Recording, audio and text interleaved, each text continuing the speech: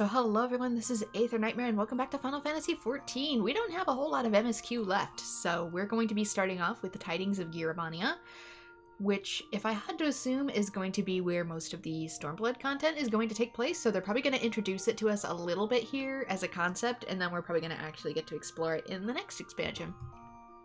So, I'm going to head out to Mordona. I've leveled up quite a few of my classes in the background. Monk is level 70, Ninja's level 70. Some stuff is much further than that. And once I'm done with this, that means I can start working on side quest stuff.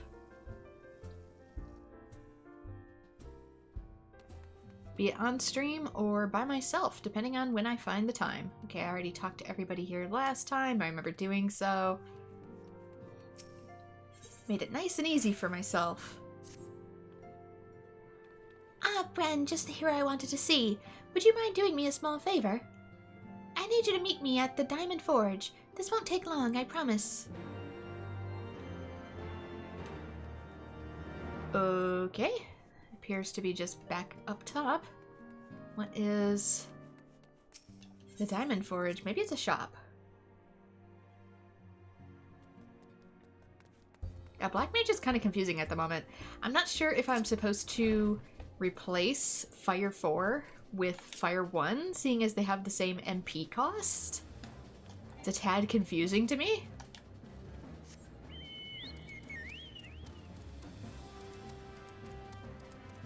They have the same cast time and whatnot, but it's weird that it didn't just upgrade fire. Depending on the dungeon, like it does some other abilities.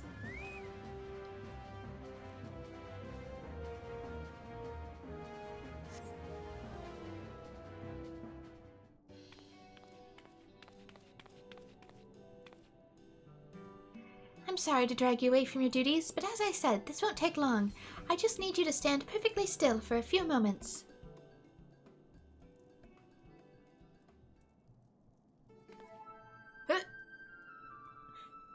Hello, boys. What, and actually, I thought they were all men at first. My bad. Right, everyone. Ready to get to work? Are you going to re-outfit me again? No squirming now, and you might want to close your eyes. I don't like that look, Lalafell.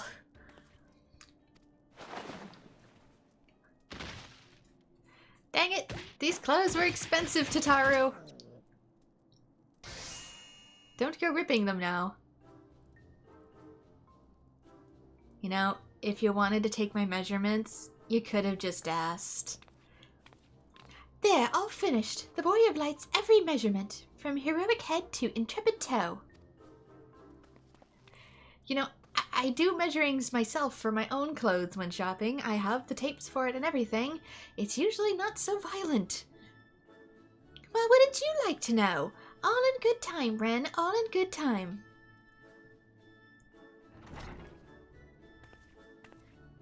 Also, you measured me with my clothes on. You're supposed to do it with minimal clothing. Aha, found you! Alphino wants everyone in the Solar for a meeting. I don't know what it's about, but it seems to think he was very important. Ah, go on. We have everything we need. No sense in keeping everyone waiting.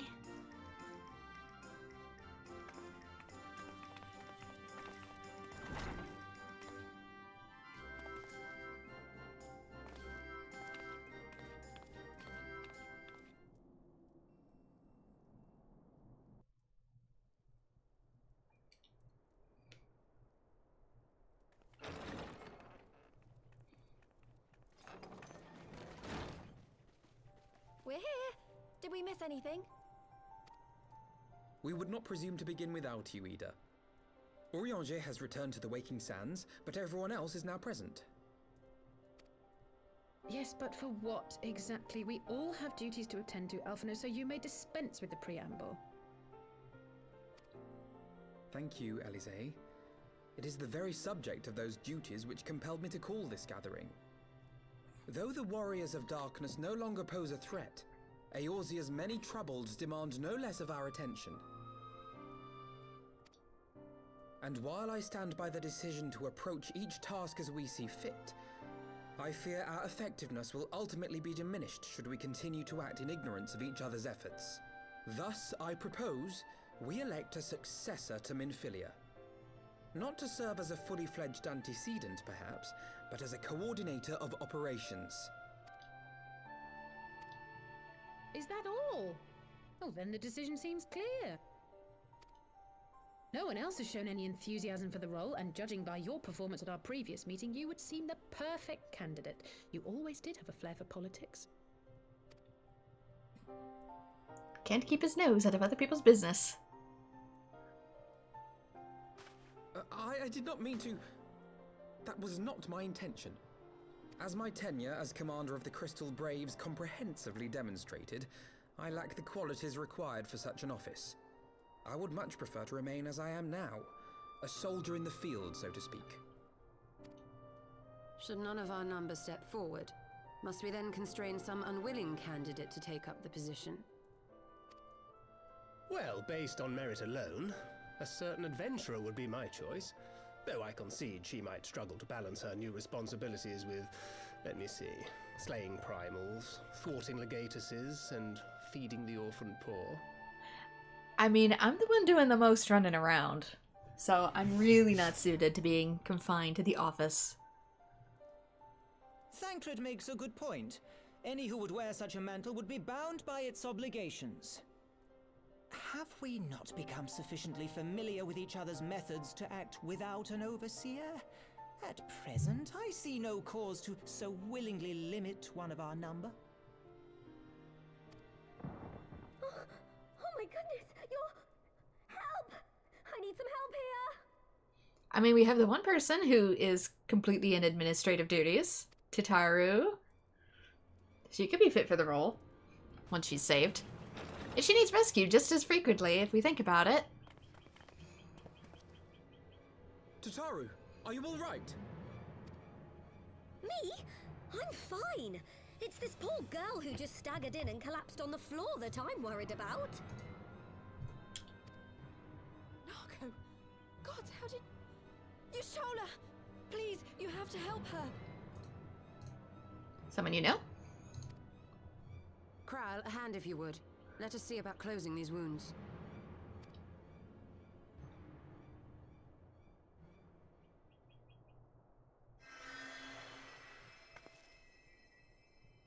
Now, we've staunched the bleeding, but it may be a while before you can move about again.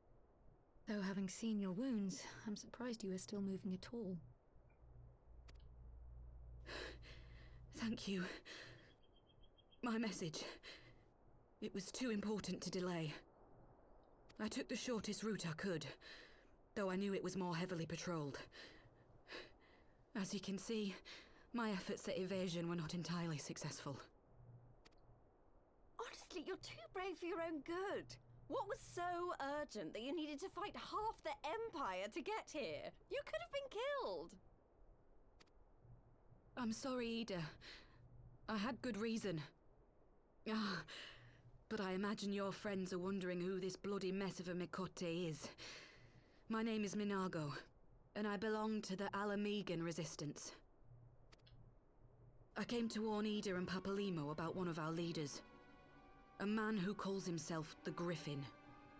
He's always been dangerous, but he's planning something new.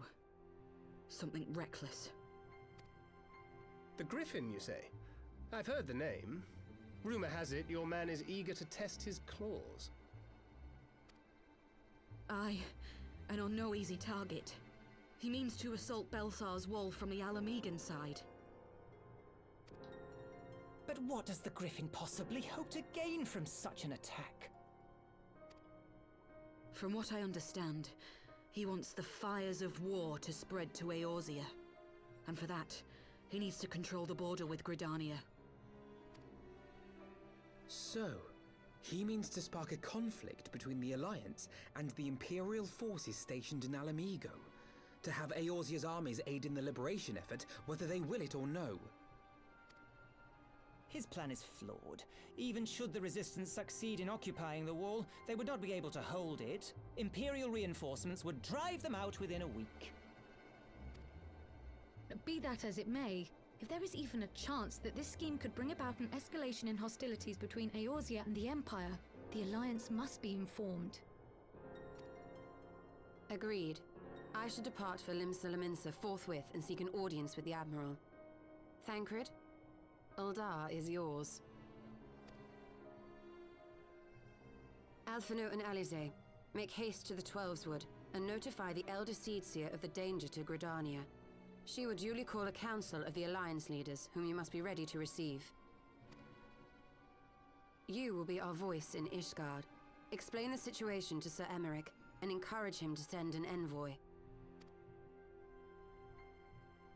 To Taru, Kryl, I leave the care of our injured messenger to you. See that she remains quiescent and her wounds closed. I believe that covers everything. Let us be about our tasks.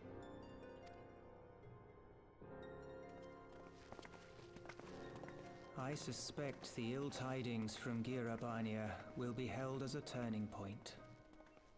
The beginning to a bloody end.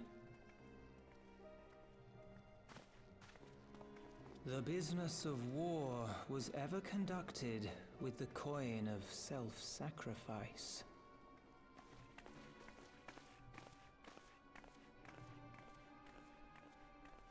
'Twas Master Louis Soir himself who taught us that such costs are not to be ignored or denied.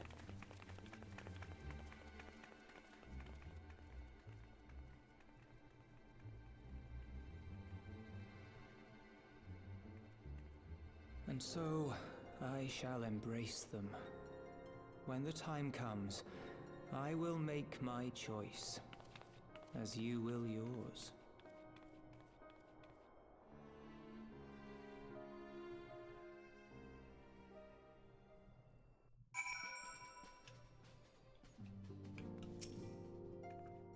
I hate leaving Nago like this, but I know Kryl and Tataru would take good care of her.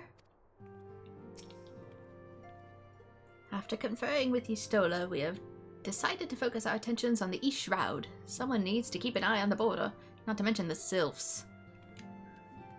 Yeah, the Sylphs won't fully understand. Tataru and Kryl took that resistance fighter to more private chambers that she might recuperate in peace. The poor girl was in quite a state, wasn't she? Okay. Let us head to Kurthus. Fill in the peoples to what is going on.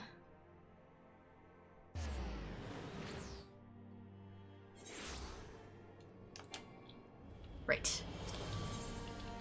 Thou cannot warp in cities.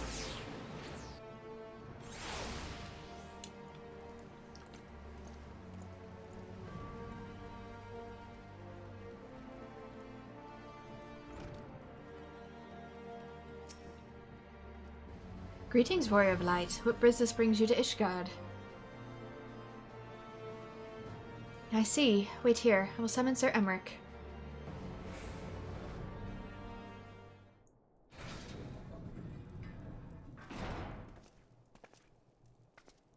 It's good to see you, my friend. 'Tis but a pity that it is under such circumstances.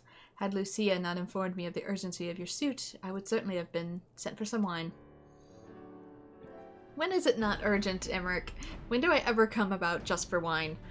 But to business. I thank you for bringing these developments in Ala Mhigo to our attention. Ishgard will of course send an envoy to attend the council in Gridania. I cannot say who will represent us, however, as the choice is not mine to make. Not mine alone, at any rate. Given the imminence of the threat, we may forego the formalities of a full assembly, but I will still need to consult with my counterpart in the House Commons prior to proceeding. Will you permit me some time to make the necessary arrangements? I thank you. Our representative, whomever we select, will require a suitable escort. Make your preparations and inform Sir Hulwop that he is to lead in your absence. Yes, Lord Commander. Pray accompany me to Lucia to the Gates of Judgment to make ready to depart for Gridania. I'll have our envoy join you as soon as I can. Very speed you on your way.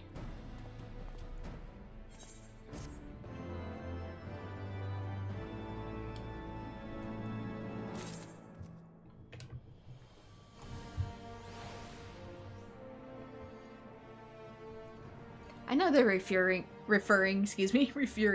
to a god or goddess when they say, may fury be on your way, but every time they say it, I always think of me just, like, zooming out of here like a bat out of hell.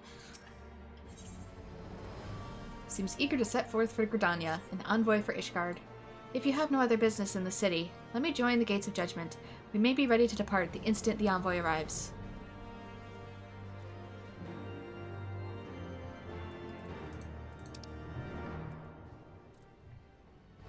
Okay, literally right out the gate.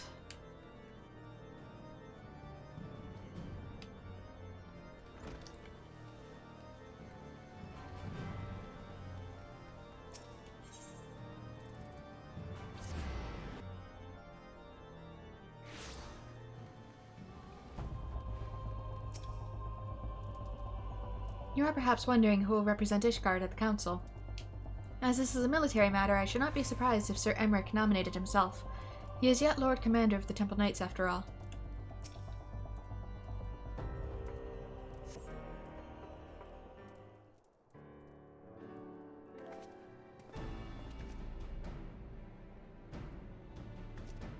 We meet again. As it happens, my counterpart in the House of Commons agreed that I should act as Ishgard's envoy. Not, I concede, that there was ever any real doubt. As Lord Commander of the Temple Knights, it's my duty to sanction any military cooperation. Be that as it may, I cannot in good conscience make that decision alone. Not with the ink scarce dry in the Republic's Book of Statuses. I trust you understand, my friend. Alas, I must test your patience still further by making a brief stop at Camp Dragonhead. Given the trouble brewing in the Black Shroud, I would see the garrison as ready to defend the border.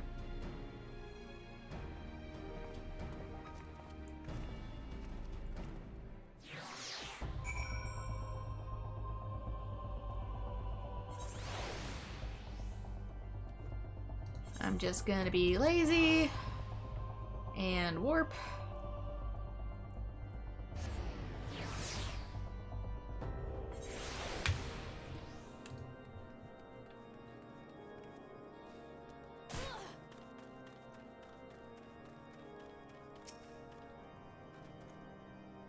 I'm glad that Sir Emmerich's counterpart saw the wisdom in his coming.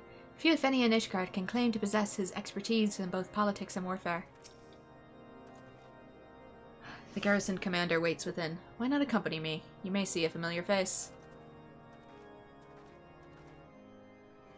How do I feel about familiar faces? Oh, it's the kid.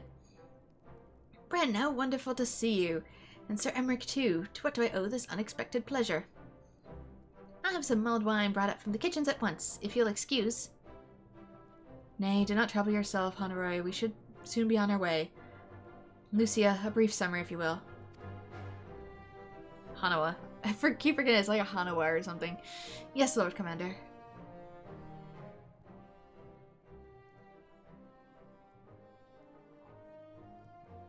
The villains hardly need an excuse to wage war. Bloodletting comes as naturally as breathing to an Imperial. And thus we shall strengthen our patrols as you suggest. We also should not be sure to communicate these developments to Lord Francel and the Observatorium. I see you have everything in hand. Carry on, Commander.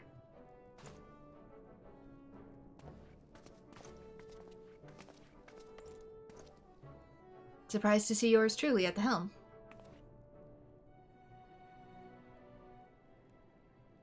You and me both. I doubt I'll ever feel worthy to sit where he sat.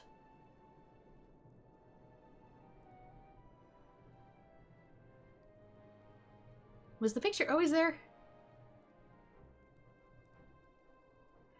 Yet we can but play the hand we're dealt, and with a little help from the veterans, and Hanawa's ceaseless chiding, I'm sure I'll muddle through. So worry not. Off to Gridania with you.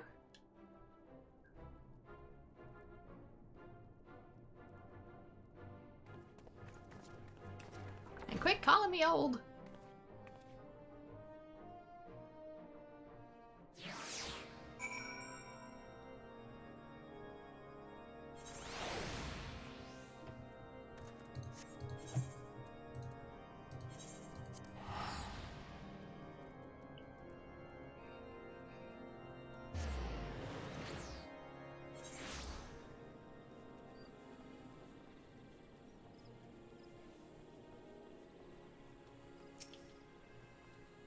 I did bid our visitors welcome from Ishgard. It seems so peaceful. One would scarce believe that Baelsar's wall and the wretched Alamigo lie but a few malms away.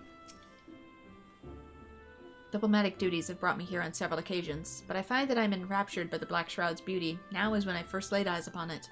I fear that this time, however, events shall not afford us the luxury of enjoying the splendor of the forest.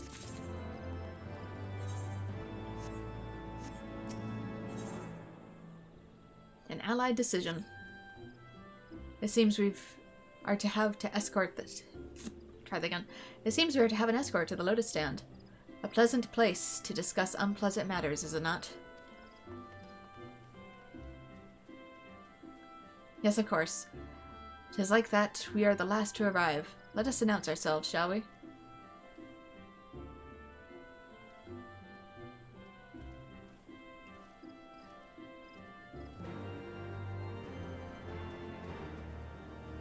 Announce ourselves to... Yeah, it'd probably be easier to double back and then warp.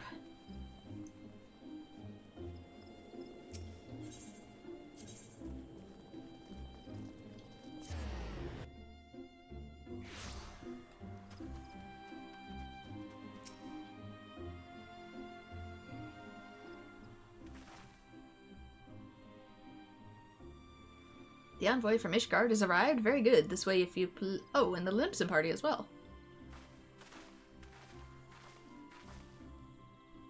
I had hoped to slip in unnoticed, but I see I was not the only one delayed in my arrival. Greetings, Sir Emmerich. Admiral, always a pleasure. And Bren, I trust you are well. 'Tis a day for reunions, it seems. I believe you are well acquainted with my escort. Seems everyone gets an Aura escort today. Bren, I was glad to hear from Riol that the missing scions have now been found. There was much and more I would discuss with you. But let us first attend to the issue at hand, shall we?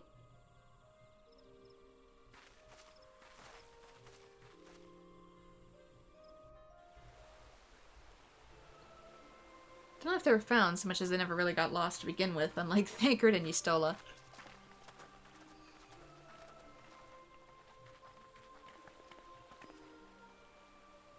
I bid you welcome, my friends.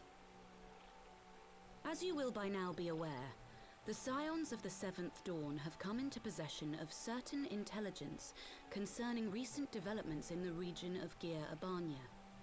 It springs, I am assured, from an unimpeachable source. Is that not so, Master Alphino? Indeed, Elder Seedseer. Our information comes directly from a member of the Resistance's inner circle, and we have no cause to doubt its veracity. This griffin of theirs is a fool if he thinks he can hold Baelsar's wall against the Empire. When the Imperials move to take it back, they will come in force. And the resulting fighting is all but certain to spill over into the Black Shroud. At the Battle of Cartano, the combined might of 3 grand companies labored to contend with the remnants of but a single Imperial legion. Alone, Gridania would be hard-pressed indeed to hold back the tide, should the Garleans turn their minds from reclamation to invasion.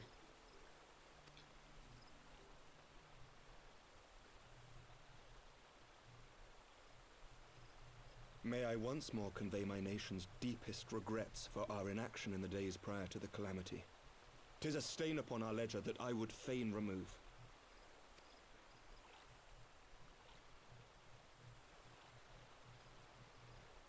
Elder Seedseer, I do hereby request leave to deploy a defensive force within the borders of Gridania.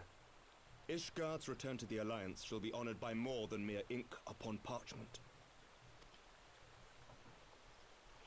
The Doman people, too, would join any effort that weakens our common foe. We are few, but our most seasoned shinobi are at your disposal.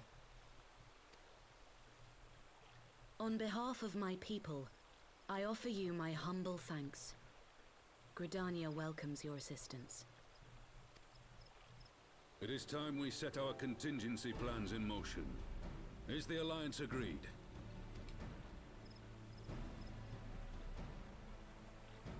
Then let us make ready for war. Victory favors the swift. There is much to be done.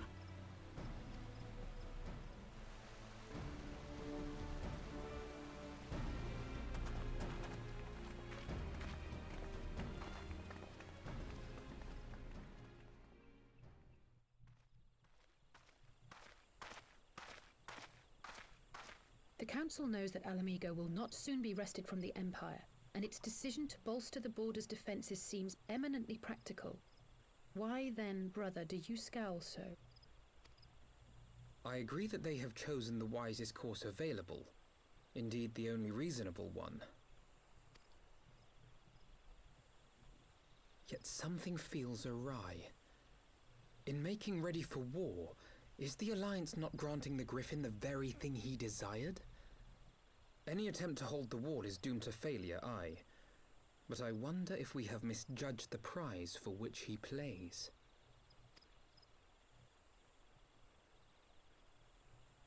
Do you think he wants the Shroud instead? Since it's actually a viable place to live?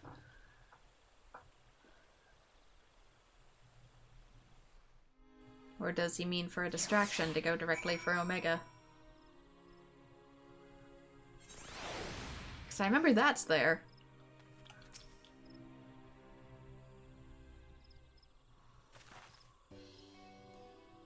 That the Council was able to reach an accord so swiftly is a heartening development in itself. I only hope my misgivings prove unfounded. Ah, good. You've yet to depart. I feared I'd missed you. Zermeric. Master Elfino, a pleasure as always. And Mistress Say, how wonderful to see you thus recovered.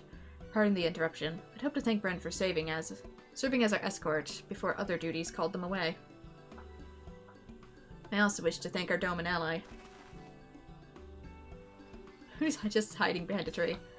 Forgive me, my lord. I was but waiting an opportune moment to join the conversation. A force of habit made me keep to the shadows.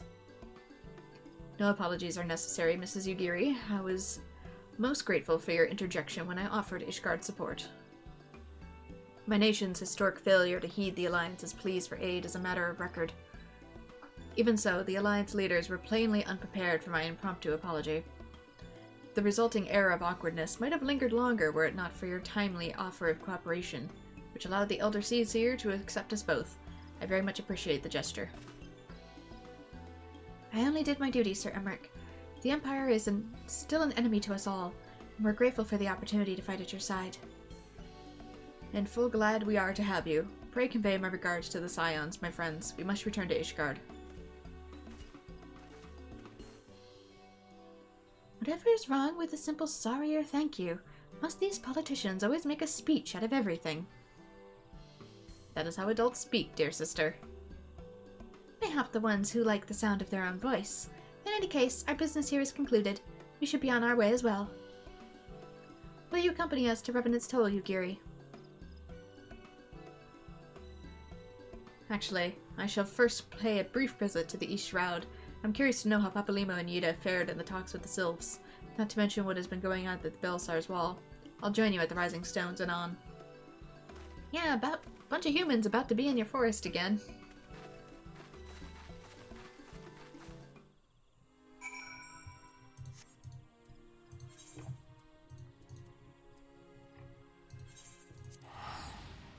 Okay, back to Mordona. Since the poor sylphs are kind of caught in the crossfire of it.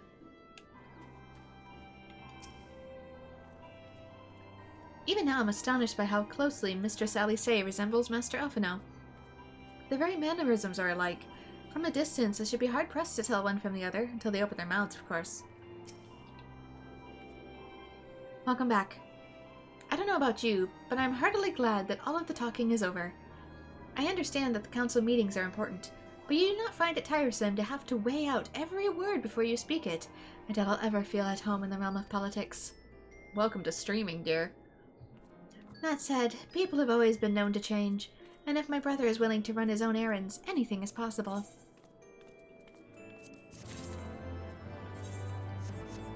I'm also running out of space. Griffin on the wall. Well, as much as I enjoyed the bustle of the toll, I think it's time we head inside. My brother and the others will not be long.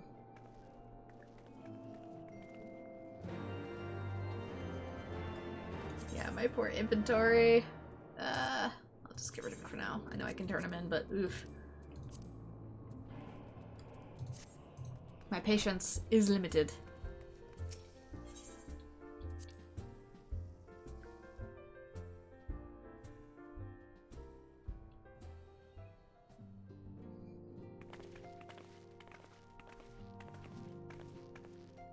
Ah, so you've returned from the council, but what of Alphino? Did some other matter require his attention? My apologies, friend. I trust we have not kept you waiting over long. Greetings, everyone. Oh, Kryl, how's Nago doing? She will be alright, won't she? I don't see why not. She's sleeping at the moment. Tataru is keeping an eye on her, so we'll know soon if there's any change in her condition. Her wounds are healing very well. With sufficient rest, I'm certain she will make a full recovery. Thank goodness for that. Now, mayhap you would share with us the Council's decision? Each of the nations, Ishgard included, has committed to providing military support to Gridania. The Eorzean Alliance will soon have a significant force in the Black Shroud, ready to respond to any Imperial act of aggression. You know, I almost wish the Council would stop messing around and give the Griffin what he wants. I wouldn't like to be the Imperial caught between the Resistance and the Alliance. Yida, you cannot seriously. One does not lightly go to war with the Garlean Empire. Quite. To open hostilities with due consideration would be to invite disaster. If only there was a way to reach the Griffin. Some means to convince him to abandon this reckless cause. Yeah, Ida, that was not the smartest thing to say. I wish they would all just go to war and kill each other already, and then it'll just be over with and I don't have to think about it. Like, Ida, dear, honey!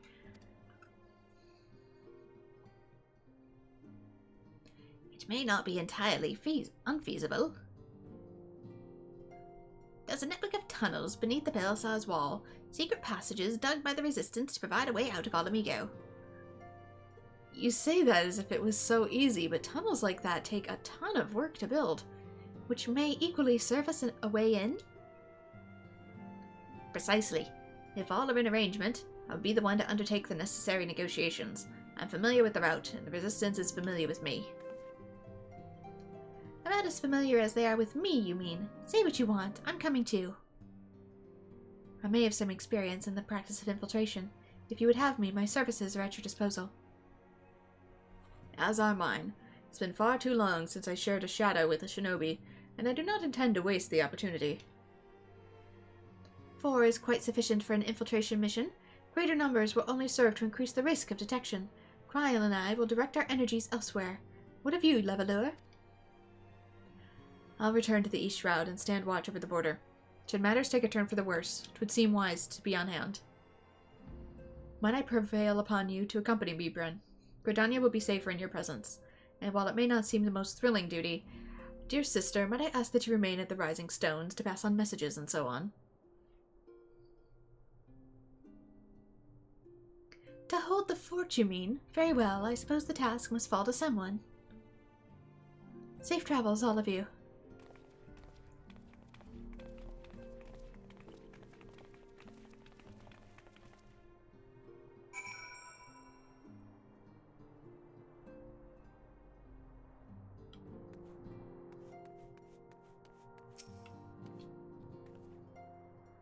All I'm saying is that it wouldn't be the worst thing if we ended up joining the Griffin's fight against the Empire.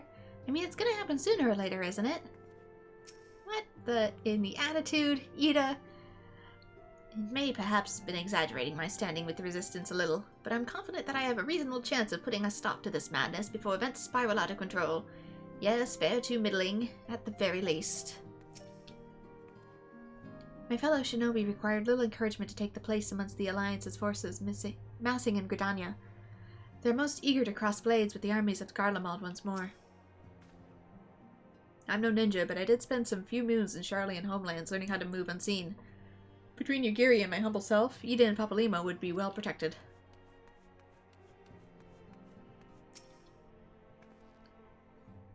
I suspect Tataru would have little trouble facilitating communication between our forces as under normal circumstances, but I concede she has her hands full nursing the Resistance fighter back to health. No matter, my turn in the field will come.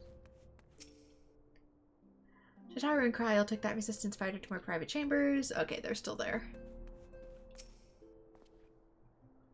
If you have any unfinished business in the toll, pray attend to it now. I would depart for the Hawthorn Hut without delay. The nearby watchtower offers an unobscured view of the Balesar's wall, and I should be interested to speak with the Alliance commanders who have installed themselves at its top.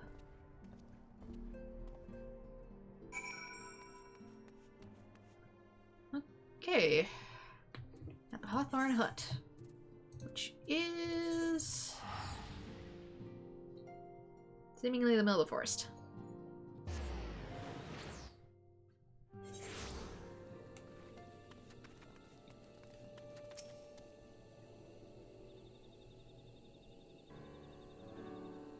Ah, Bren, there you are. Come, Emersrath's spine awaits. The Alliance officers on the platform should be able to appraise us of any developments at the wall. Fancy meeting the two of you here. We're about to set forth. Indeed, I was about to say, I'll watch over you, but I doubt you have need of any divine protection, even if you are venturing into enemy territory. Also, you would have been right behind us. Did I leave like a day early? Don't worry, Alphino. We'll have the griffin by the scruff of the neck before you know it. Do make up your mind, Ida. Only a moment ago, you seemed to be ready to shake the griffin by the hand rather than the neck. So which is it to be? It would be best to decide before we enter into negotiations. Trust me, Papalymo. I'll shake whatever needs shaking, dear phrasing. The talking part I leave to you.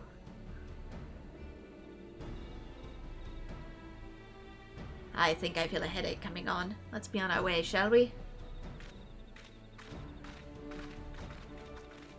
I don't know how much I trust Ida with this operation.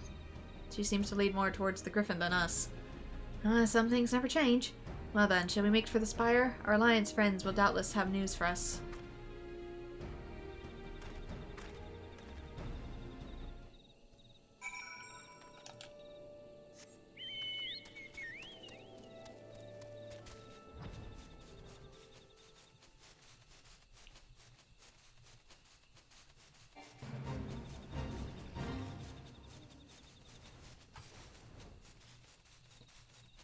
Where in the fresh?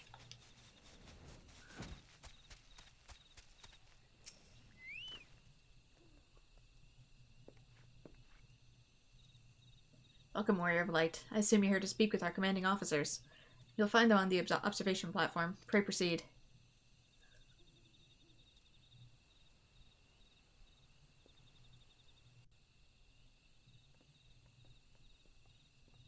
So the thing actually does serve a narrative purpose. Greetings, my friend. 'Tis good to see you both well. I was hoping you might turn up. I dragged half the watch here, and the sight of you might help remind him why we bothered. If memory serves, I have not seen many of you since the day of the grand melee. Having borne the brunt of your blows, may I say what an honor it is to stand by your side. 'Tis heartening indeed to see the realm's most stalwart defenses thus gathered in common cause. Speaking of which, what's the news from the wall? All has been quiet. But of course, now that we're here... Oh, there's like a literal wall. I thought it was going to be like a cliff edge or something. Report. What? 7 Hills? Fighting has broken out on top of the wall. A full-scale assault. So the Griffin has just made his move. Someone has. And what's that supposed to mean? The attackers, they're wearing the Grand Company colors. Impossible. We gave no such order. Oh, they might have infiltrated us, of course. And then, like, made it seem like, oh, you're gonna help us with this whether you like it or not, because we're gonna dress as you, and then we're gonna bring the fight to you. Of course, the wall was never the Griffin's target. It was bait. We've been goaded into deploying our armies nearby, thus lending weight to this deception. If these uniforms were convincing enough to deceive my scouts, the Empire will surely think we've lodged an offensive. This could mean war. You're gonna get the Shroud to fight your war for you, seeing as they wouldn't take you in. Even so, this may yet be no more than a diversion. With the armies of the Alliance occupying the Empire's attention, it'd be comparatively easy for the Griffin suppliers to slip into Alamigo. He could then incite a rebellion amongst the populace, which the Imperial reserves would be hard-pressed to contain. Eorzea, meanwhile, would be plunged into chaos. Bran, we must make for the wall at once. What? Just the two of you? Our companions embarked on a mission to sway the Griffin from his course, and are likely halfway to his command post by now. They'll emerge in the midst of a raging battle, and I do not mean to abandon them to their fate. It will be dangerous, aye, but the confusion may work to our advantage. If we're careful to avoid the skirmishing, it may be possible to reach the Griffin. And if we cannot do that...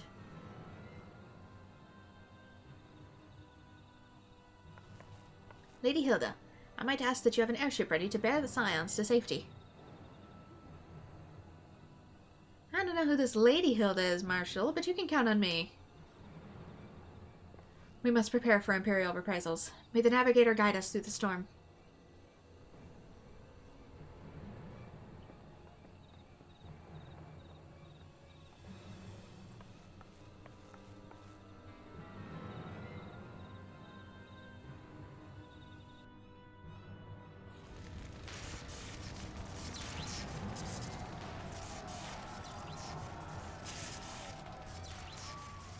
Oh, they're all the Grand Company colors. I thought it was just gonna be one, but no, it's all of them.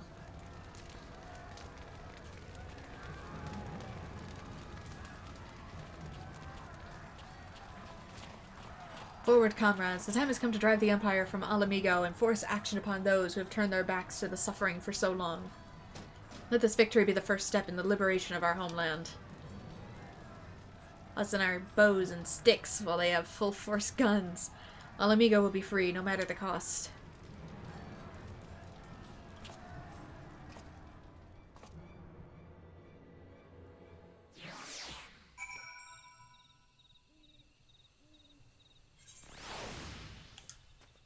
Like, I guess they have magic if you squint. Okay, to the wall.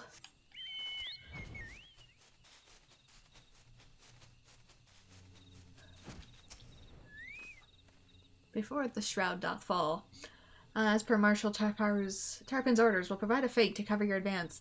May the crystal light your way forward.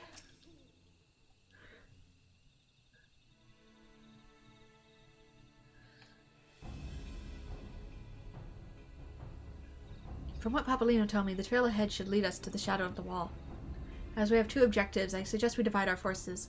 I shall make straight way for the tunnels and attempt to intercept the comrades ere they stumble into the bloodbath. While I do so, I must ask that you scale the wall.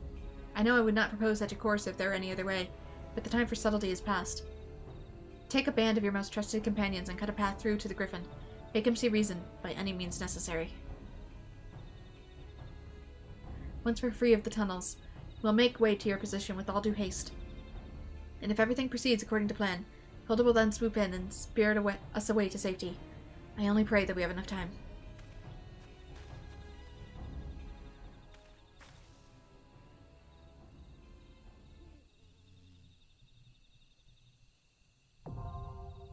Belsar's Wall, now accessible. Regular duty has been added to Duty Finder and Support.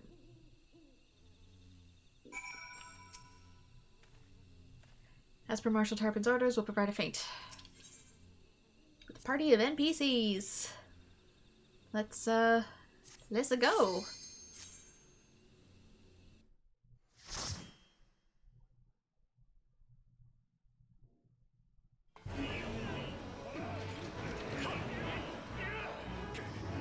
Do I get to listen to this sound the whole dungeon again?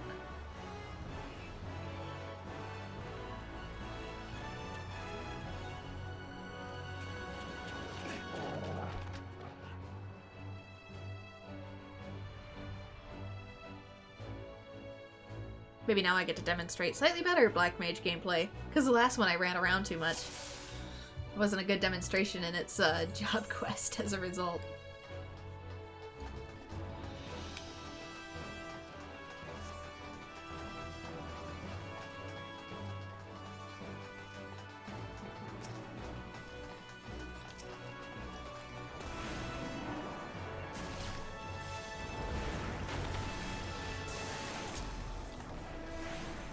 Assuming this, because they're both 1600.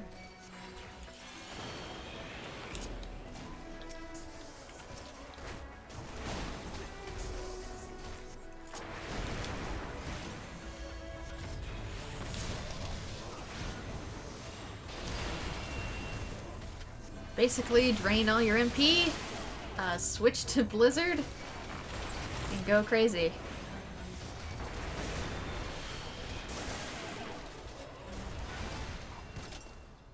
Fire for damage, Blizzard for recovery.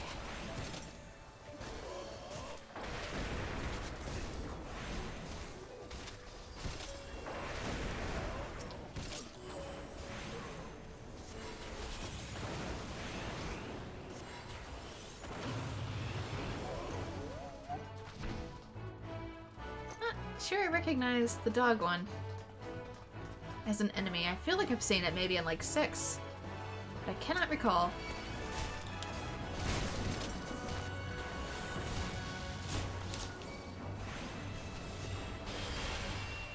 Use Flare if you don't have enough for anything else.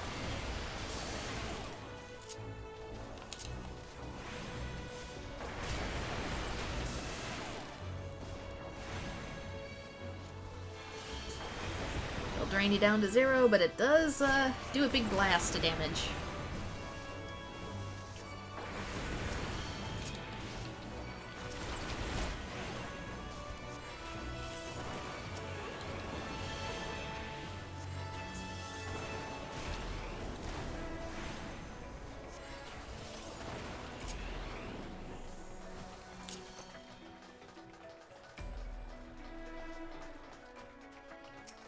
Very calm music for what this place is supposed to be. Where's my tank?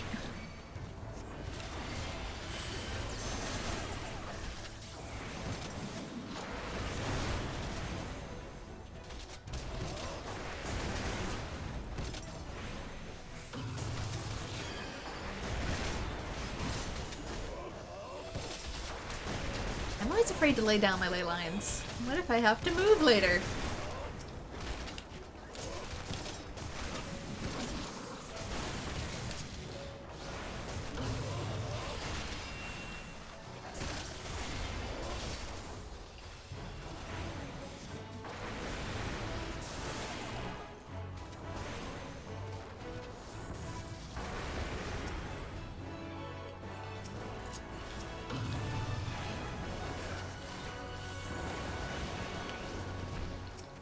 Key. Key for me.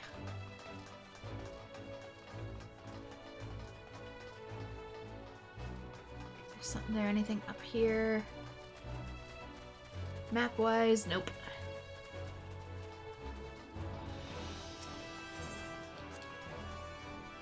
So there you are, standing where I need to stick that.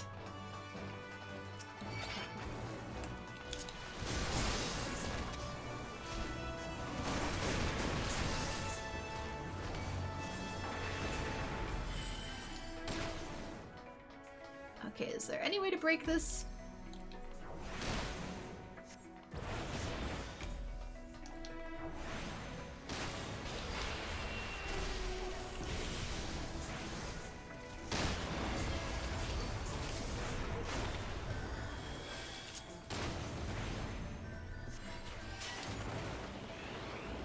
Get a taste of my fireballs.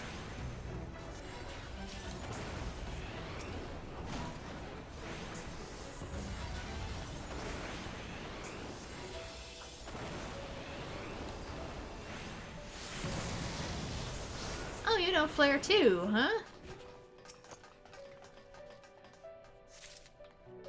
Okay, Imperial Key, Security Terminal. Doesn't seem like there's any hidden treasure around here.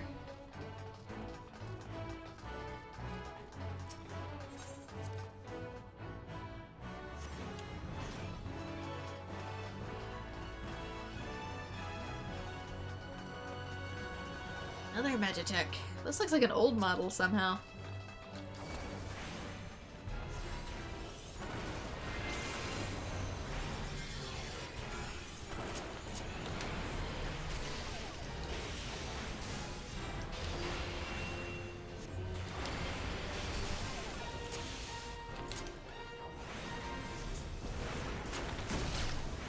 Ah, great.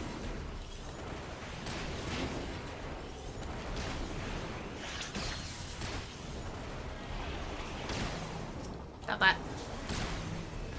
Stop that.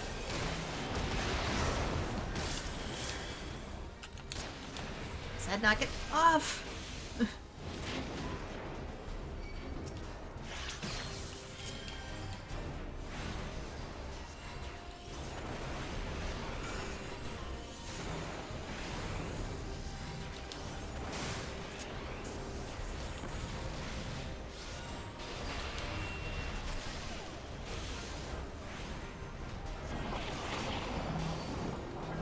What is this? Ow.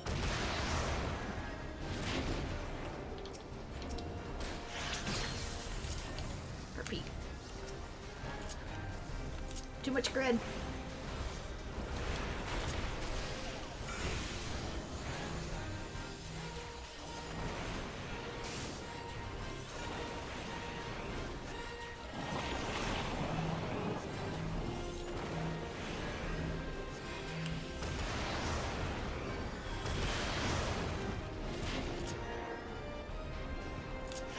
Thing's not back up yet.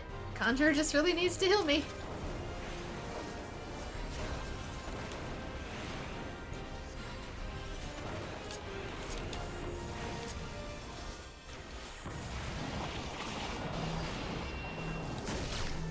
No!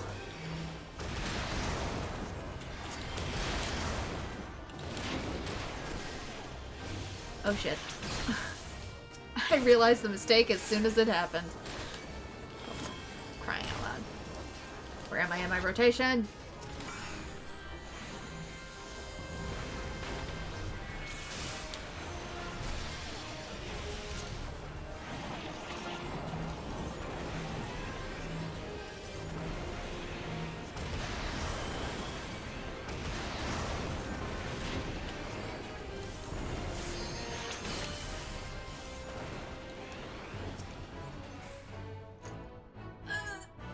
Ow.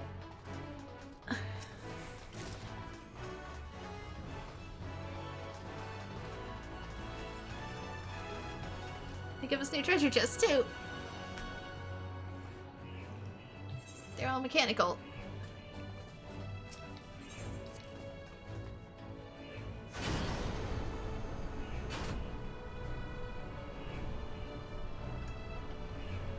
Going sideways. Something is coming to say hello. Spiders? Why'd it have to be spiders?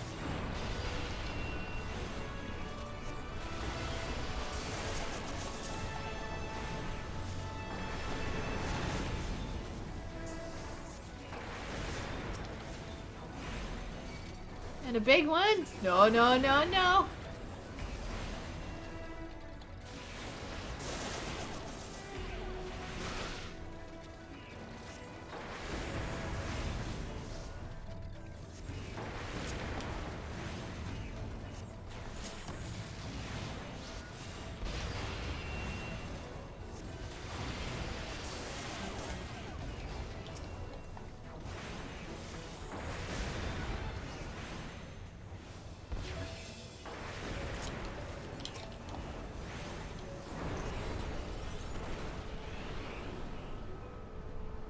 Offloaded us right into the enemy.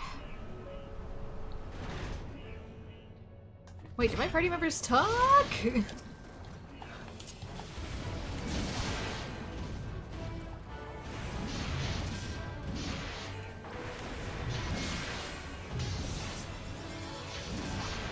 Dang it!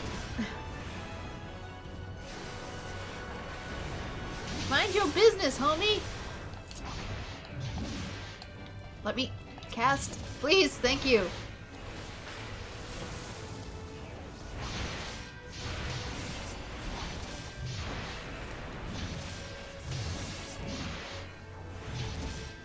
God, it's like they sense my ley lines or something.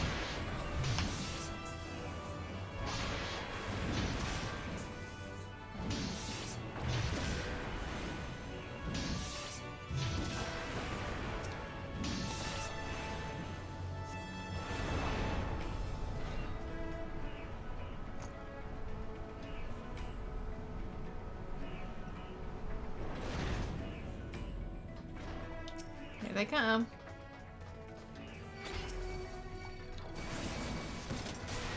Don't aim at me!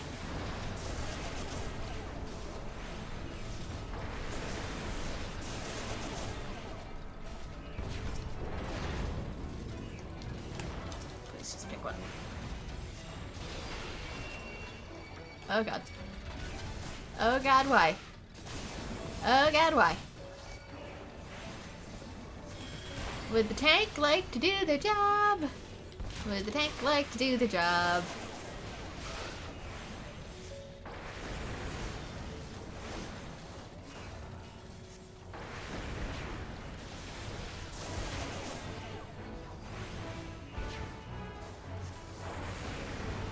I'm allowed to be sassy about the tank on main because it's just an NPC.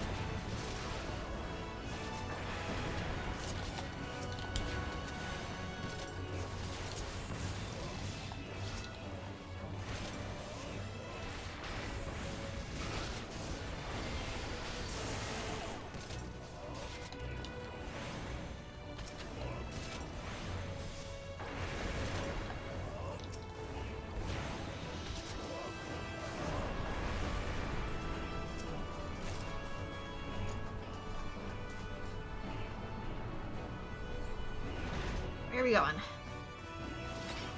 It never ends!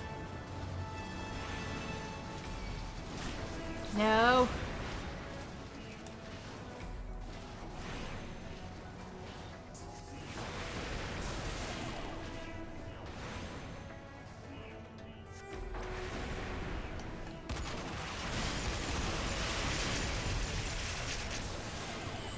Yeah, that was probably gonna come in my filler.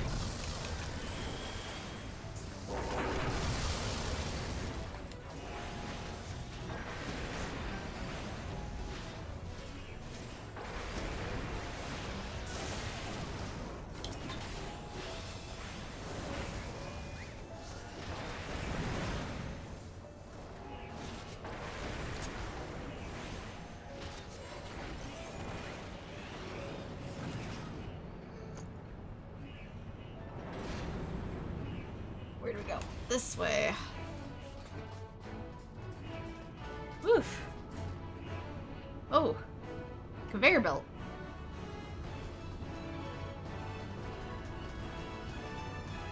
Spiders. It has to be a spider. Activating surplus civilian phlogiston. Enemy engaging.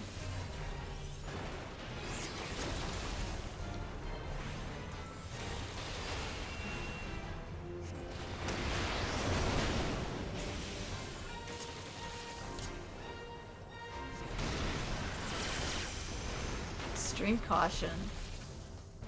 They're all looking away. Whoa!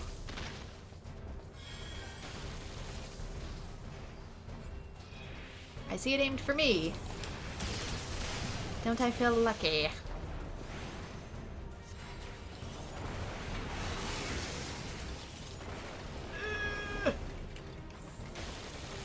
Holy spiders!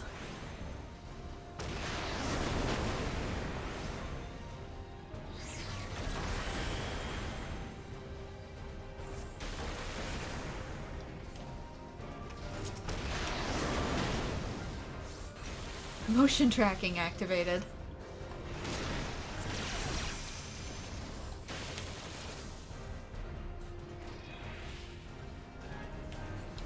I see, is it whoever moves? Is that how this works? You playing Red Rover? Or Simon Says, or whatever?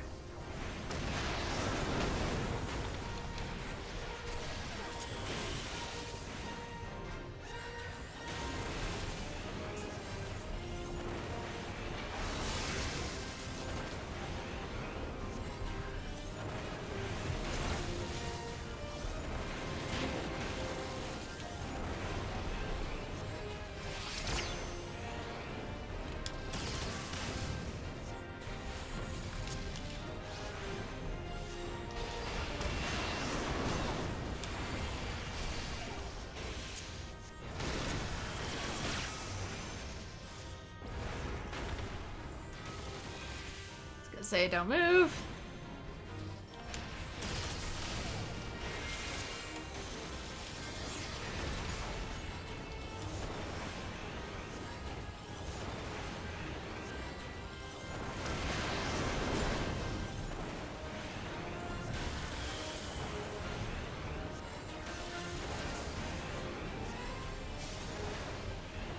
Structural integrity compromised. These things are relentless, they sure are. Really quick, I forget what some of these do. I know what Swift casts. Fully restores MP, mana font. Okay. Additional effect grants Astral Fire 3, Thunderhead, 3 Umbral Hearts. Nullifies Astral Fire's MP cost on fire-related spells. And Flare by 1/3. Okay, so that's your go crazy button. Not really sure what Blizzard 4 is for, though. Like, it doesn't make sense under my rotation. 3 Umbral Hearts, nullifies Astral Spire's MP cost. Increase for fire spells and reduces MP cost for Flare by 1/3. Maybe? Let's do it there. Doesn't it do that already? Removes Astral Fire. Nullifies its MP cost. So maybe it wants me to do Blizzard 3 and then...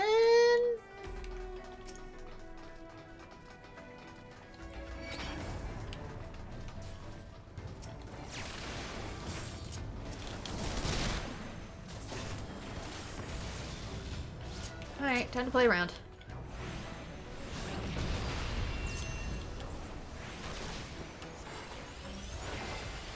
Okay. Oh, it's already restored me, though.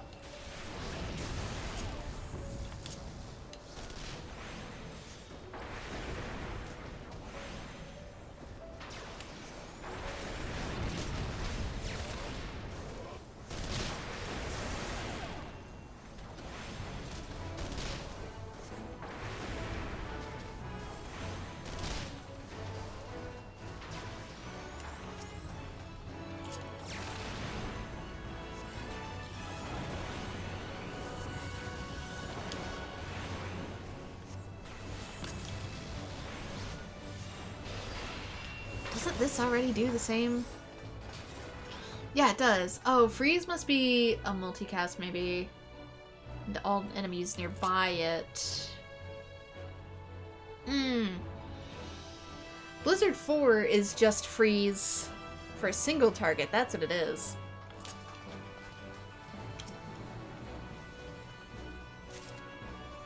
I get it now.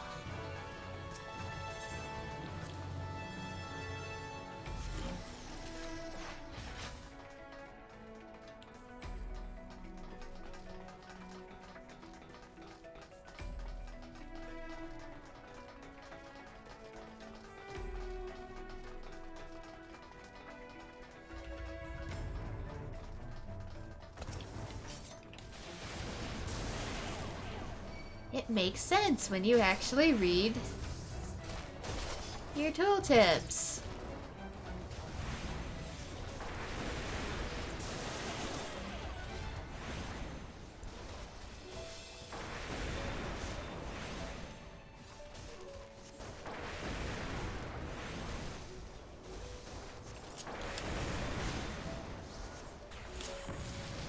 Oops. Keep doing Blizzard 3 on accident. I need to rearrange this grid.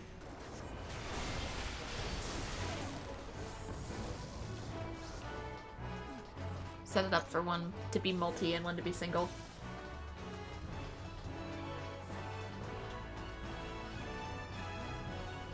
But for the longest time, they weaved in between with each other.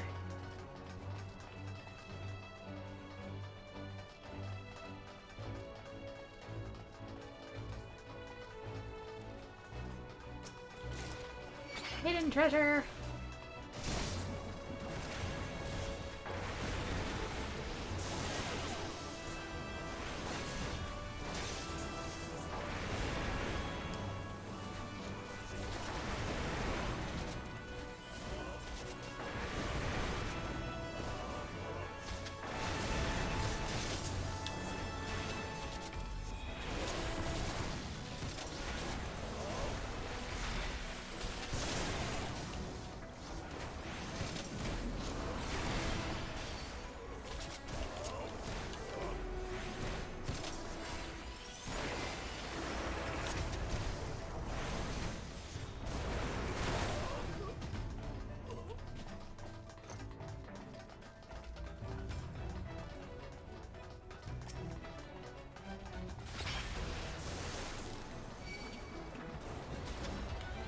Now we're fighting enemies on all sides.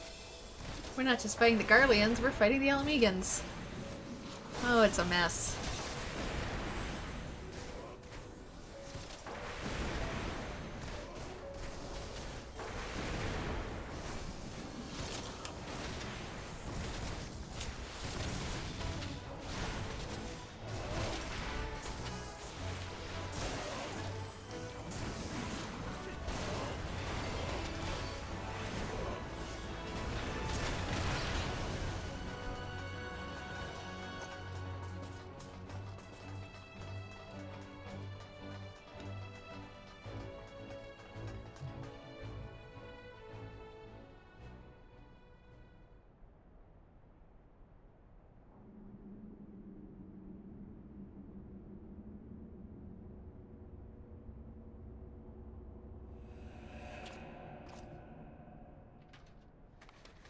Can reveal yourself as an Ascian?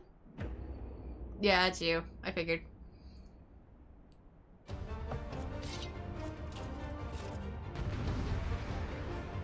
Since he wasn't dead, he was just gonna be a problem for later.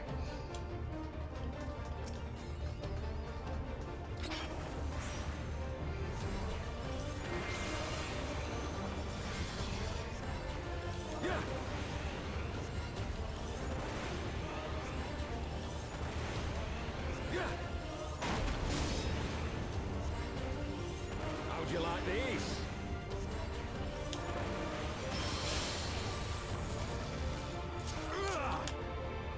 I can't move. Sloppy. I'll tear you limb from limb. Sloppy.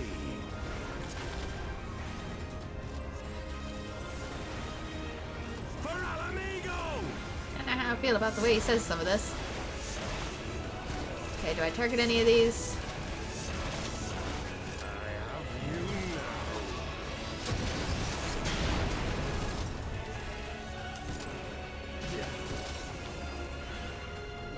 How'd you like these? I'm just gonna stand next to the Conjurer.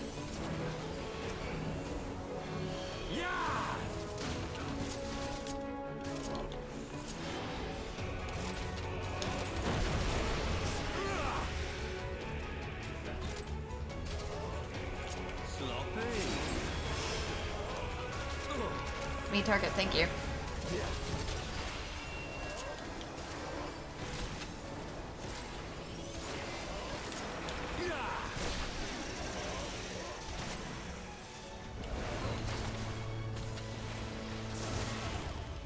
Let's free the white mage.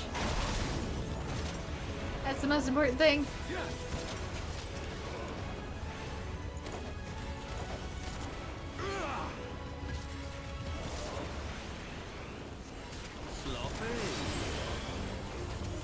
Huzzah for slide casting.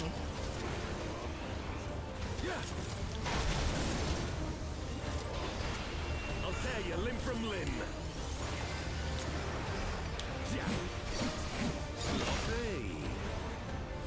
For Alamigo! I'm so terrified to always lay down my ley lines because I never know.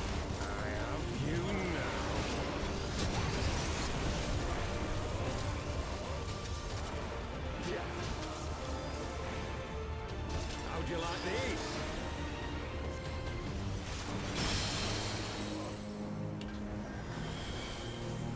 Yeah!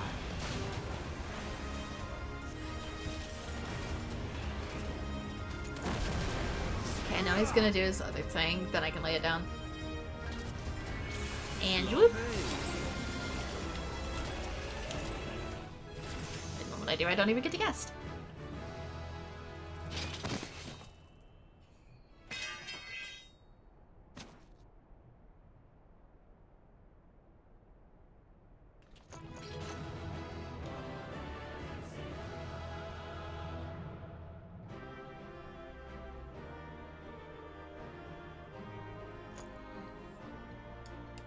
Wow, it's like it turned out to be the only person it could possibly be. You guys say anything else? Also, we appear to be maybe missing one. Oh, you're down there.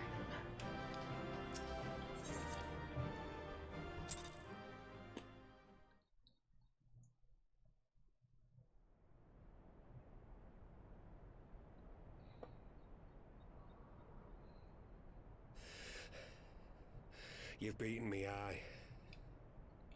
Beating your butt, too. But you cannot stop what I've begun. Behold, a glimpse of things to come.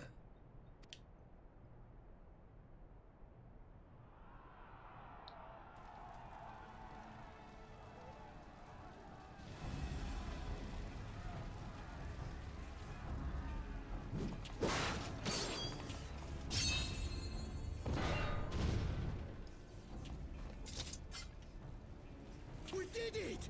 We showed the bastards! How even did you do that? Aye! Victory is ours! And who knows, lads? Mayhap the Eorzeans will finally see sense when the enemy turns up on their bloody doorstep.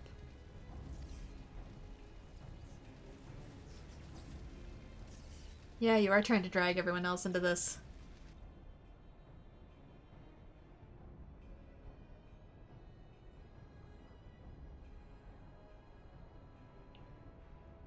This is for Alamigo, for Eorzea. They die that others may live.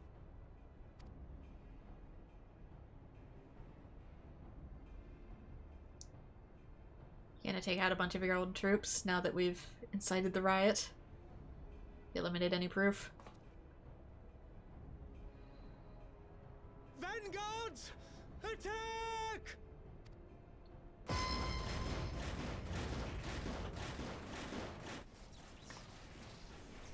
Seven hells.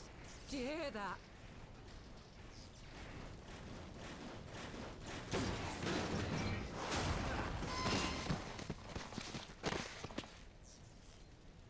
War machines. How did they get here so quickly? Probably just stationed here the whole time. Stand your ground! For the resistance! We are on a war base, you know, just a thought. I'm guessing these are supposed to be similar to the ones from 8.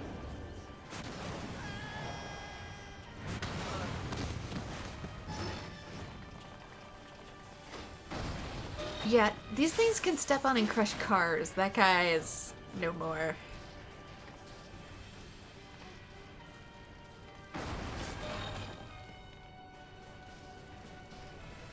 There's nowhere to run. We're cut off.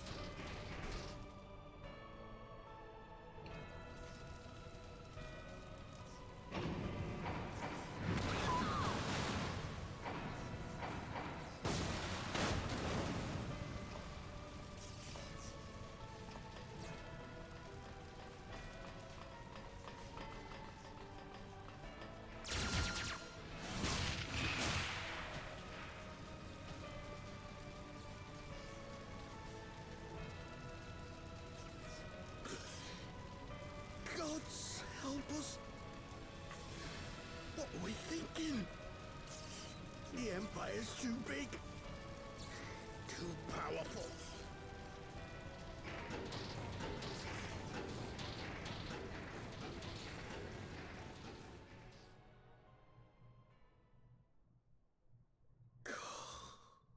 Mighty Ralker, grant us the strength to crush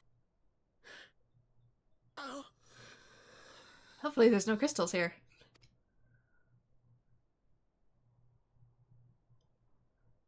Otherwise we'll probably just end up creating a new primal. There you are. As you can see, our infiltrators did not elude me for long. Lady Ugiri is sending for an airship even as we speak. What do we do? This is a massacre!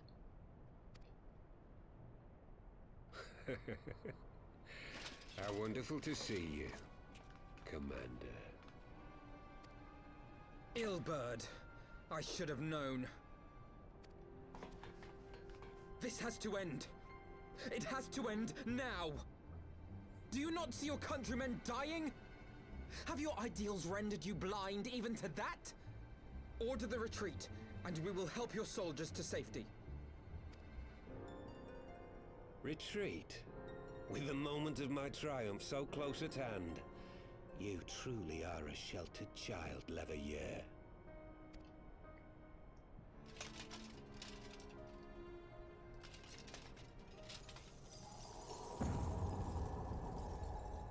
Yeah, I told you we should've. Dog's eyes. No abyss is too deep for you, I see. But trust me when I say that such power was not meant for mortal hands. I mean, it wasn't really an abyss so much as you just threw it off a cliff.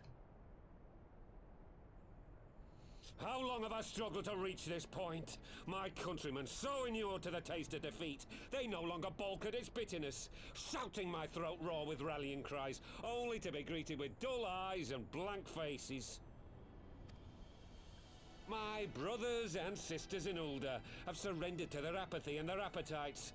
Were it not for the glint of Lodorito's coin, I doubt even those here now would have answered my call. Take back our homeland! Free Alamigo! Ha! They'll happily mouth the words, but they won't spill the blood. You say no mortal should wield these eyes? Then I shall gladly become a demon. I will suckle on the souls of the hopeless and liberate the homeland they no longer deserve. What exactly do you mean to do? Did you hear their cries as victory was snatched away from them? Even with their dying breaths, they cursed the Empire. Never has their desire for vengeance been so raw, so true. A god has no need of faith when summoned by so pure a purpose. Oh, so maybe you could use those as a substitute for that crystal power, I suppose. Summoned? Do we get to actually see You cannot Relgar? fight the Empire with a primal. You know full well the danger, the futility of relying on such power. Oh yes, I know their limitations. Which is why I will call upon a deity more terrible than the very black worm of the calamity itself.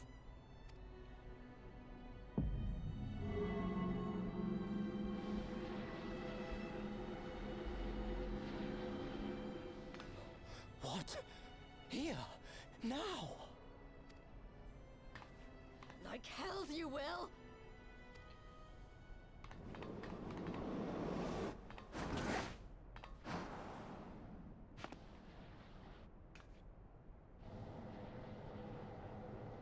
I question if that's even what he's gonna summon. If you can summon with those, or are you just going to become Nidhogg? An ending to mark a new beginning. My pain, my longing, you shall have it all!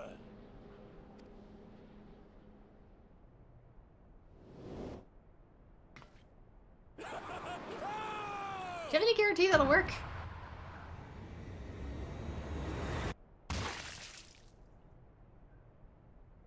And do you have to die first? Is that part of the whole ritual?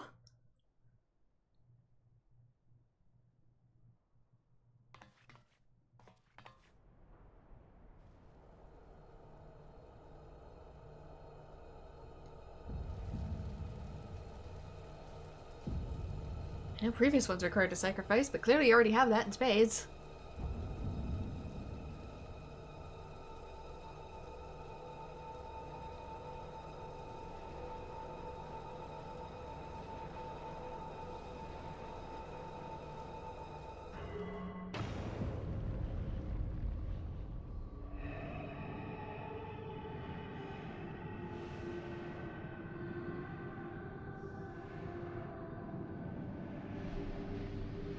Singing, probably not a good sign.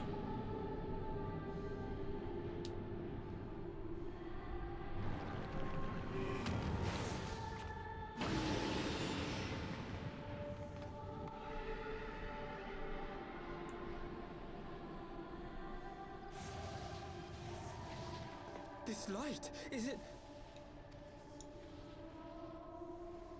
His death completed the ritual.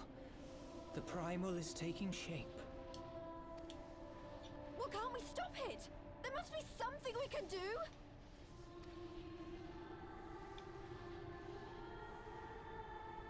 There is one thing. Slay the primals like we've done this entire time. What? Hey! Where do you think you're going? Master Louisoix briefly contained Bahamut by means of a potent spell of sealing. I will now attempt to do the same. But that's impossible! We would need hours to collect the necessary ether, if not days! Also, he kind of became a primal himself.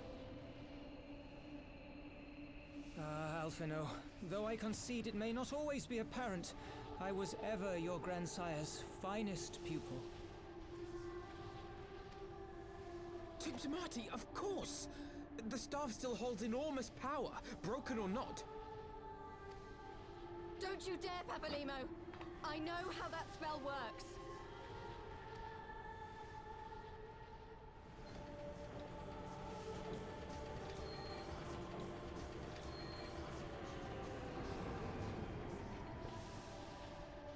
It is time to leave. Quite right. Quickly now, off you go. The further away, the better. No! If you're staying, then so am I. No, Ida. There is a path only you can walk, and it must not end here. Not like this.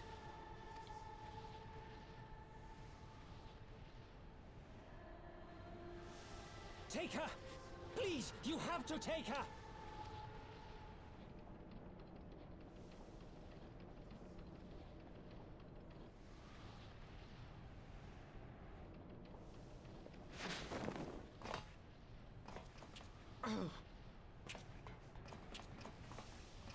What? No! Damn it, Thancred! Put me down! Thancred! This is one battle you cannot fight. Away with you! Go!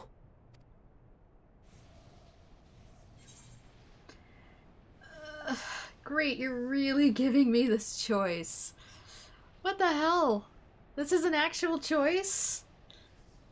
I really don't want to leave your side. I know I should, but I might bad ending myself with this, but we can always go again. Yeah, I figured. Hilda! I think he means now!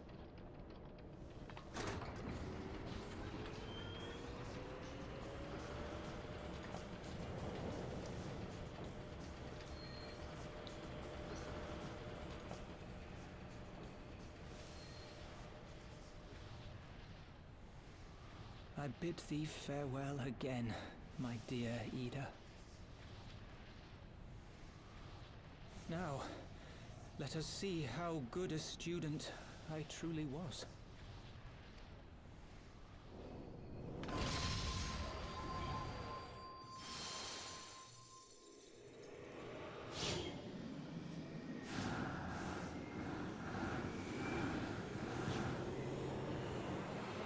To do this before, we required countless prayers of the people.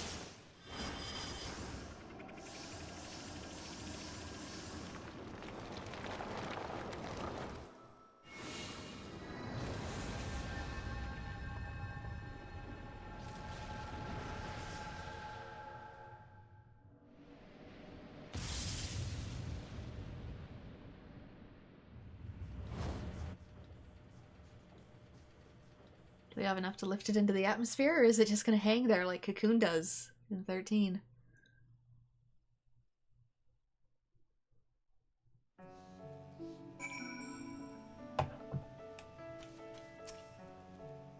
How many more must we lose? I understand only too well the desire to reclaim one's homeland, but I cannot condone such slaughter.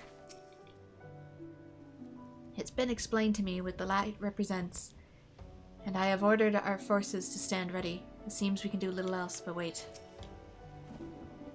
Even Ishgardian gets taught that the sea of cloud churns in the grips of the warring elements of water and wind. Enough to tear you apart, they say. No one's ever gone to the bottom of the abyss and lived to tell the tale. So how did that bastard manage to get his hands on Nidhogg's eyes?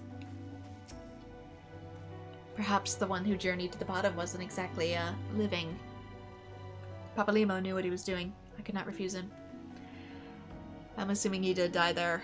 I also haven't seen him in future trailers, so I kind of figured that in the future something like this might happen.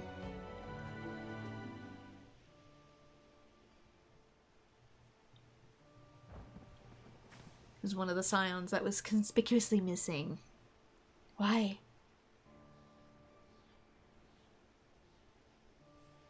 Why didn't they let me stay? Papalimo's my friend. I should have been there with him.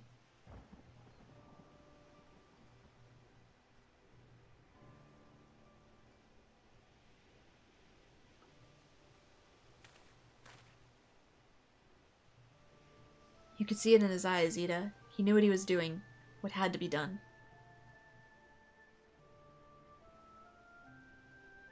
Master Louisoix wore that same look right before the end. Do you think I don't know that?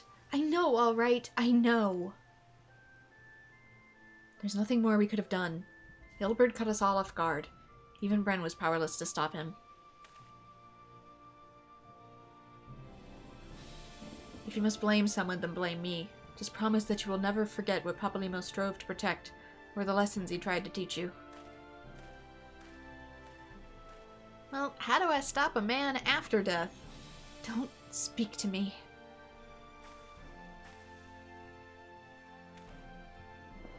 Leave Ida with me. Go on, go back to the Rising Stones. The others need to know what happened here.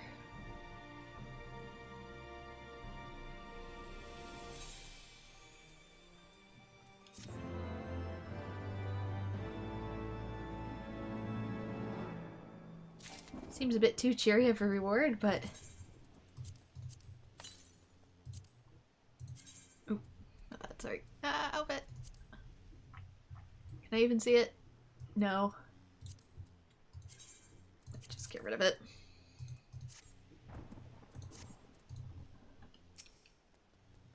It's over, Papalimo. It's all over. Leave her be. Nothing you can say will console her now. Every Ishgardian gets taught the Sea of Clouds. Okay, you guys say the same things. Louisoix's finest student. Once again, I find myself at a loss for words. Thancred is right. We must return to the Rising Stones and appraise our companions of all of this. Pray make your way there at once. I'll send word to Y'shtola and the others of our imminent return.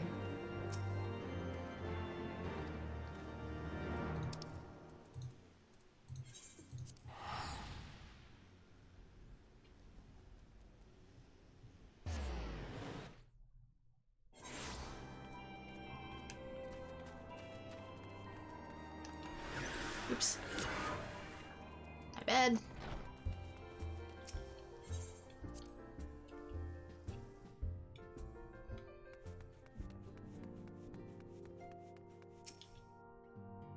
Why does everyone look so grim? Has something happened? Say something, for heaven's sake.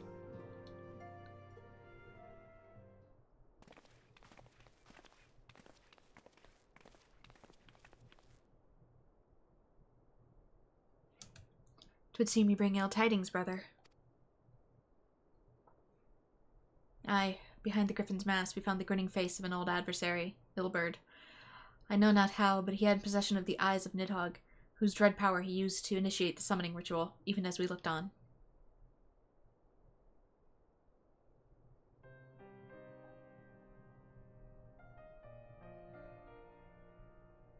By the 12. I don't understand. To attempt such a magic requires every ounce of one's aether. No one, not even grandfather, could cast it and hope to survive.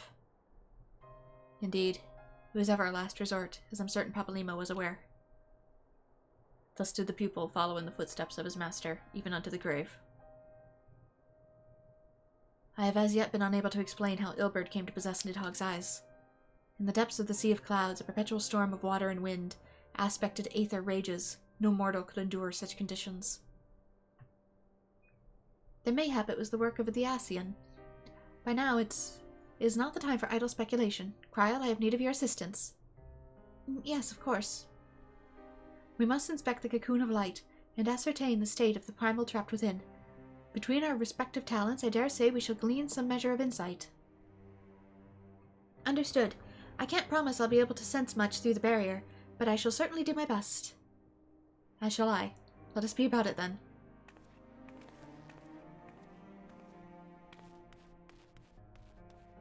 What, without so much as a by your leave? Pray forgive our Shanli Stola her brevity. She seeketh employment, lest her grief deprive her of will to act. A desire to comfort Dita doubtless compoundeth her unseemly haste. I too must contend with the grievous loss of mine own way. By thy leave, Lady Alisay, I shall honour our fallen colleague through gainful study. There exist writings which may yet further our understanding of this cocoon of light.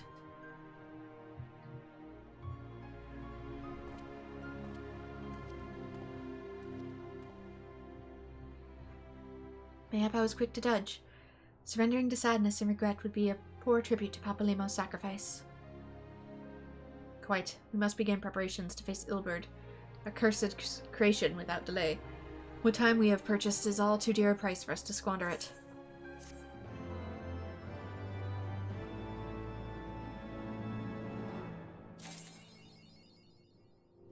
School's out forever.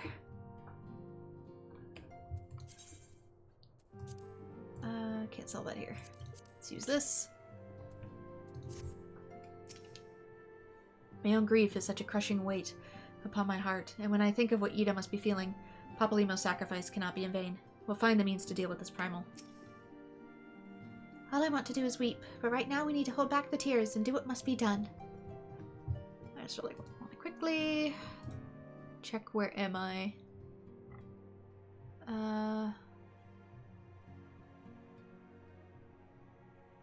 The obvious solution. Okay, so this is technically the beginning of part 2. Want to make sure I didn't go too far.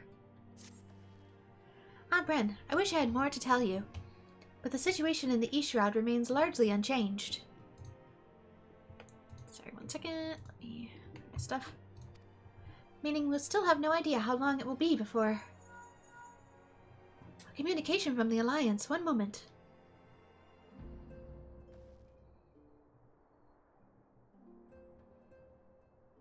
Yes, of course.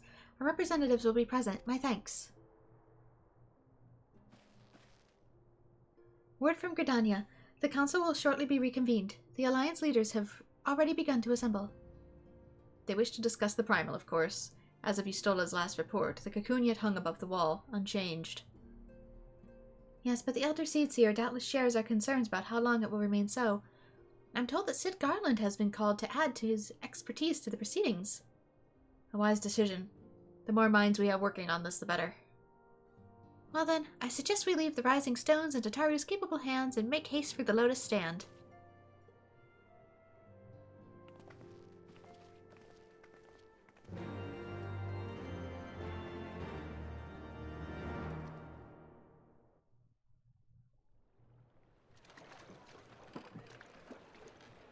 I wonder if while down there, Nidhogg's eyes experienced one of the worst cases of dry eye known to dragonkind. It burns!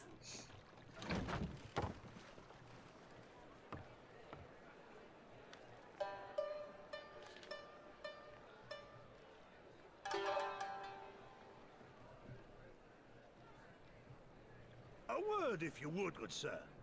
This place, it is within the realm of Eorzea. You're an odd-looking fellow, aren't you? Still, takes all sorts, I suppose. This here's Vesper Bay. Thanalan's door to the ocean, as some folk like to call it. Did you come all the way here on just a tiny little paddle boat? Am I to understand from your answer that I have indeed arrived in Eorzea? Eh? Yes, you're in Eorzea. Ah! A plain response at last, and the one I wanted at that. My journey was not without its hardships, and I would sooner travel by land than put to sea again. Especially in that. You do not believe that so small a bark could bear me across the ocean? Such timid little sailors. I had but to set my course and set my jaw till I made port. All right.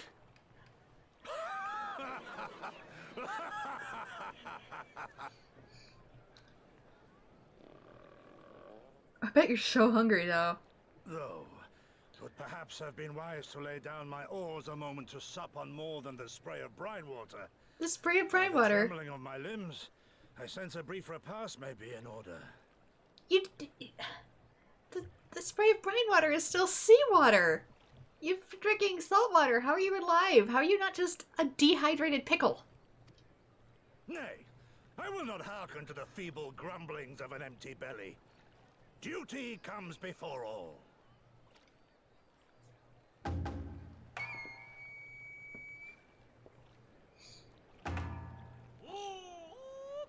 Yeah, there we go. Are you all right? My man floated betwixt the continents. How the hell did he even make it this far?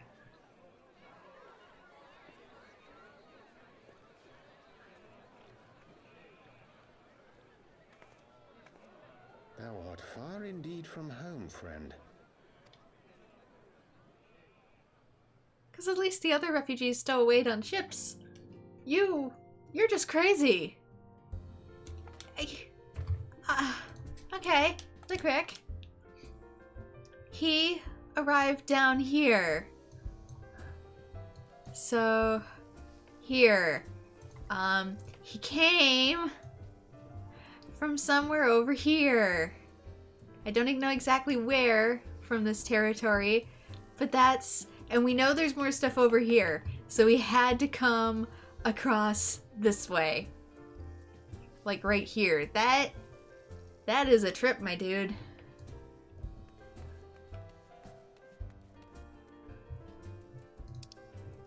Across the whole ocean. Hey there, DJT. We're just finishing up MSQ for Final Fantasy Heavensward.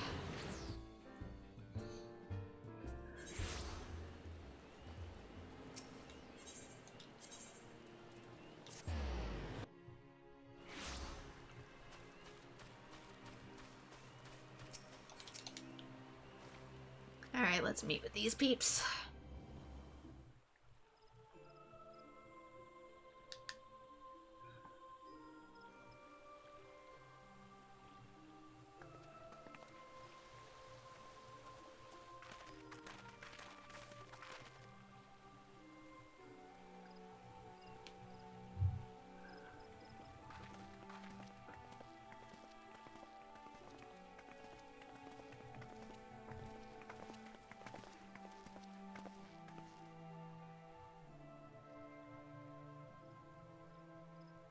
Dear friends, pray accept my heartfelt thanks for your efforts in defense of Gridania's borders.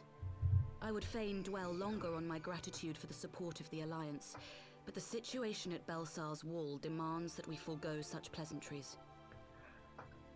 Has the idiot idioted? Do you mean Ilberd turning himself into a primal, or the samurai who turned himself almost into a pickle?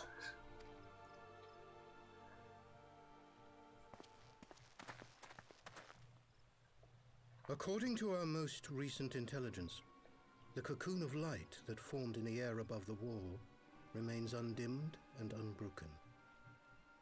After measuring the cocoon's etheric concentrations, Archon Y'shtola has confirmed the presence of a primal entity.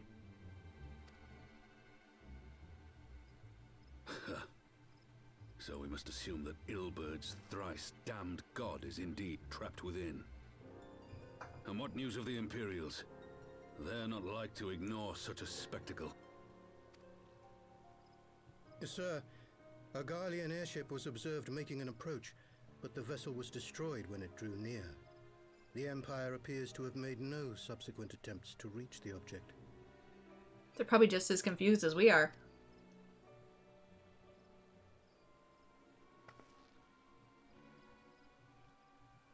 The soldiers who witnessed the incident spoke of a lance of light issuing from within the cocoon.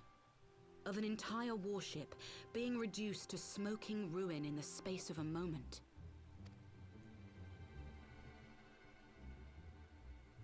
Veterans of Cartano, meanwhile, likened the destruction to that wrought by the fiery wrath of Bahamut.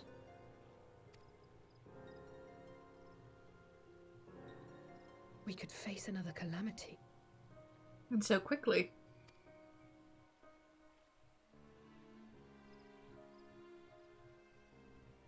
So the Primal is awake then?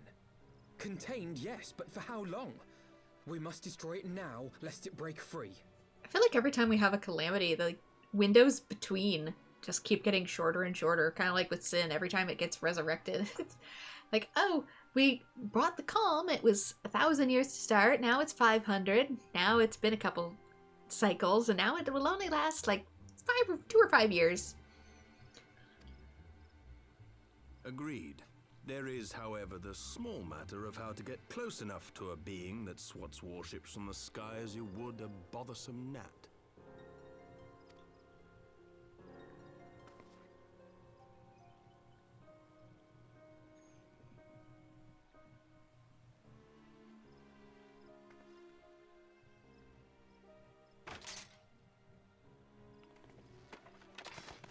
Is this truly so complex a puzzle? Oh god, he's back. Or have you no stomach for the obvious solution? What in the hells are you doing here?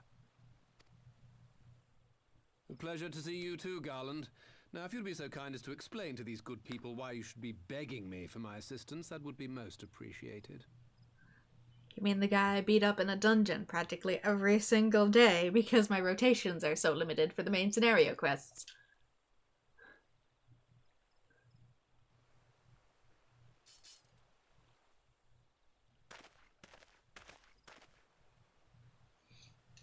Who is this man?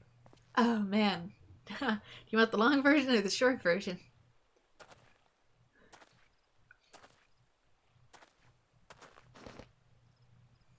Oh, how terrifically rude of me. Nero Tolskeva, former tribunus of the 14th Legion of the Garlean Empire. These days, however, one might say that I'm something of a free agent. What do you want, Nero? I was getting to that.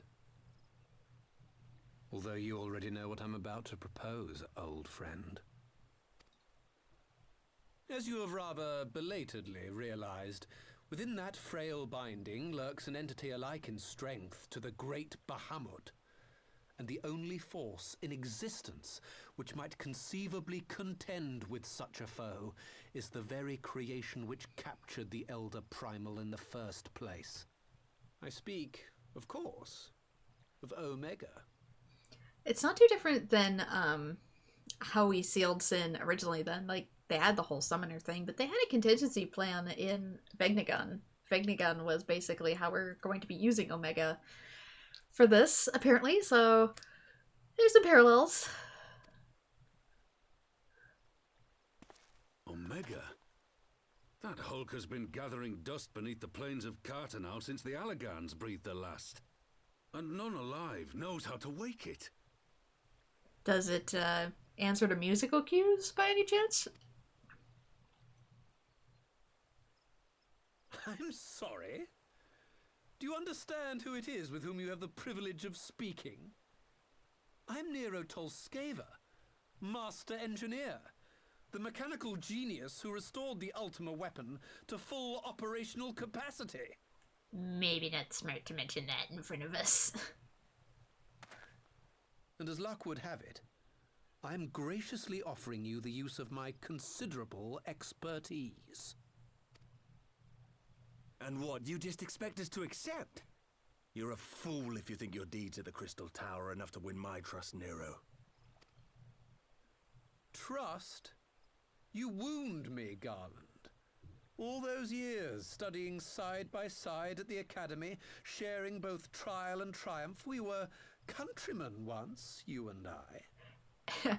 And Sid rolls under the bus. But sentiment aside, have you a better solution? Or do you mean to send in your vaunted hero there, as you always do, and pray the world is not engulfed in flame?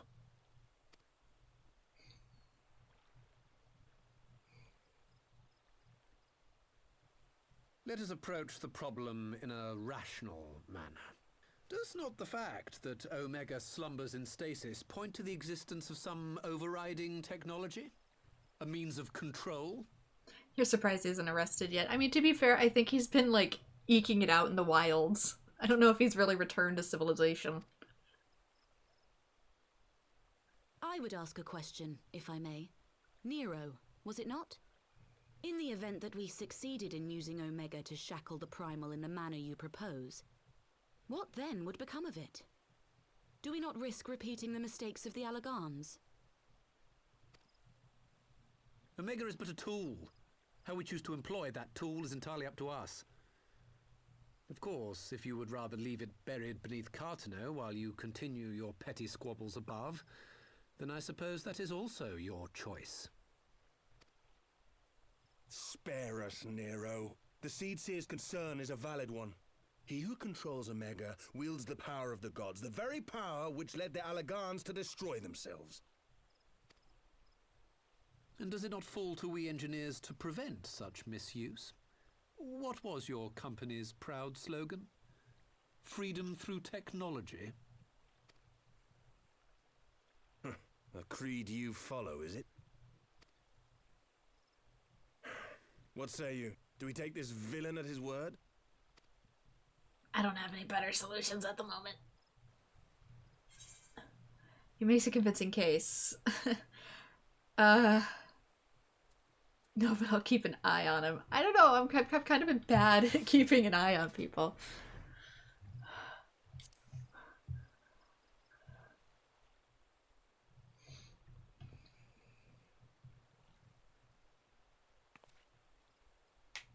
That's why we bring you, Sid. As will I. I don't like it, but then it doesn't look like we have much choice.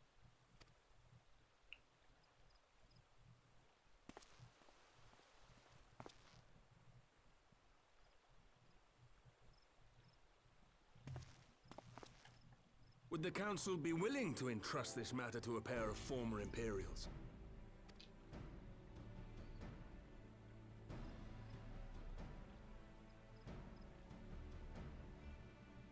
Yes. The task of restoring the Allagan relic will be yours. But the responsibility for its reawakening must remain with the Council. Do we condone this course of action? Aye. It would seem we do. Let the record show that we invest this contingent with the authority to enter Cartano and take command of Omega. Sid, I appoint you leader of the expedition. Scions, I would ask that you assign some few of your number to escort Master Garland and supervise the other one.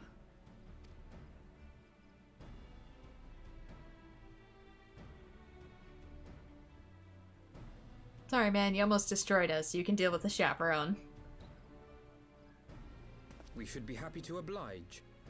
The politics of Cartano being what they are, I dare say our neutrality will prove useful in avoiding any unnecessary entanglements. If I am not mistaken, Doma occupies a similarly neutral position. Might we not persuade you to join the expedition, Lady Yugiri? If you suspected any foul play from Nero, you would be welcome to kill him.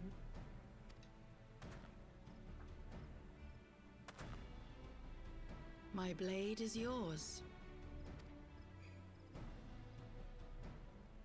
Not a moment's hesitation, eh?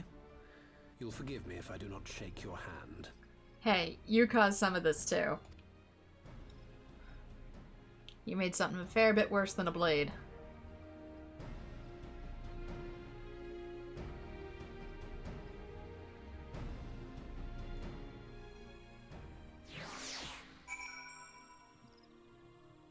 I don't know if you've noticed, but since the patch content, there's been a bit more dialogue choices. There have been. I did notice that. I just figured it was because I was close to the end. Well, that was a rather unexpected development, and one which raises a number of questions. Not least among them how Nero chanced to learn of the council meeting in the first place. I get a feeling he just hides in the shrubs. Watching people. Greater obstinance. Soon the others are assembling the airship landing. Alice is already on her way, and it would not do to lag too far behind. Let us be off.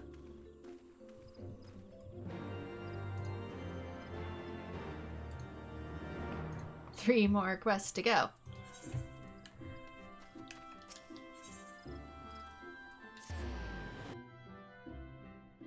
Oh, in front of the airship landing. I see.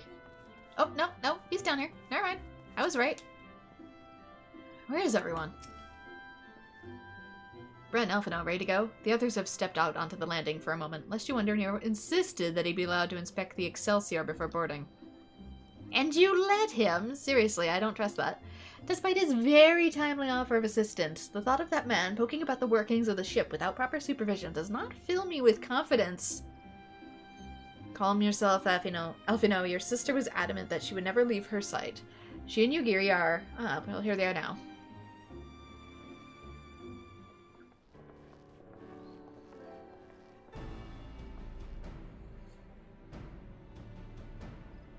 Right. I think that's everyone. Shall I set a course for Cartano? I might ask why we delay our departure slightly. Require no more than a few hours at most. Our colleagues are studying the cocoon even as we speak, and I would hear of their latest observations ere we proceed. It would seem wise to gain a clear understanding of the situation as possible before formulating our plan. Oh, I thought time was against us. How foolish of me. Hold your tongue. We want your opinion, we'll ask for it. Forgive me, my lady. I shall keep my counsel until time you have finished your procrastinating. All right. While Alphino speaks with his colleagues, I shall fly the Excelsior over Mordona and we can reconvene at the Rising Stones. My apologies for the trouble. I shall visit Y'shtola and the others forthwith, and join you as soon as I'm able. Pray, Brent accompany Alice back to the Rising Stones. I should feel safer knowing you are present to entertain our guest. Right. Everyone heading to Mordona is welcome to travel aboard the Excelsior. I'll clear things with the girl at the counter here. Let her know when you're ready to leave.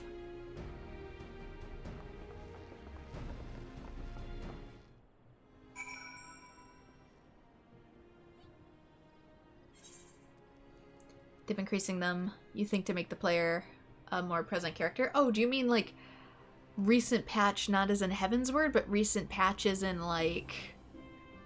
Recent? The latest one? Even for old content? You're traveling with Master Garland? The Enterprise Excelsior is right this way.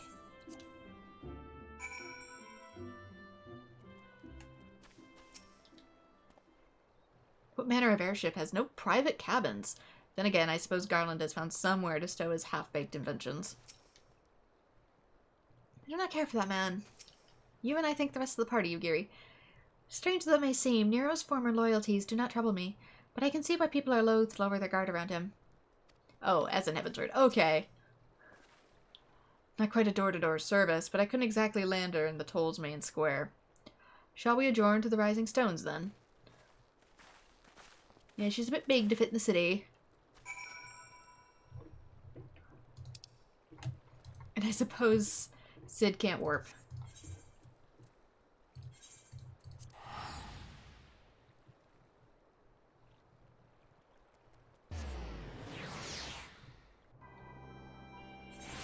Sid or Nero.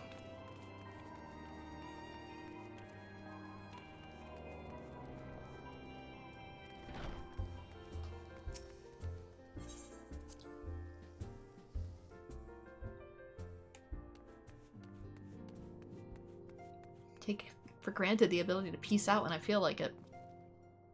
We must be careful, old friend. The walking weapons of Allag were expressly designed to subdue primals, but men like Gaius are always willing to use them against mankind. It falls to us to ensure Omega is never employed as a weapon of war. In the wrong hands, it'd be bad. Really? A weapon of mass destruction in the hands of these common people? It'd be bad. One was created to capture Bahamut, and the other to suppress him. Which will prove stronger, I wonder? And where exactly is this fight going to be held? The Calm Lands exist for a reason. We fight sin over a vast land of nothingness for a reason. It flattens everything. Fear not, I shall keep close eye on our new ally. I know Nero's a guest here, but we don't exactly have the happiest history with the Empire, do we? So my question is for you is, do I have room tea? It depends. Do we have anything that's expired we need to get rid of?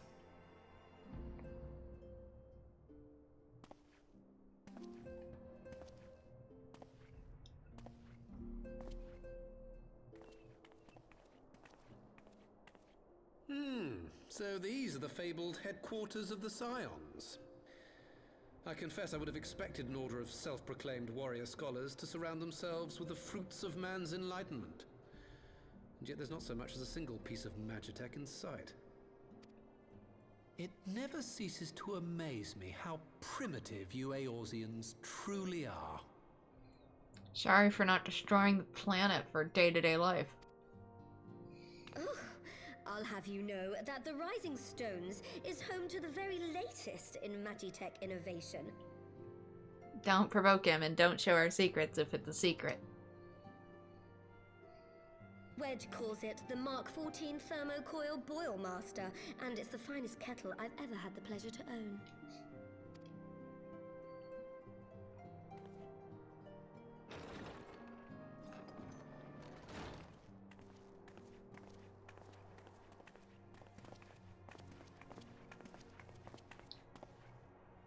We are returned. Well, Ida and I, at least. Ishtola and the others remain behind to continue their assessment of the binding magic.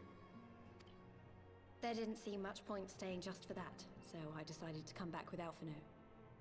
Papalimo bought us this time. We shouldn't waste it.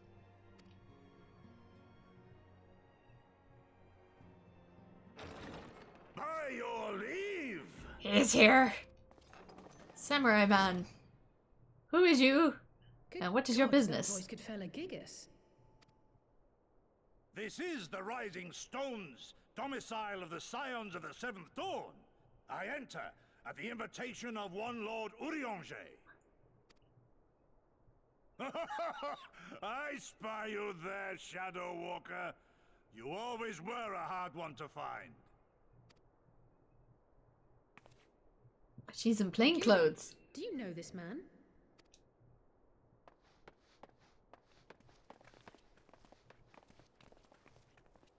Gosetsu, why are you come to Eorzea? In search of you, Yugiri. For days and nights did I row across the angry sea. I made port in good spirits, only for my own flesh to betray me over the trifling matter of an empty belly. Collapsed in the street like an unfed stray I was, until Lord Urianger came to my aid. I'd be more worried about dehydration, but... Over a most welcome meal, we spoke of the plight of Doma, and I learned of our displaced countrymen's work to resettle this blighted land. 'Twas blind fortune that I was able to locate you so swiftly. But now we must make ready to depart. Our master languishes in dire peril, and Doma calls her daughter home.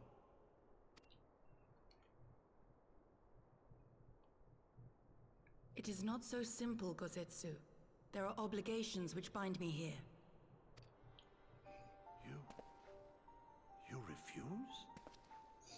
Did you mislay your oath during your flight from our homeland? The laws of hospitality must be honored, but surely the vow to defend your master demands the greater obeisance.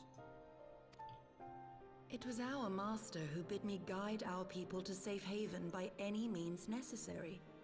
And it was the Scions you see before you who provided us succor and sanctuary when all others refused. Dire peril or no, were I to return without first repaying such hospitality, our master would cut me down at the threshold. Yeah, she does have slightly more greenish scales. Greenish and pink. She doesn't have white scale like most Ara do. She has actual color to her scales. I kind of wish that was an option. Mayhap that is so. There is more. A crisis threatens all within this realm, Eorzean and Doman alike, and I go to play my part in its resolution. I will not bring shame upon our liege by abandoning my people or my duty. How very noble of you. Now, in the name of honor, kinship, and, yes, practicality, might I suggest we get this expedition underway?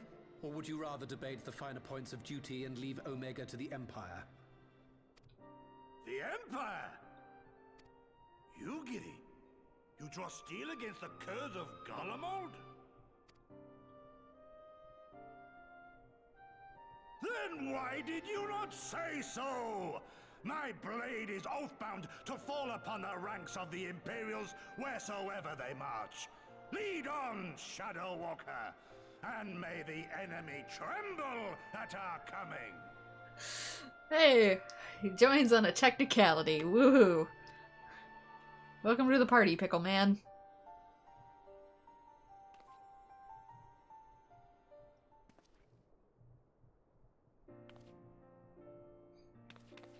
Ren, wait. Can I speak to you for a moment? Yeah, he does seem fun. Do you remember when I had you meet at the Diamond Forge and we, ambushed you? Is my outfit ready?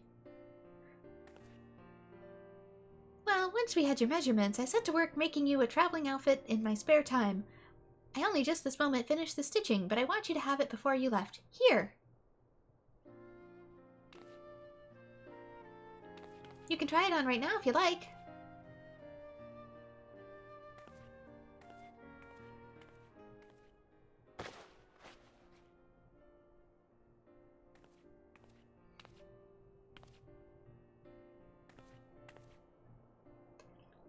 I look like I am about to attend high school.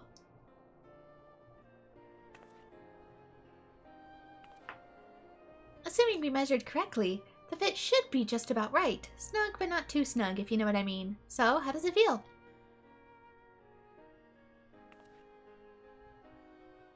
You're not just saying that, are you? Oh, I can't tell you how much this means to me. I've crafted something worthy of a warrior of light well, let's just say it makes all the practice worthwhile. Also, I sewed a blood pearl charm to you, you know, to bring you home. May it always protect you.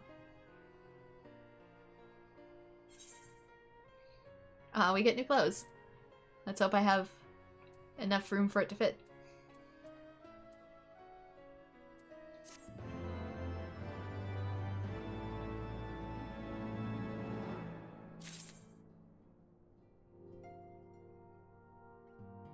Kinda wish I could swap to pants, though. Or an air hostess. Air host. Skirt or no. Just the two unexpected guests then. Still, I suspect that each will prove useful in its own way. When I have to wear outfits like that, I still opt for the pants. How dare he mock the Scions like that? If I ever had to sew a set of traveling clothes for him, I just might have to take out the pins. Forget to take out the pins. Oh. Your seams are going to be very pricky. The Mark 14 Thermocoil Boilmaster, dear me. How risible must the previous 13 iterations have been. I could have a more efficient water heater in the time it took that ill-conceived lump to become lukewarm. I mean, it's just coils that heat up your water, man. Never did I think to hear Gotetsu's voice echo through these halls. My blade shall carve a path through the Empire's ranks as a scythe fells stalks of wheat. Truly, I had no idea Domans could be so loud. Yugiri could hardly be more different. Oh, I think he's going to fit right in. Fly free, my pretty.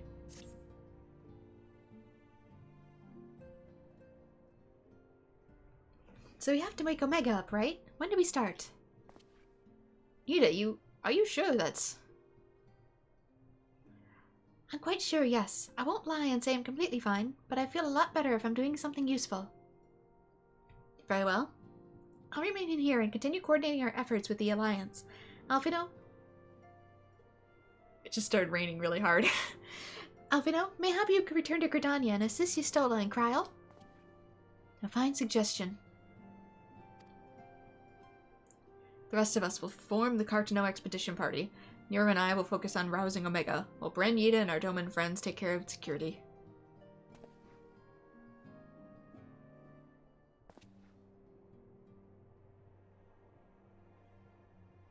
The Excelsior is by the lake, just outside town. We'll leave as soon as everyone is ready.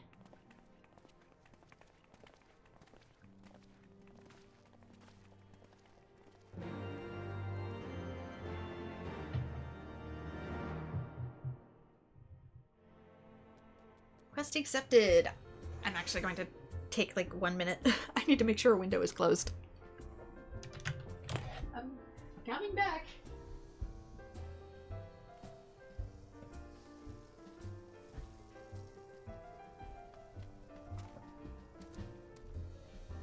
Okay.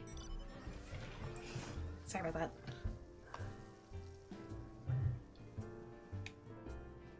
Anybody else here? Nope. We are heading back down.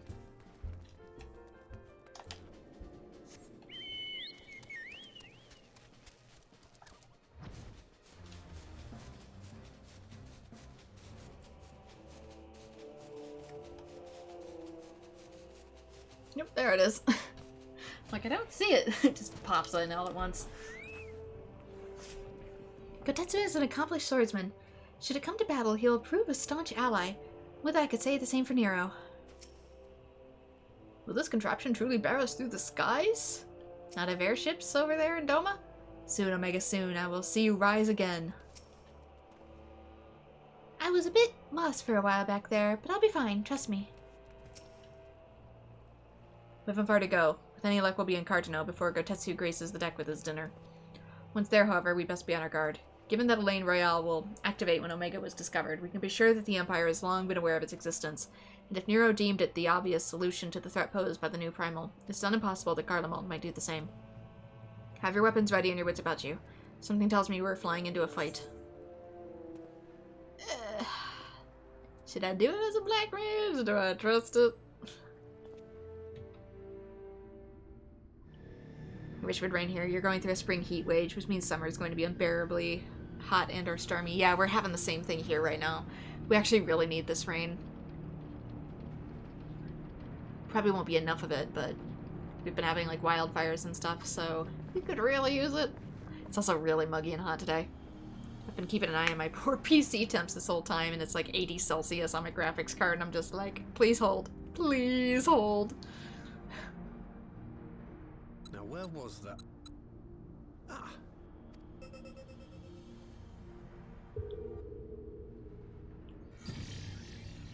I've enabled the teleporter. One brief jump and we shall arrive in Omega's control room.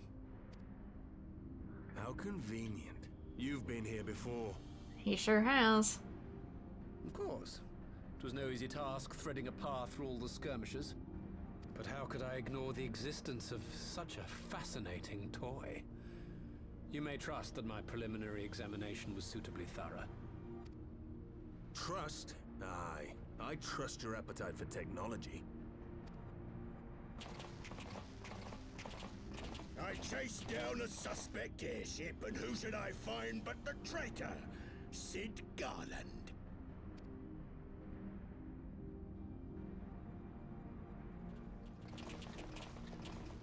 Who's this war mech looking dude? Something, engineer? Something big? It's close, isn't it?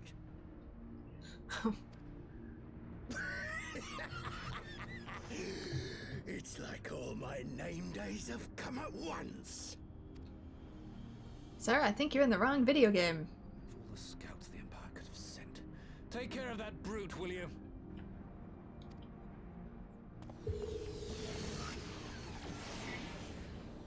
God damn it. Can't let Nero tinker around in there by himself. I'm sorry to leave you to it, but I dare say you'll manage without me. This clod has no idea who he's dealing with.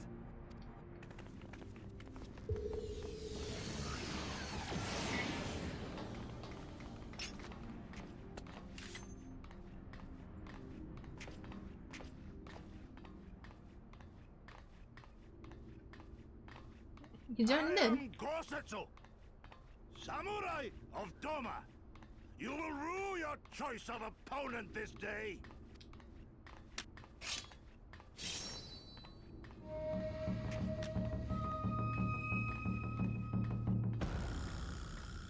Is this to show off the new samurai class? I forget which expansion it came off in.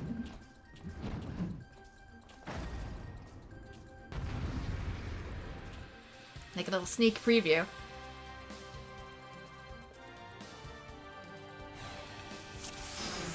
Yeah, it was really hot yesterday. You watching, Caballero?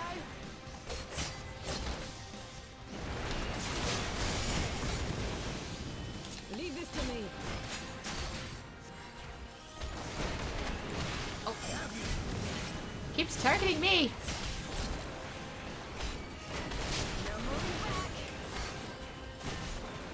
Doth nobody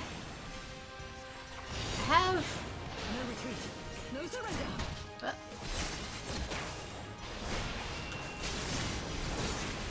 I may have misjudged the enemy. What are you fools gawping at? Don't just stare there. Your captain is in danger. Do we not have a tank? It's all over now.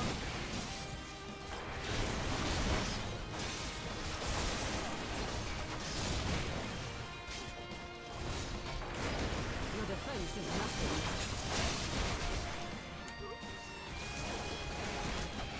Oh no. Mistakes may have been made.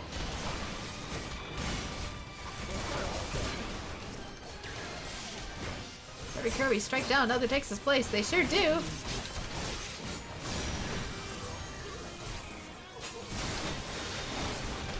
Look upon a samurai of Doma.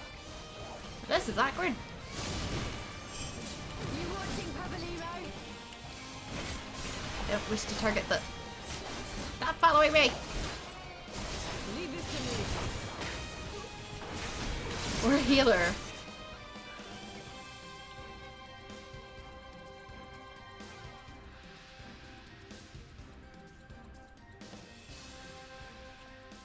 Surrender, we have you outnumbered.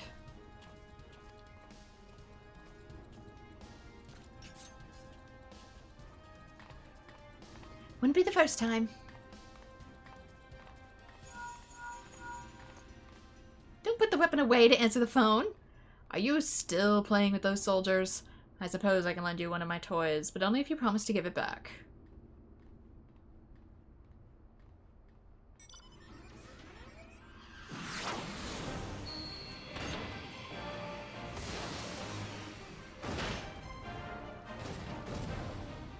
So this is how you've been surviving out in the wild. Behold, the Red Baron. Now end this nonsense. Final Fantasy IV reference. What the? No one told me they have Magitech armor. Forward for the Empire.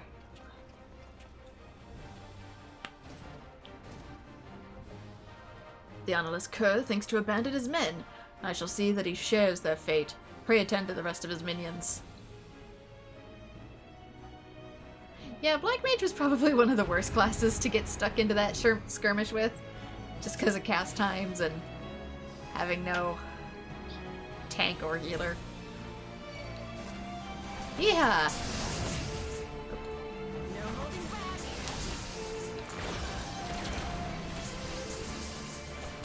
Boom boom sabotage. Okay, that's just the usual.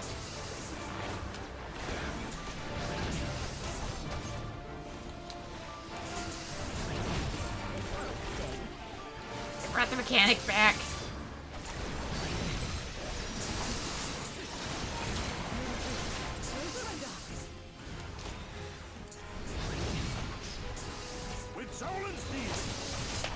Did you hear the... Watch out for the... Oh, I see. I want to target properly. Oh, let me please target the right one.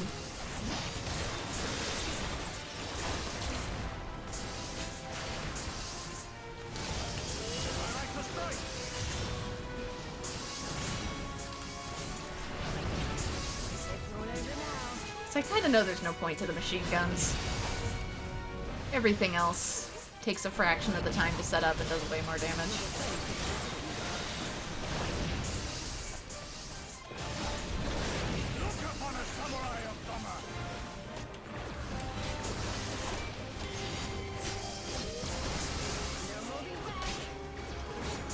Both.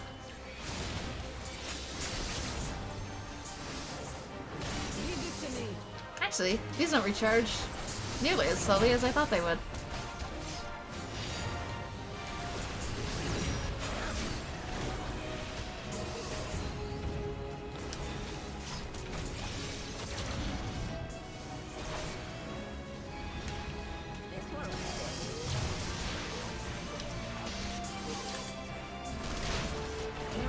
Yeah, guns don't do jack crap.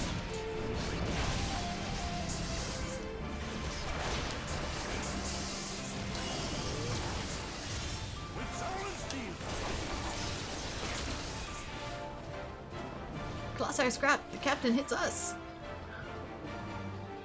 You can't just run off. Deserting a battle is punishable by death. Yeah, but you're gonna die anyway. I ordered you to stand your ground. Come back here now. Please? Pitiful. Yugiri, you bring this fate upon yourself. Damn it all to the 7th hell. I'll kill you bastards if it's the last thing I do.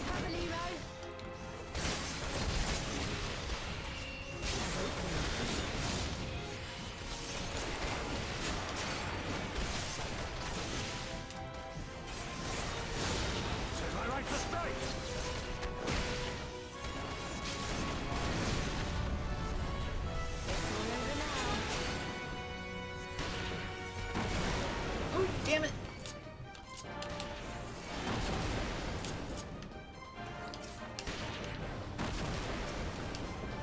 Not bad. Oh well.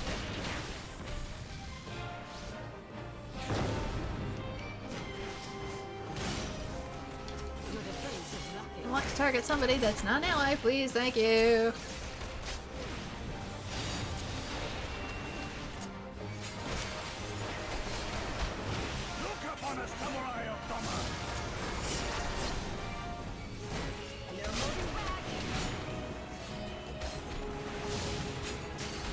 Let's find faith in the slide cast.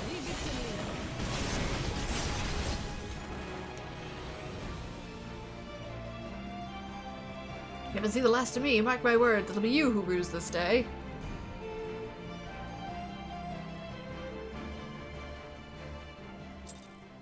There, we did it on extra hard mode. Unintentionally.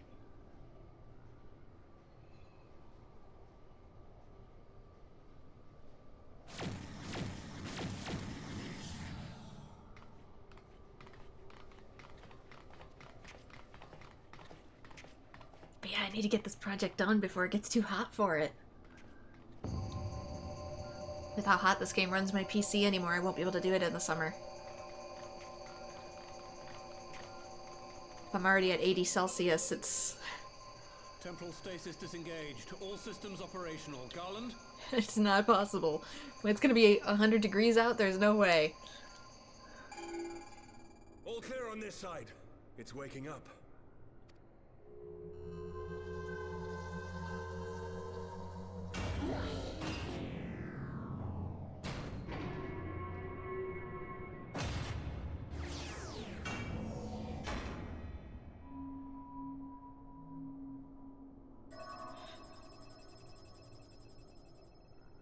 Remarkable. Omega sensors immediately detected the presence of the cocoon, even at this distance. They must have been set to scan for sources of energy exceeding certain magnitudes. I still don't see any means to control the machine directly. It seems to have been designed to act wholly autonomously. Once we release Omega, we can be fairly certain it will attempt to capture the Primal at Belsar's Wall. Assuming its mission is successful, our only option at that point will be to re-engage its stasis system and put it back to sleep. I mean, you guys have dealt with somewhat slightly AI machines before, considering the Magitech armors had a little bit of a spunk to them. At least I've done the MSQ. Yeah, I'll try to get a lot of the side quest stuff done too, if I can, on days that are slightly cooler, but for the majority of summer I'll have to do more retro-style games. And should the machine happen to misbehave, we'll simply initiate an emergency shutdown. I confess we don't yet have a complete grasp of its capabilities, but I'm certain the details will not elude us for long. Summertime is time of retro and Switch. Well, Or I indie. less than half of that. So, my question to you is, are we doing the right thing? Basically anything that's not too difficult to run. What do you think? Is there any other way?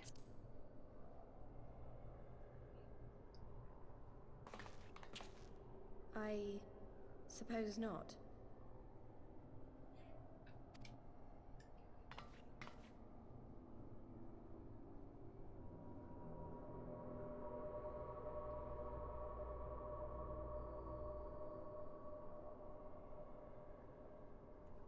All right. Step aside, Sid. Is this the thing I need to press? Yes, that's the one. New Deltarune chapters coming out at least. Yeah, that's something that I could potentially add to it, since it's an easy game to run, and I play it off my Switch anyhow.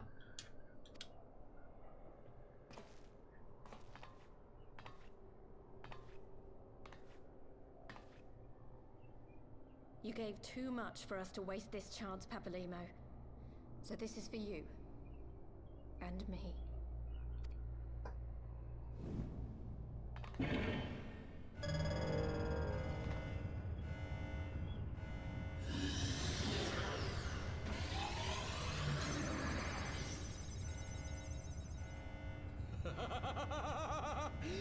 Yes!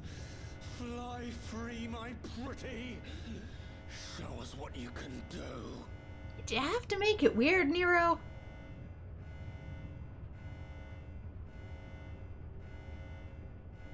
The launch sequence has begun. Omega is loose.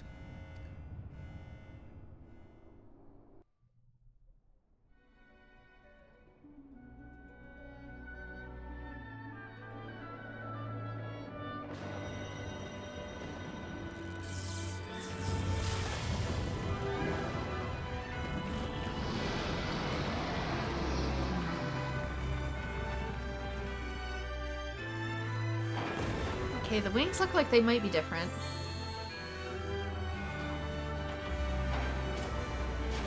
From Bahamut, I mean.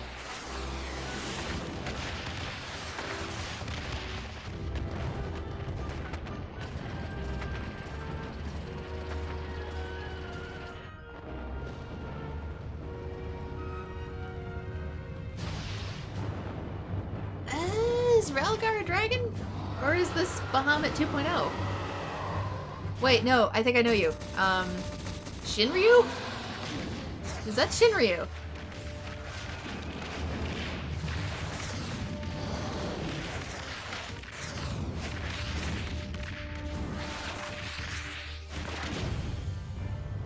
He's a secret extra boss, super powerful in a lot of other Final Fantasies.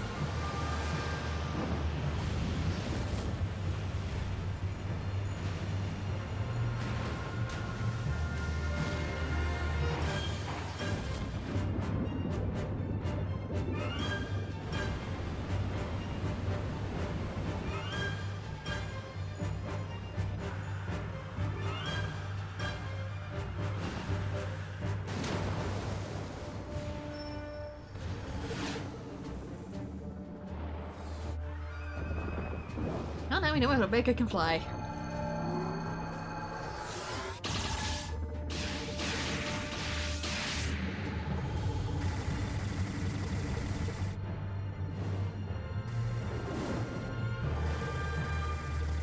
Yeah, Shinryu has a longer body. Like this. Or tail. It's kind of hard to tell.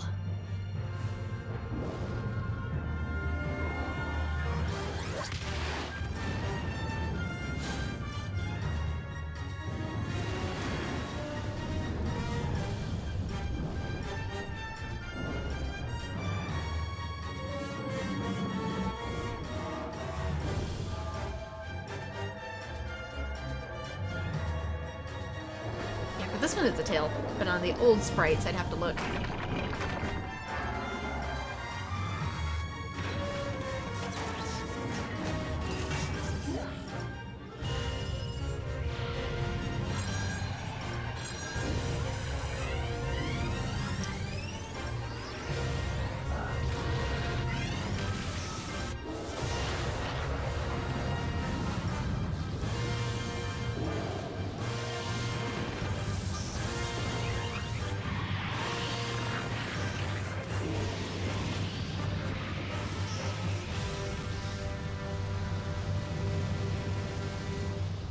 the battle of the two super bosses, who emerges victorious?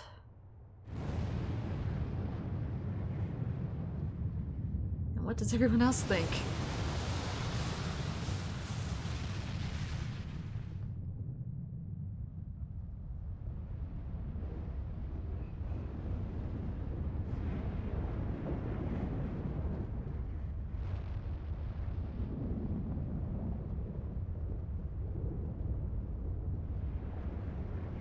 Aether's not radioactive, right?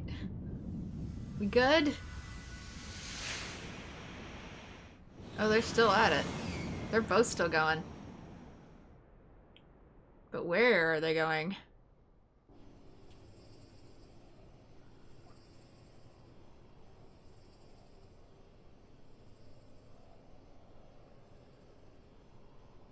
Huh?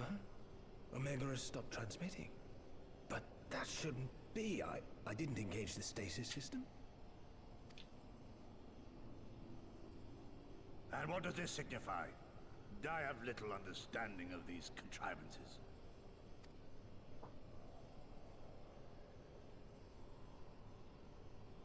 The launch went exactly to plan, but all signals emanating from Omega have ceased. This may indicate any number of things, but we will need to join the Scions out in the field if we are to ascertain which one.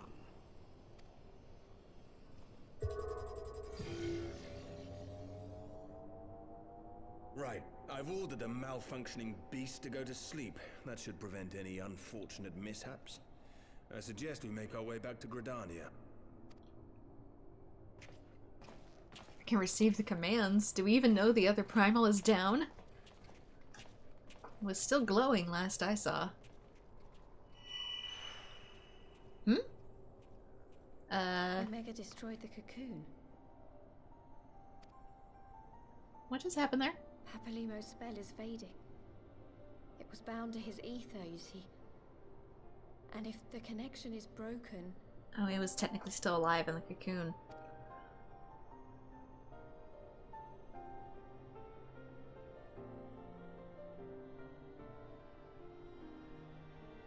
Do the other Scions markings work like that?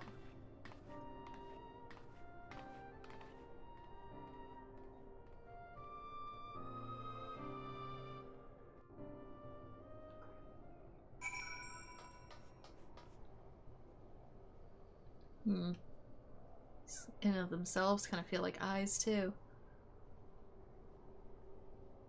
Those remind me very much of like the sea brands up there.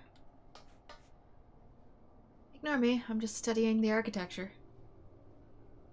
Anything special on the ground?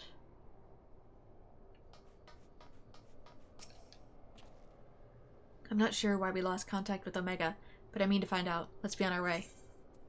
Maybe he flew out of range.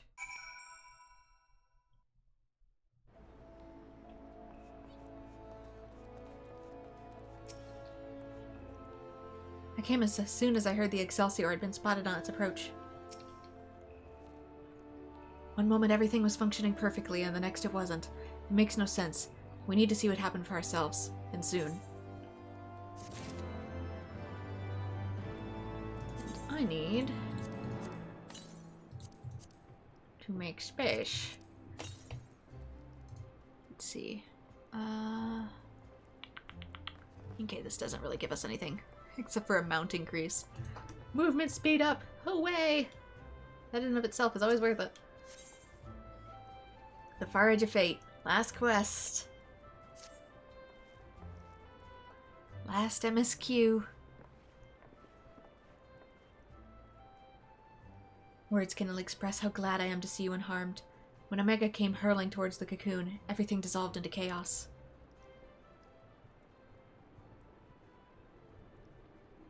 I have to see it. I have to see it with my own eyes. Wait, Ida, we must first... The Elder Seedseer is expecting us. Worry not, Alphino. Gotetsu and I will watch over her. You may safely attend to your meeting. My thanks, Yugiri.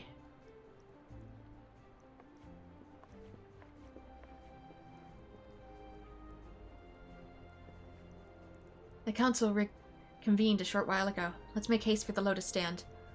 All there are eager to hear your testimony.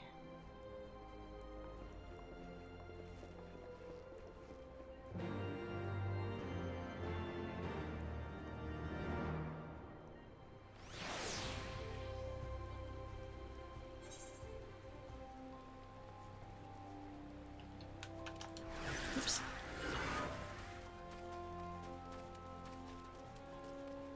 Every time.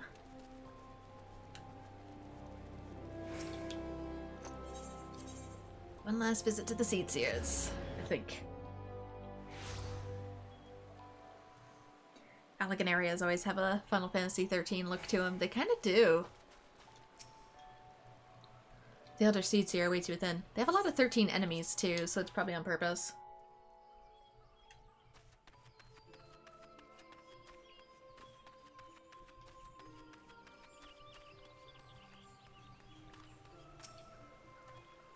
It would seem Garlon's little friend was as good as his word. Another calamity averted, eh? How many times do we have you and yours hauled back from the brink? I wouldn't say it's done yet. Omega's kind of out there. Someone could pick it up and use it against us. I'm trying to think of the word.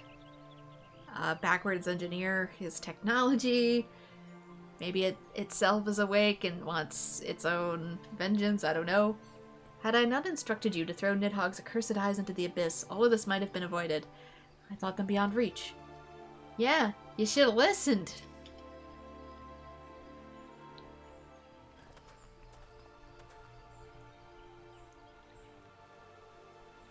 My friends, fully eagerly have we awaited your return. Few indeed could have discharged the duty entrusted to you, and most humbly do we thank you for seeing it done. You're too kind, Elder Seedseer. As I recall, we're as good as demanded the right to try. But to me, how did the battle unfold? But tell me, how did the battle unfold? We succeeded in waking Omega, aye, but we lost contact with the weapon shortly after it launched. From our position in the control room, we were blind to all that followed. What words could do justice to such a scene?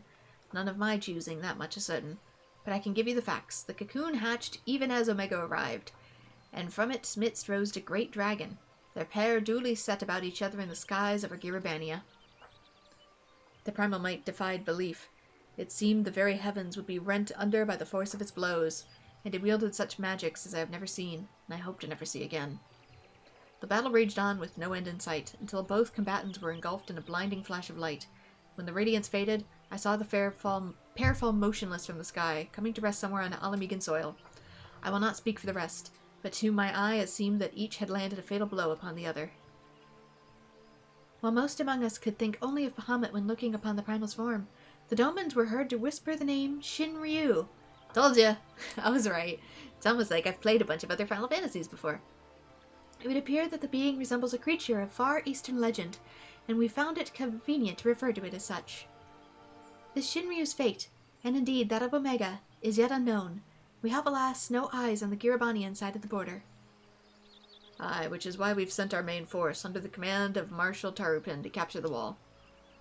With the Imperials in disarray, we have the perfect opportunity to secure Gridania's border and assess the aftermath of the impact. I myself will join the Marshal and his men when the council is adjourned. Well, that explains a few things. I'll wager that flash of light coincided with our loss of contact. Lest you wonder, we quickly re-engaged Omega's stasis systems, so even if it has fallen into the Empire's lap, it will be of no use to them, save perhaps as a statue. Correct. Without me to guide their efforts, it would have taken them decades to decipher Omega's core functions, if they managed to at all. Such reassurances do much to calm our fears, yet the relic's fate is but one of several concerns. Indeed, I humbly submit this time that it's come for us to make contact with the Resistance representatives in Giribania. Thrillbird has forced our hand. It would seem only logical they seek an alliance, given the inevitability of Imperial retaliation. Yeah, because we've started another Eorzean war with Garlemald again. And by working in concert, it's not impossible that Alamigo might finally be wrestled from Garlemald's grasp.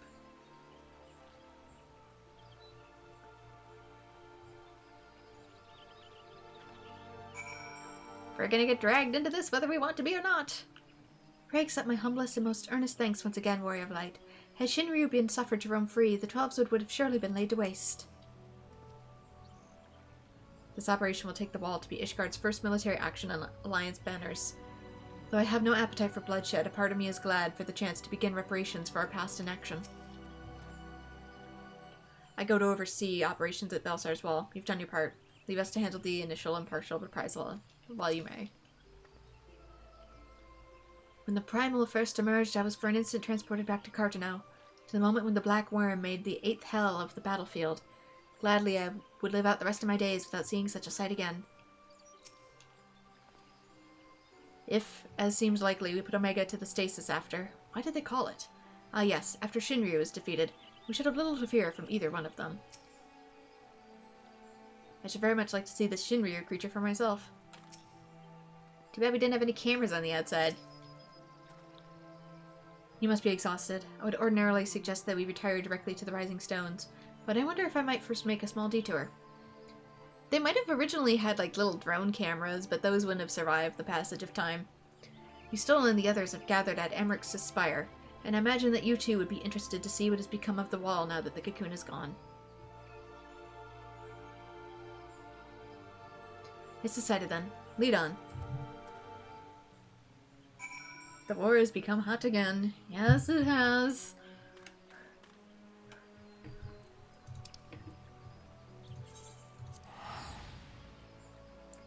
It kind of retreated into a Cold War for a while. Somewhat. Half-heartedly. But now that we've officially dropped a nuke on the wall, an icon nuke, yeah. Oops. Kinda doesn't cover it. No trace of cocoon remains. Just as if it never existed. Well, primals do fade away afterwards.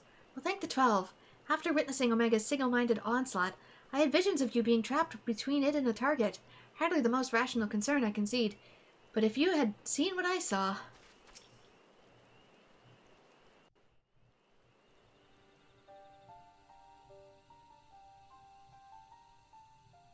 My friends, I cannot well express how glad I am to see you both unharmed.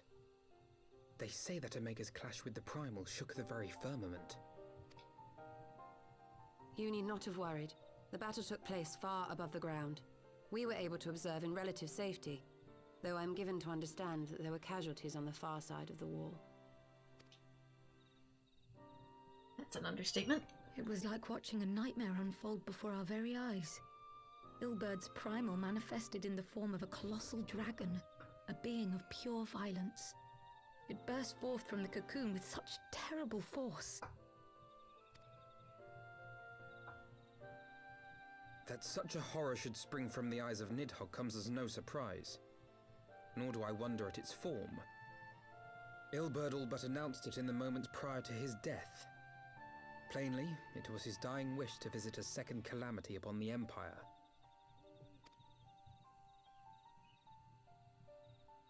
And I am quite certain the abomination would have obliged had it not found itself outmatched by Omega. Gods! I am no stranger to the works of Alag, but even I was unprepared for the machine's furiosity. It beggared belief. Well, if it has to go toe-to-toe with a calamity, it would.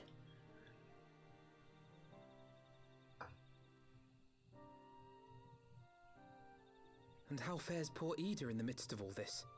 Have you spoken with her? She's up on the platform, lost in thought. We deemed it best not to disturb her, but mayhaps she would welcome some company after all. Shall we?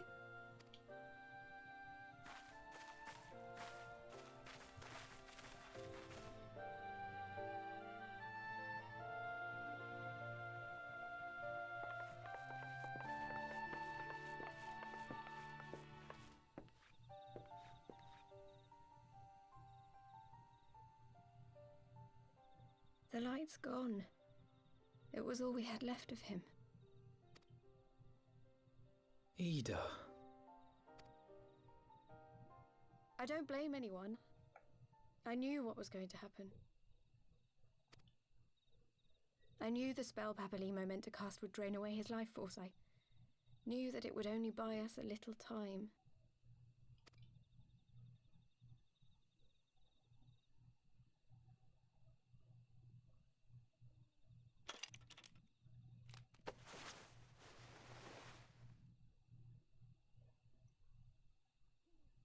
More hair than I expected.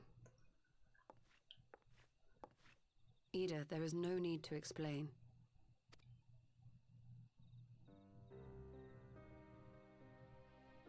But there is.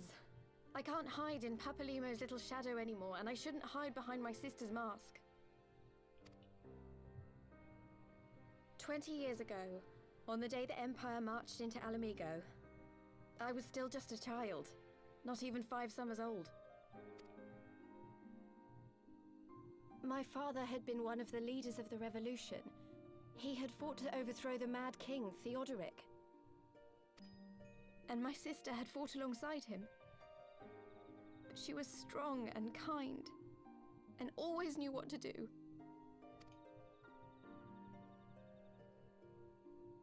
But when the Garleans came, everything changed. My father went to war against them too, and I never saw him again. After that, I remember a lot of running. My sister dragged me for malms and malms until we came to the city of Charlian. That was where she met Master Louis Soir. He introduced her to the Circle of Knowing, and she eventually became an Archon. She was your inspiration. Is that not why you took up her mask and her name? Or did you simply mean to continue what she had started? Wait, so is your name really not Ida? You've known all along, haven't you? That I wasn't Ida. Of course. We all recognized you at once. 'Twas Papalimo who persuaded us to maintain the charade. When did the switch happen? Before I met you or after? It was silly to think I could fool you. I knew that even then, but I sort of decided not to know.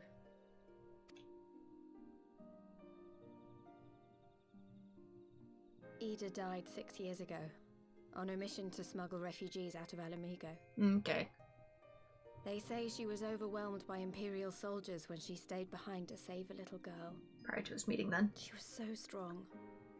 There must have been a lot of them.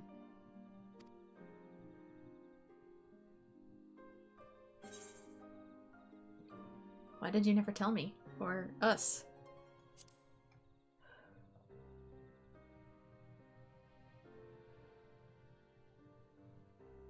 I'm sorry for lying to you.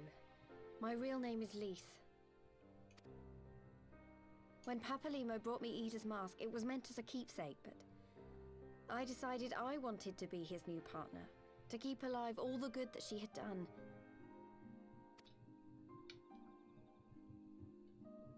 I didn't want to become Ida, exactly. At the time, though, I still didn't know who I was myself, and it almost seemed easier to play the role. Papalimo agreed to help, of course, but it was never what he wanted for me. He wanted me to walk my own path, and those were his final words to me.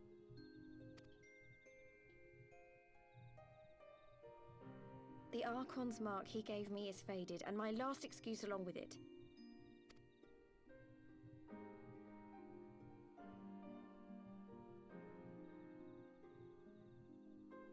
So this is it. Whatever I choose to do from now on, I do as Lise. And I choose to continue my family's fight. I want Alamigo to be the country that Ida and my father always wanted it to be. Then you get a lot of work ahead of you.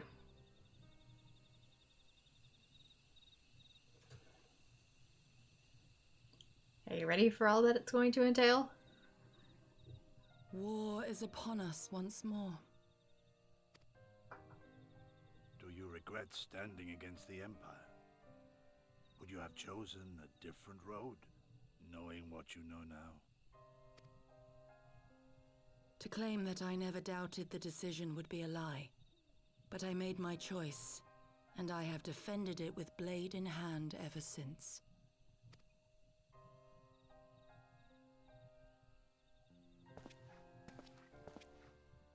The battle continues, and our steel is needed.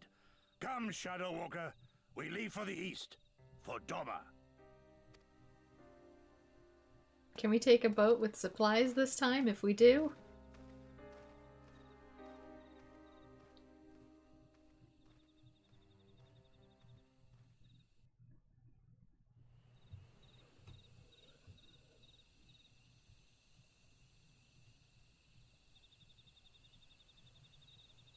I was brave of Lise to remove her mask after so long, though she scarce begun to come to terms with Papalymo's loss.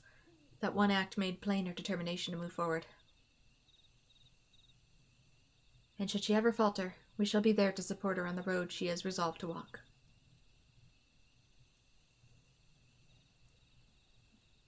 Let us return to the Rising Stones. We have quite the story to tell to Taru and my sister.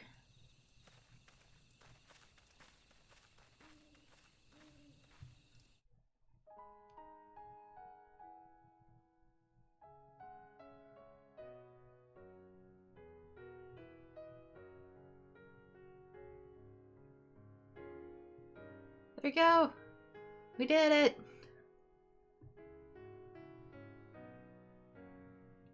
We made it through the MSQ!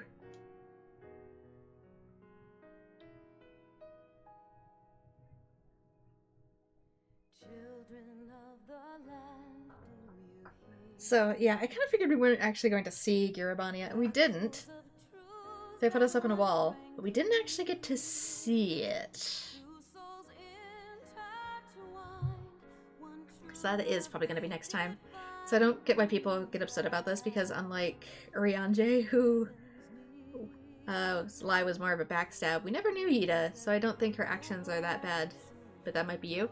Yeah, I don't feel like they're as bad. Like, she did go behind our backs as someone we didn't technically know.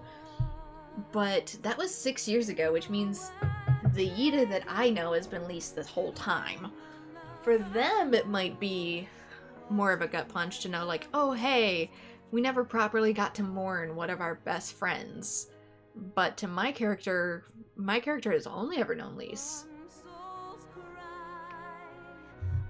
I see it more of a perspective of mourning rather than her taking an action that was directly harmful.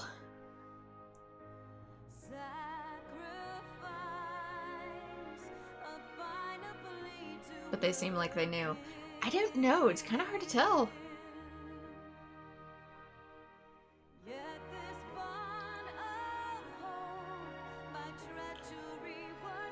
I mean, her voice is probably different. That's even why I had to ask too, because I'm like, when did the switch happen? If the switch happened post VA change, I wouldn't notice.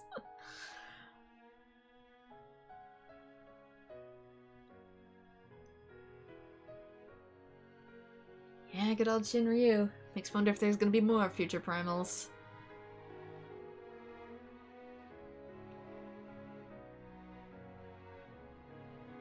At first I thought he was gonna summon Ralgar, like, oh, are we actually going to see one of the 12? And then it's like, nope. It took on the form of the dragon because of the dragon eyes instead.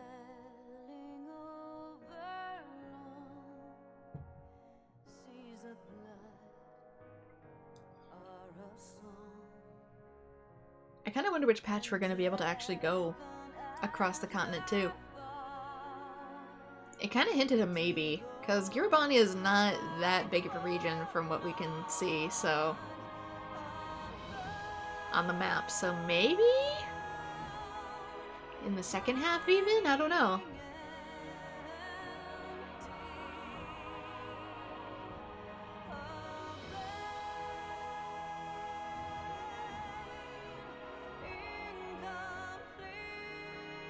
And to be fair, their dislike of her might also stem from the fact that she did kind of support and thus help begin this war. Like, we just had everything sorted and now you just... To be fair, it wasn't sorted for the Alamegans, but still. It's one of those morally gray territories. Didn't expect it to go as south as it did, but...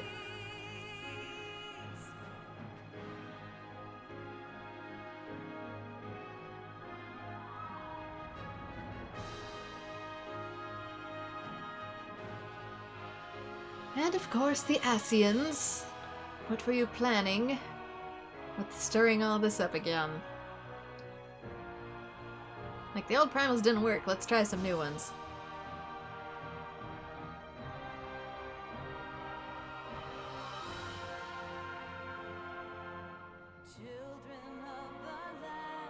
Like I said with Papalymo, when he went, he wasn't in future trailers, which was kind of a hint for me that the game was serious about it.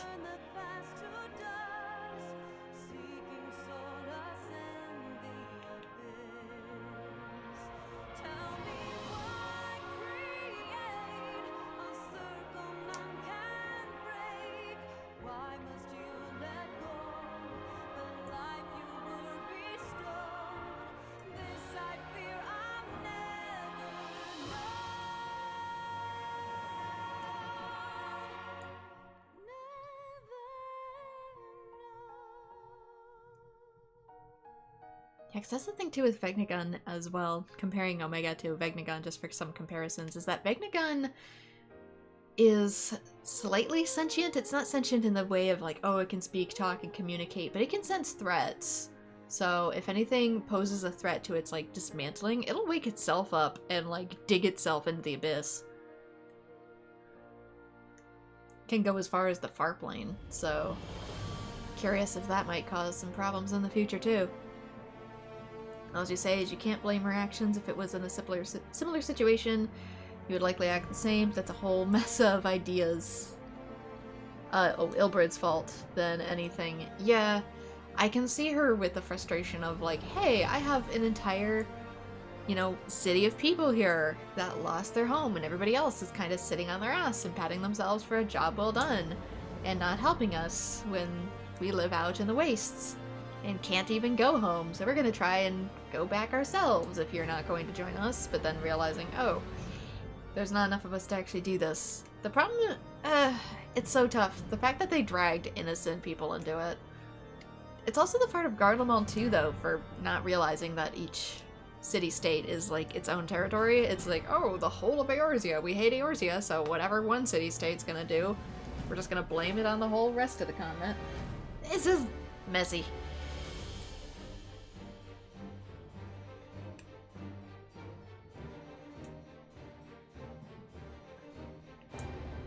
Alas, when you're dealing with assholes who hate you, nuance doesn't really factor into the equation, does it?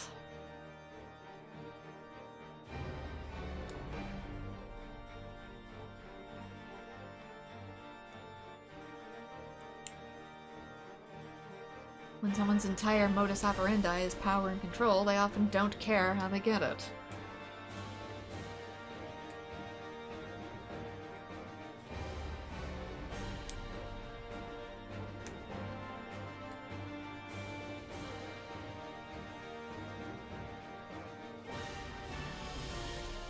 This is supposed to be an old picture of Shinryu.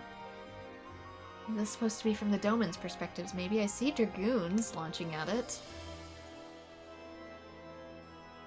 Trying to kind of analyze some of the pictures back here.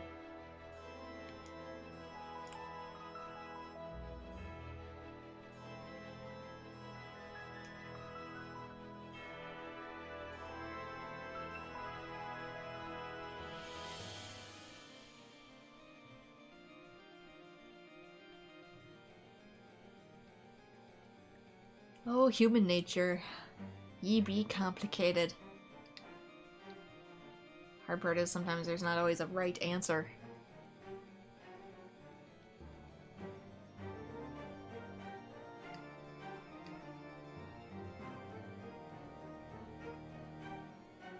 We can try and be as kind and forgiving as possible, but there just comes a point where there is no perfectly morally good outcome.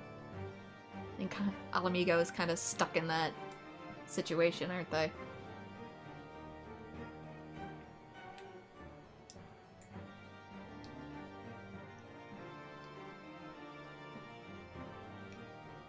Having an entire city worth of refugees and people rot and die because they were kicked out of their home and their home is now occupied by somebody who really wasn't supposed to be there in the first place, is its whole can of worms.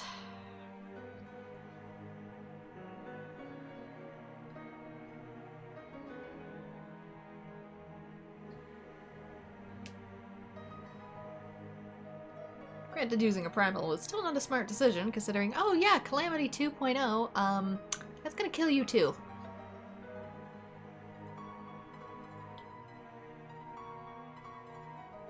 That one has the smarts of, let's drop a nuke on our own territory. You know it's gonna be irradiated for, like, the next century, right?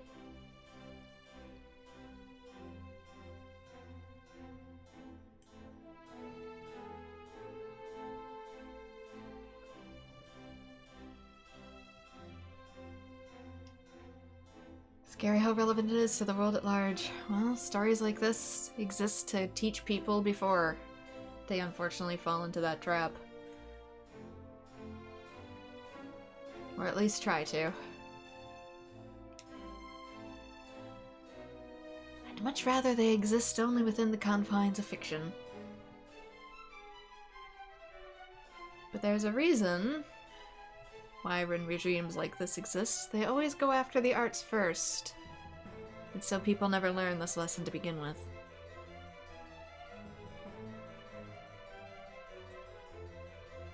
But can we always agree? There's always that one asshole that has to ruin it.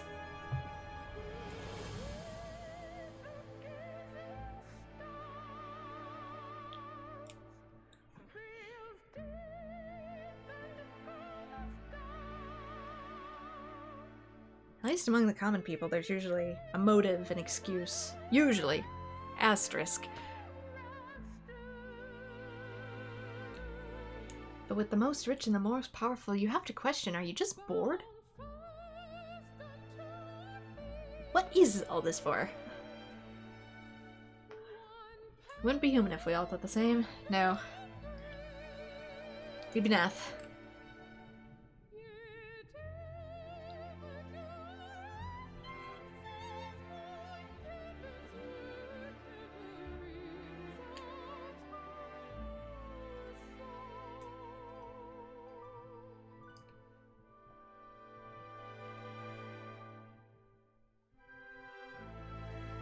But even so, you have to ask sometimes, among those ultra-wealthy and powerful, why is cruelty the point? Why can you not find satisfaction despite having access to everything the world has to offer?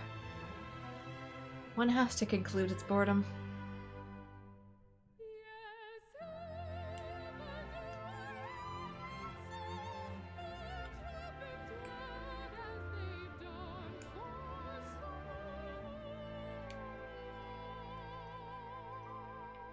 Boredom and greed.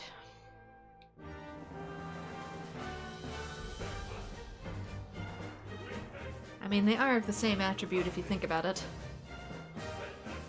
If one cannot find contentment, no matter how much they have, is that not greed?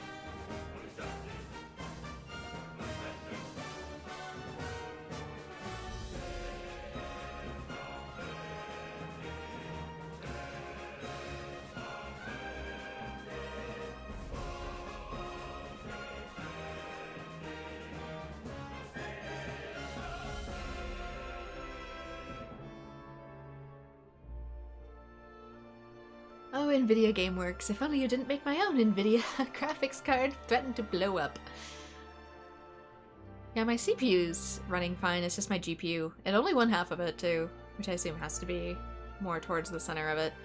One is running at 65 Celsius, the other has been waffling between 75 and 81. So, I know since it's 80 degrees Fahrenheit in here currently, let me translate that to Celsius really quick. I can't do it in my head. Virgo. Actually, I'll just do it on the PC. Trying to coordinate on my phone is a hot mess.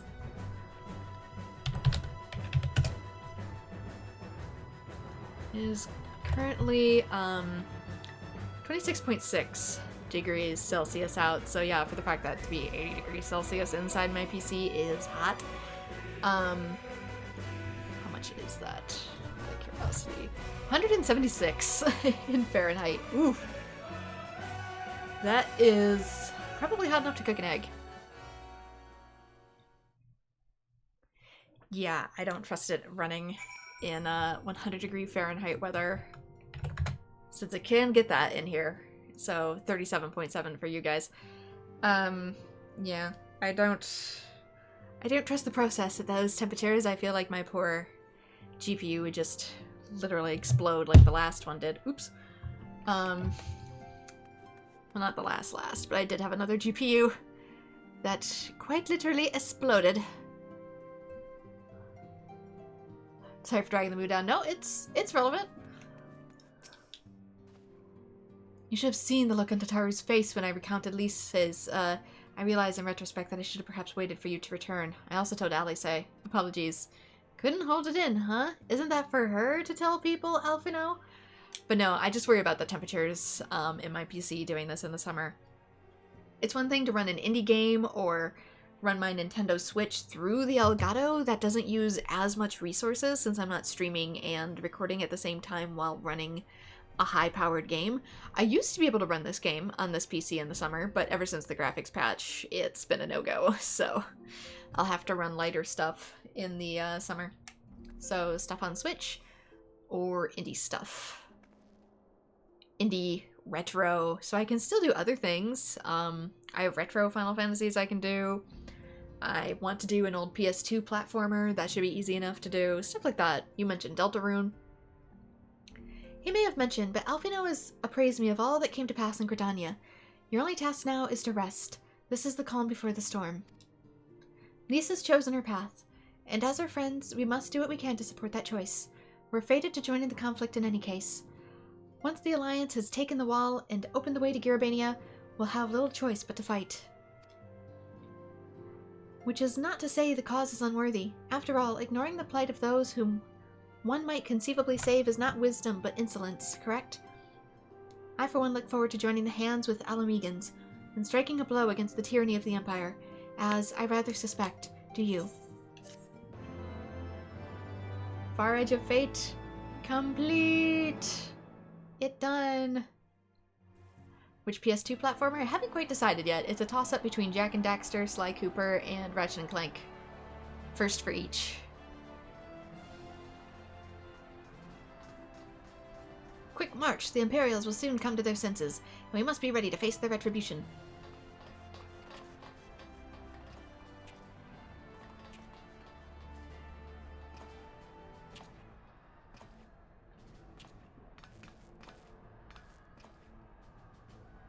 It's almost time, Father.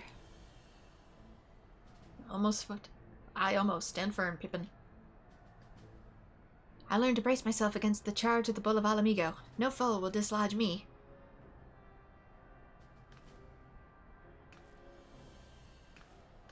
I can only assume Lalas are, like, extra strong to make up for their size. Similar to Lil T's, their short stature is, kind of deceptive. The physically strongest of all the 4 Crystal Chronicles races.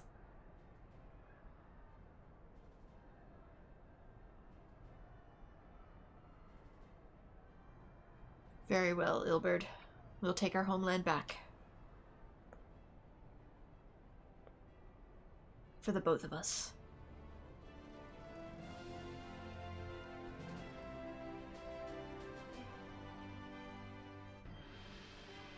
Dragged onto this path, kicking and screaming.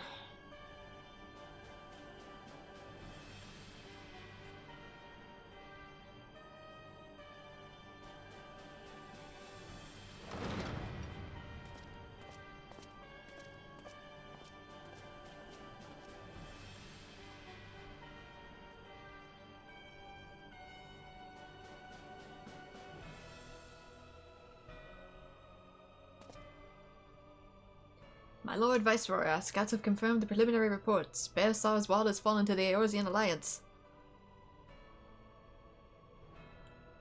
The hunt for Omega and the unknown icon continues. Though both yet elude us. My lord, their battle caused considerable damage across the region. Should we perchance divert some of our forces to the search to undertake necessary reconstruction work?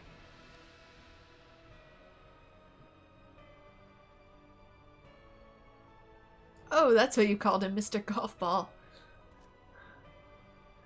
Forgive me, my lord. I did not intend.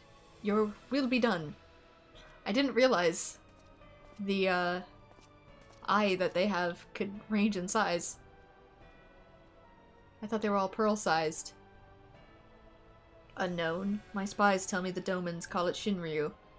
And then it provided a match for Omega. Yes, the coming days promise to be most interesting. Most interesting. Yeah, because if they get their hands on it first, they have a power that can rival ours. Maybe it's the same dude as before. I don't know. Hard to tell. I can't remember what size his eye was. At the far edge of fate, the road begins anew. The heroes look to the eastern skies and behold their crimson hue. A dawn of liberation, a gathering storm of blood.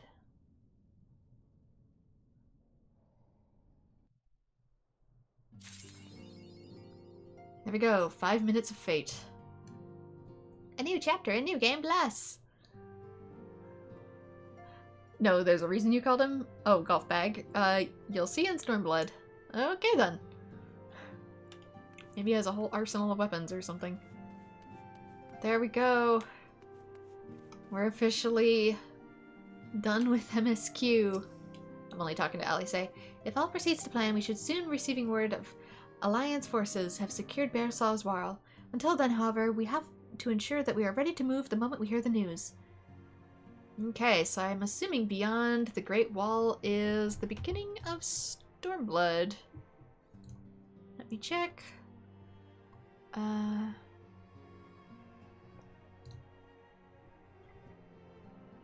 Rising Stones. Yep, it's a Stormblood main scenario quest. Woohoo! So we're gonna leave that there. I'm probably gonna call it good for here-ish for now. Maybe, I don't know. Let me look at my stuff. It's 3:30. I could really quickly do some stuff since it's a good day for it. Let us go to... Since I need to get these cleared out because I gotta work on them in the background. Society quests. Let us head for Oxandu. And Kupo.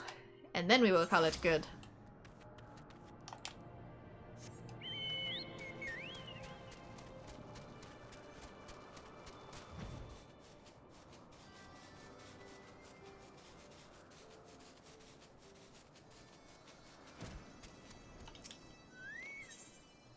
Nest Side Story instead of West Side Story. Very funny.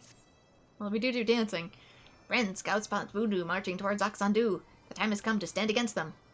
But before we depart to confront the voodoo, Ninu has one last request of Pren.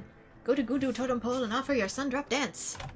Gundu build Totem Pole to show reverence towards ancestors. If Pren offers their dance, they may grant us strength for the ordeal ahead. Go and present your mightiest Sundrop dance.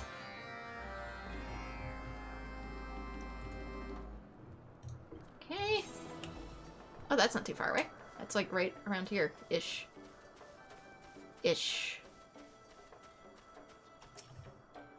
Okay, / Sundrop dance.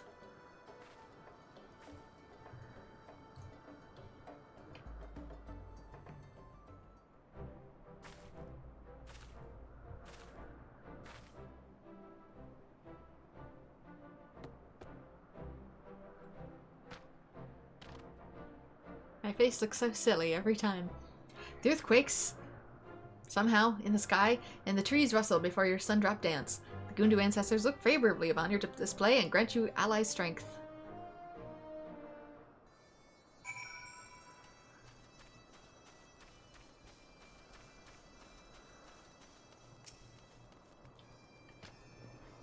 Thank you. The Gundu ancestors see fit to grant us their blessing, and impart their bravery and ferocity. Like the morning sun rising boldly over mountaintops, we set out with confidence in our victory. Friend Linu, thanks once again. Linu treasures all that she does for... Linu treasures all that you do for Gundunaki. Alas, the struggle is between Vanu and Vanu alone. There's no telling when it ends, or how violent it becomes. Linu insists too much on Bren already. I cannot ask them to risk life and limb. Today only Vanu will set foot on the field of battle. Bren go to Oxzundu and tell Chief Sanu that our preparations are complete. Then await there for our victorious return. Everybody going to war today.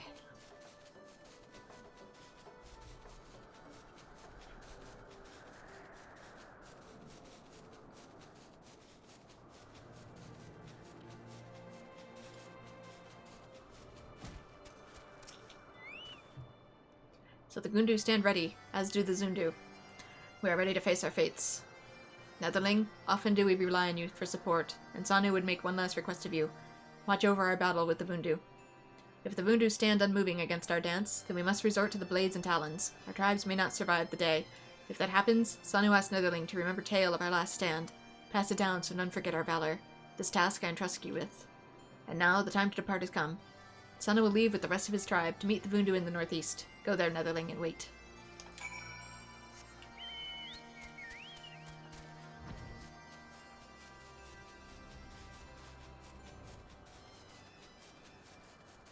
How hard is it to say we just don't want to get tempered by the whale?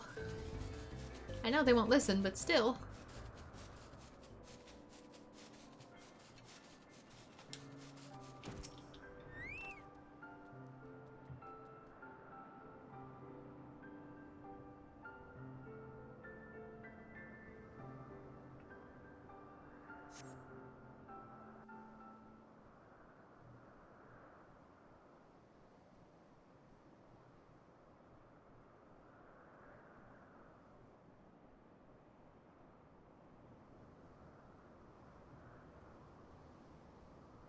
Adorn my bird face with an even bigger bird face. Zundu dare leave safety of village? Surrender the Gundu rebels now, and perhaps Vundu only demand triple tribute for next 10 moons.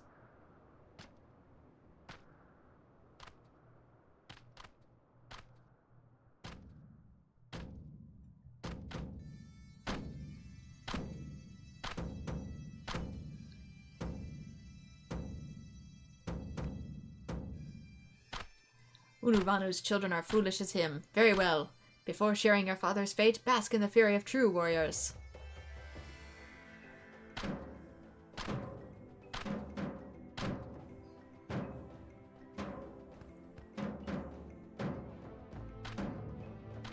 The difference being the ending of Happy Feet was peaceful.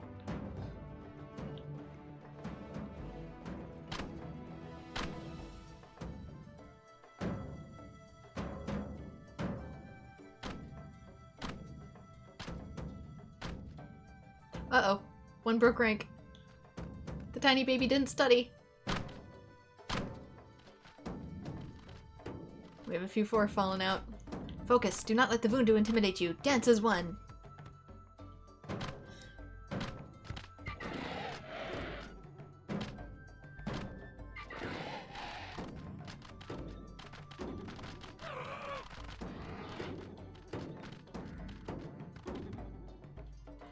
Heaven, earth, cower before us, scatter to the winds. Do not falter, back into formation. Dance! Your lives literally depend on it. I was gonna say, can I do it? No, this battle is between Vanu. I'm not throwing hands. I'm dancing hands. Throwing feet? Well, I know I'm not throwing a feet. Netherling, today you answer for your affront to the white.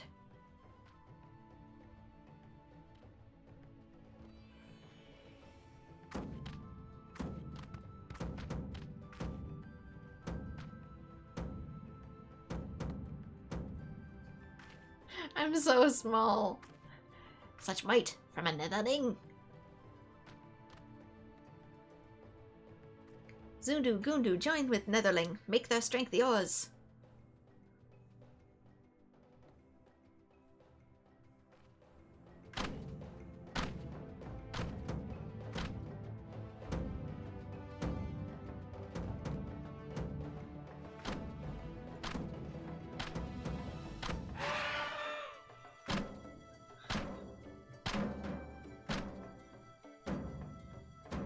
So how do we determine who wins? Whoever gets tired first? Is this one of those Metapod versus Kakuna scenarios?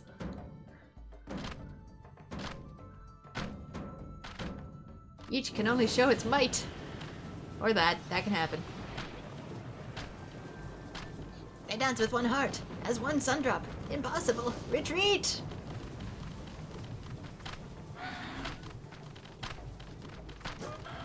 The white have mercy!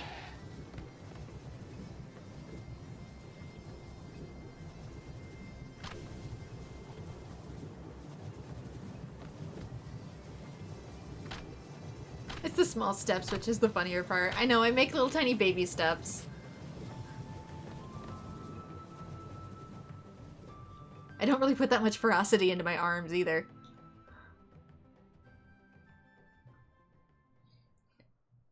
Bend those knees. Bulge those biceps. Show actual courage. The sun shines down upon our victory today, Netherling. Gundu and Zundu dance as one, and the Vundu flee before us.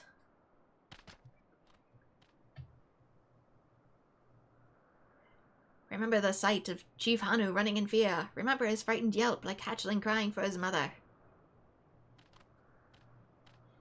Vundu bluster and bellow, but their courage wilts before our dance.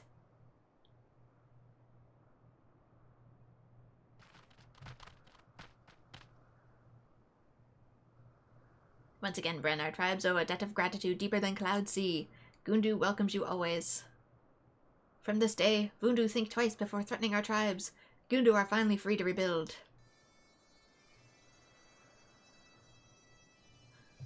It very much has an air of I'm only doing this because I have to, not because I want to. Does not dance with spirit. Unless it is apparently the, oh gosh. What is the name? The big burly goofballs. Oh no, it's been too long. The detectives.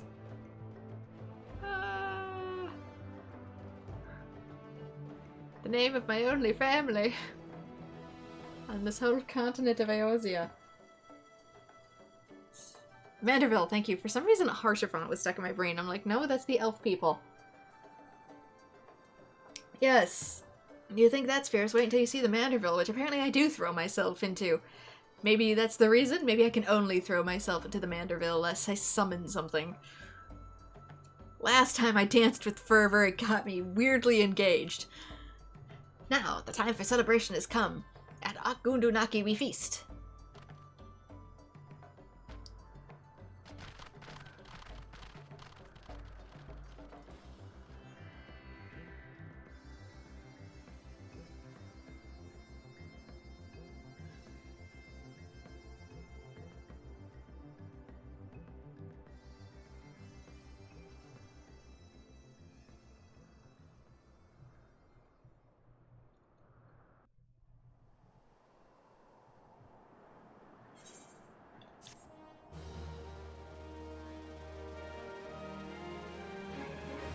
The Mandervilles on their own are enough to manage. I don't know if I can handle an entire flock. As a symbol of Zundu's solidarity with the Gundu have sent a totem pole illustrating the Zundu's history. They sound like geese! Additionally, several Vanu have fled from the Vundu and taken up residence at Akgundunaki.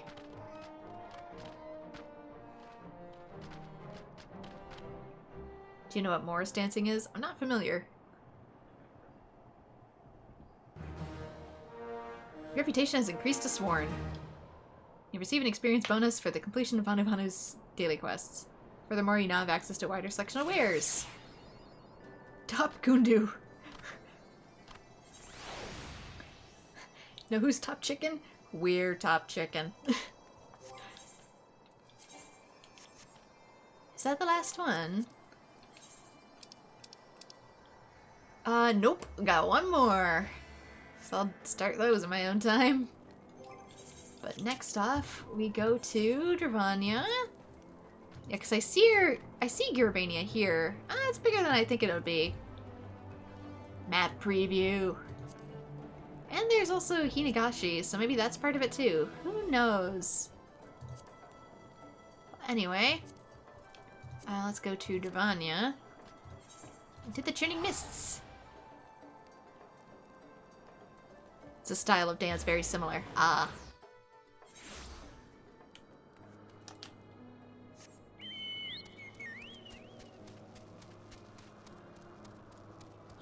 The land of Kupos and crafts, so I have something to work on in the background.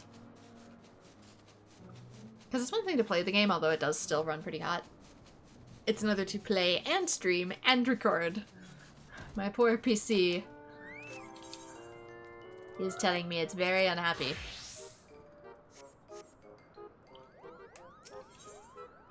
Oh, not you.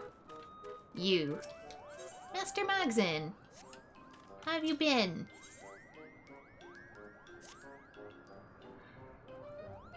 Where could they be? Where could they be? Oh, there you are, Bren.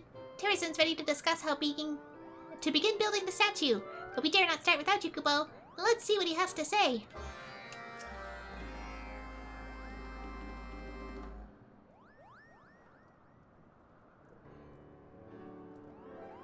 Bren, how good of you to join us. Once Old Deal graces us with his presence, we can begin our discussion. Oh, here he is now. Greetings. For what purpose did you summon me here? Do you require my strength once more? Indeed, Old Deal. We'll avail ourselves of your legendary strength. All of us work thus far has brought us to this decisive moment, and without your stout wings, I fear we'll have little hope of success. Then of course my wings are yours. I would never stand idly by as my friends struggle. No task is too large for me. I knew we could count on your support, Kupo. Finally, we're ready to begin work on the Mogmender's first official commission, the statue requested by Gulin Bursty. A monument to friendship and peace, now lost to time. With their new tools, and the Mogmenders are working with more vigor than I've ever seen. I believe they're more than ready to rise to the challenge. We're ready, Kupo. Ready to build a statue. A statue of what exactly? The answer to that question, which I've been contemplating, my dear Mogson, unfortunately we have no pictures, no stories, and no remnants on which we can base the statue's form. We know only that it stood more than 1,000 years ago, during the age when dragon and man lived together in harmony. Could it be a Koopa tree? Or an enormous cloud mallow? Do not be daft, Mogson. The statue is likely depicted a dragon and man. Brother once told me that such sculptures used to dot the land.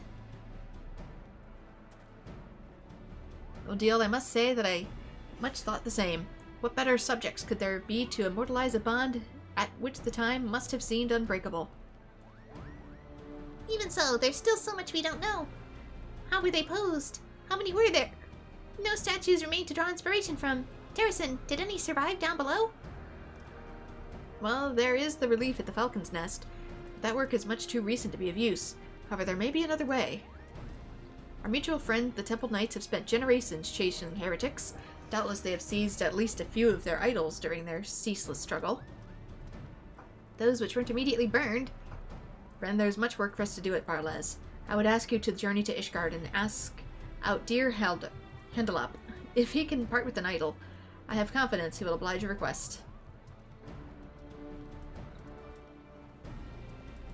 However, if perchance he is hesitant to do so, hand him this letter. I believe it shall prove to be adequately convincing.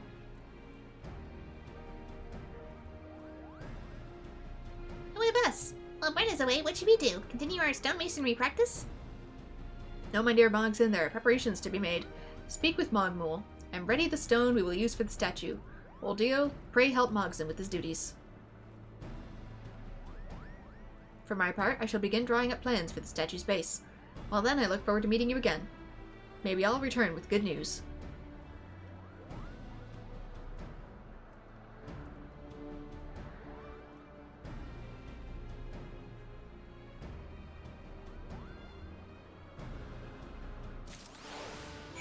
Your sister did it when she was younger and went to a competition. Nice.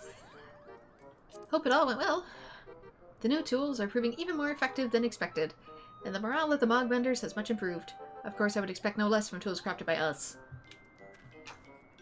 Okay. Where to? To Kurthus.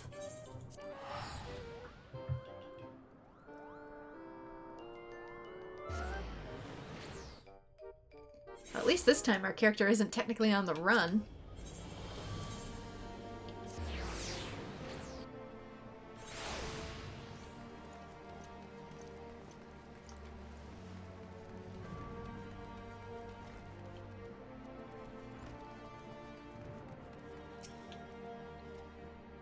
Require an idol seized by the heretics. My apologies, Bren, but such a request is not within my power to grant. Pray understand that as much as I would like to offer you a helping hand, there are some matters which my reach is limited. What if I give you this? Letter of recommendation. A letter from Lord Terrason. He writes that the figures in question were taken unlawfully from the Churning Mists, and that the Mughals, as caretakers of the ancient ruins therein, are obliged to petition their return. We turned it into a bureaucracy matter. A rather more bureaucratic approach than I anticipated, but I would expect no less from the Lord of House Desmail. He's skilled with words, and he's as he is with a hammer and chisel. He found a loophole. He has not told you. The cunning old fox is none other than Terrason de Desmail, formerly Count Terrason de Desmail. Although he has long since stepped down, he does not scruple to intercede in various affairs. So he's a bit more royalty than we thought he might be. In any event, his reasoning is sound, and I see no harm in following his plan. Speak with the main Viscount. He will provide you with what you need. He is a higher noble than what we initially thought. I kind of figured. You require an idol, yes. I believe this one shall do. They all look the same to me. Dreadfully ugly, isn't it? You can't see my bird through the camera, but I promise it's there. Well, I suppose there's no accounting for taste.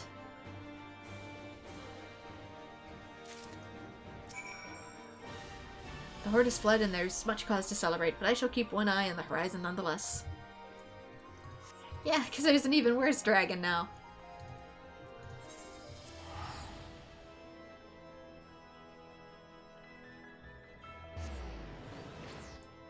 The dragon threat is eliminated, summoned Shinryu. Except that!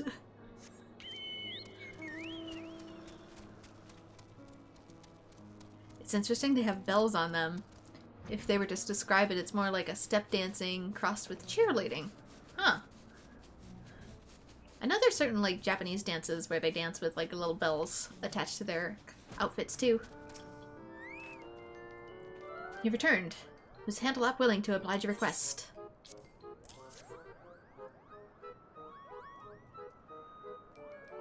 This is an object of heresy and untold evil? Seems harmless enough to me. And the craftsmanship is superb. I do believe this will provide the perfect model for our statue. Excellent work, my friend. However, I cannot help but notice you no longer have the letter I wrote.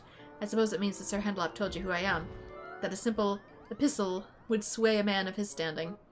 Well then, let me apologize for the belated introduction. I'm Terrason de Desmail, erstwhile Count of my house. I'm happy to say my son now enjoys that burden, leaving me to spend my days as I please. I have retired from counthood.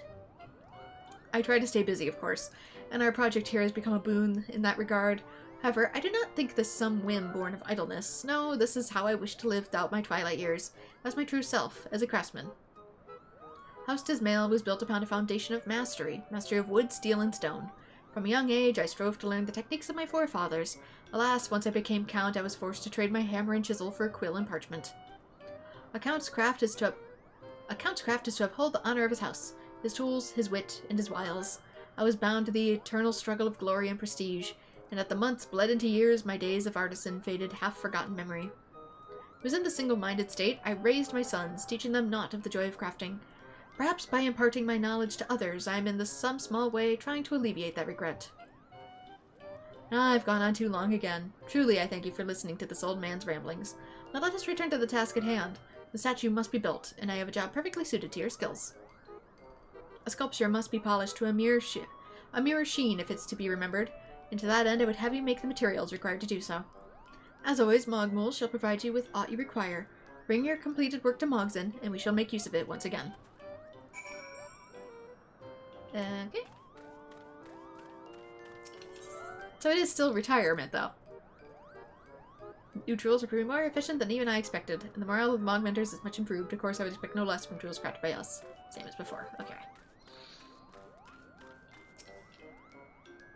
Did you see them moving behind the huge stones, Kubo? Just watching them made my belly rumble. But I'll do my duty. Until the statue is complete, I'll be here to give you whatever you need. I know I can buy other stuff from him, but I don't know if it'll be better than the actual completed quest or not. Like, I know you can buy tools. I did purchase some tools. Not this one. I need... yeah, you can get these. For example, I have the hard silver needle equipped, but you can also buy field gear and stuff. So some of these were better. Is this all hand or land or hand? This is perception, fringe work boots. Is that the right one? Tools, field gear, items. Craft coupon exchange. These, here we go. These are the better ones. But I don't know if we get better than this by completing the actual crafting quests. So I'm kind of afraid to trade my couponuts yet. The better gear is bought with scripts. Ah.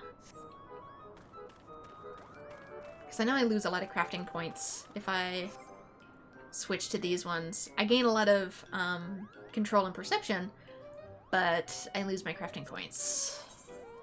Because these ones have, you know, like, control plus 3, control plus 2, 2, 2, 2, etc. I did buy better stuff at this, though, because it's just gil, and I have a mountain of it. I have 4 million gil.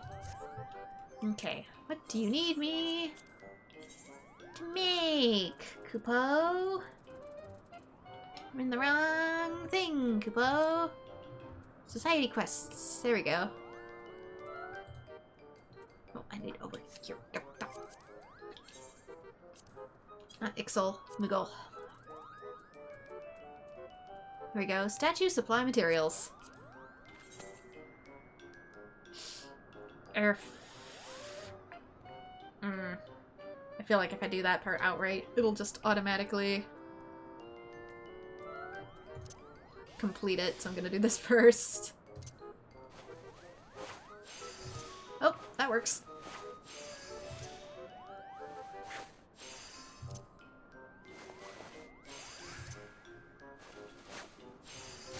Wasn't expecting it to be that easy.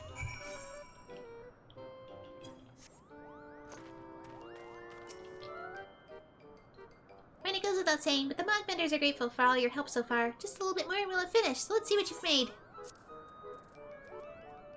Supplies used to erect the statue that will stand as a monument to friendship and peace.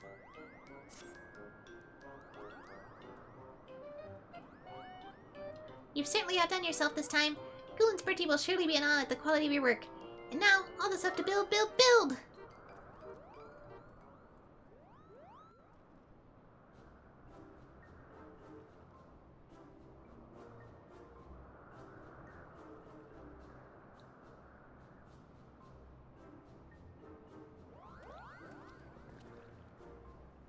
We've done it, Kupo!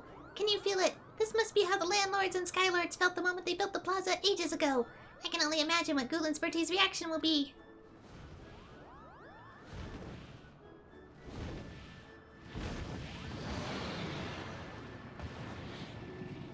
Little ones, how fares your work? If it is too difficult, simply say so. I shall allow you to return home before I raze this place to the ground. On the contrary, Gulen's Bertie, you could not have arrived at a more opportune time. The statue is complete, and I dare say even more majestic than it was before. Behold!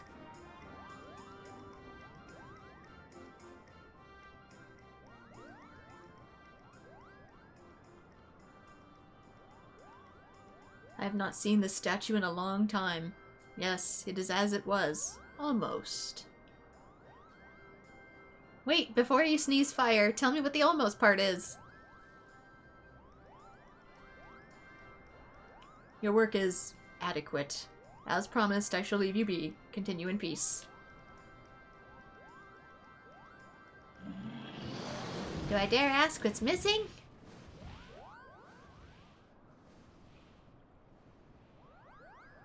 Almost. Adequate? But why would you say that, Kupo? That's like whenever you get a review on something and it's like, there's nothing you could have done better. Saved my life. Almost absolutely perfect. 4 stars. It's out of a 5 stars.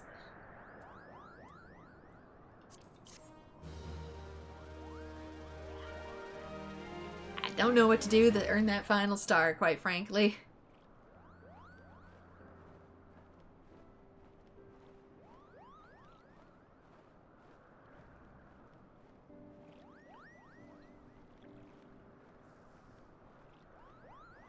Feeling defeated as an artist, huh?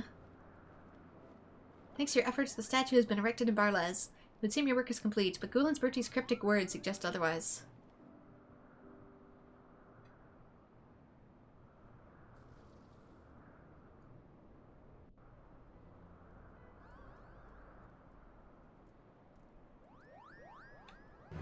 Some critics are impossible to please. You've achieved honored reputation with the Mogmenders.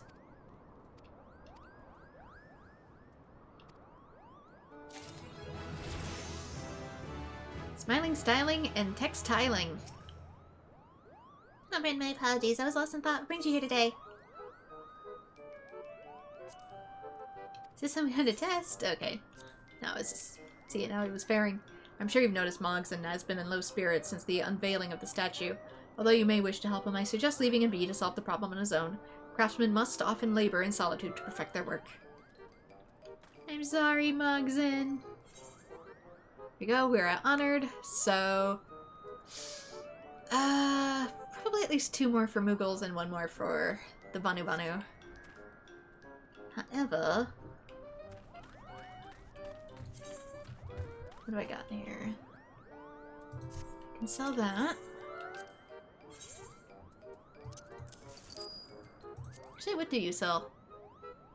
Lamps, sand, branches. There may be one more thing to check.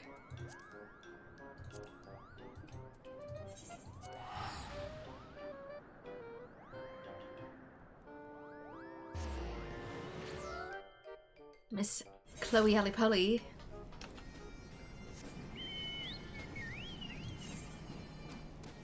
And her weekly exchange.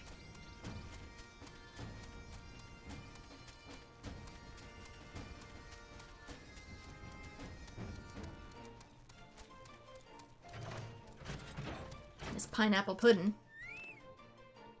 I'm on the verge of making the biggest deal of their life. I will succeed, I must, for the children. Alright, what do you need? A Maelstrom Mistral. Okay, that's the crafting one. This is fishing, Duskfall Moss. Maelstrom Material. Okay. And how does one craft that?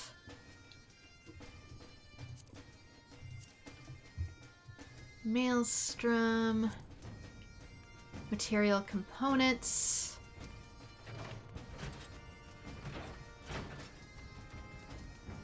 Which I now need to go shopping. This is the right direction. No. This way. Maelstrom material component.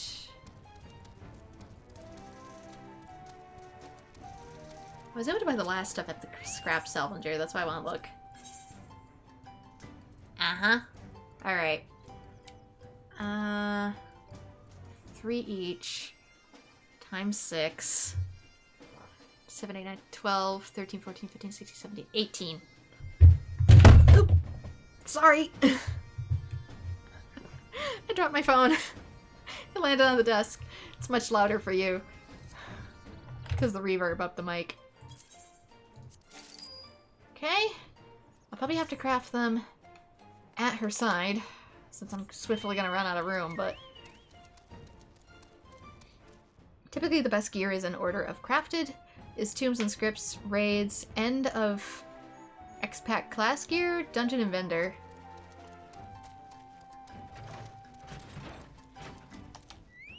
Alright. For the children.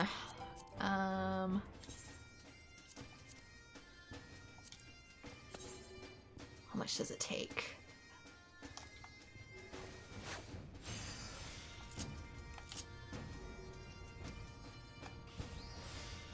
Let's raise that collectability.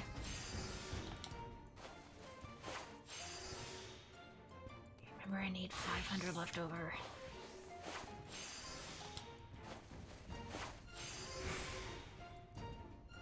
Ah! I hate it when that happens.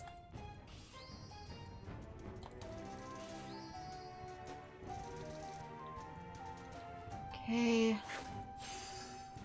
Ooh, yeah, I need to spend some of these on the actual thing, too.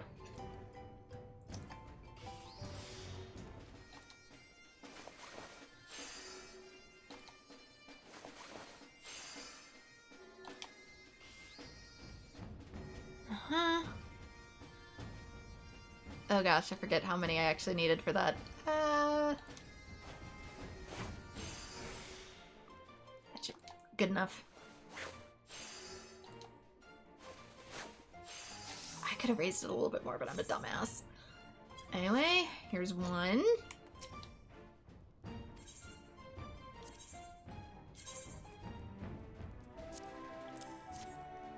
Weaponry, alchemical potations, rations. The Admiral needs all the supplies she can get, and this should serve quite nicely. Let's take a closer look. Why, it's lovely. My customers will be overjoyed to see something so beautiful. Can't thank you enough. And look at that experience. I should probably be doing it as another class. Leather worker it is.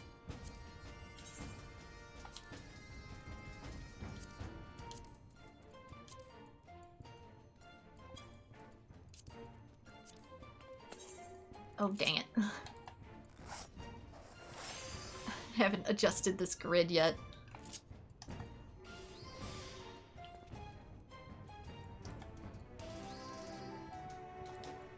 Let's get close to 156. That one I did only 93 though.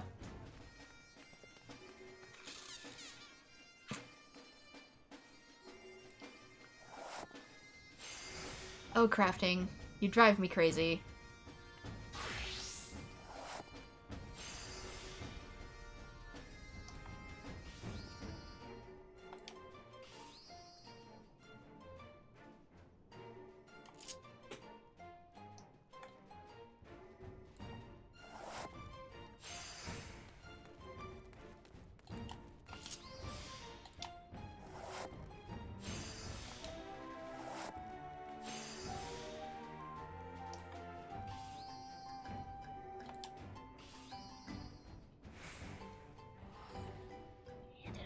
Failed.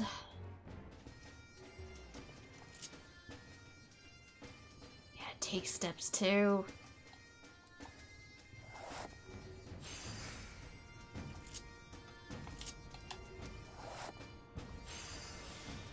Rain's picking up again. Oh, please be enough. Fuck! Alright, let's go shopping. Because I switched classes, isn't it? I don't have as good of a thing on, that's why. I forgot I haven't updated my leatherworker one. One moment.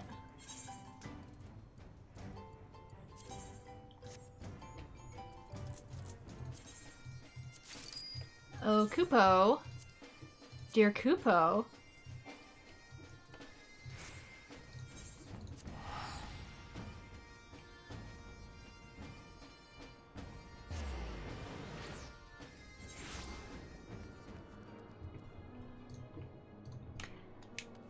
And the heat thing too, not being able to do certain stuff, isn't just because of my PC, it's also because of me. Being in a hot room that is literally 100 degrees is not good for you. Nope, not that. Not that. Not that. Actions and traits, thank you.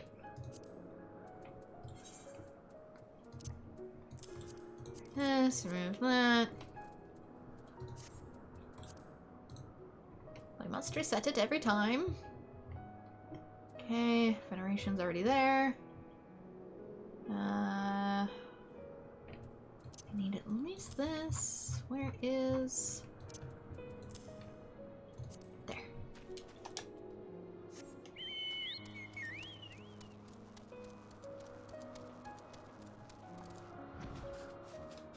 End of X-Pack gear is the job unique gear you get. That means I have to craft the rest of it myself.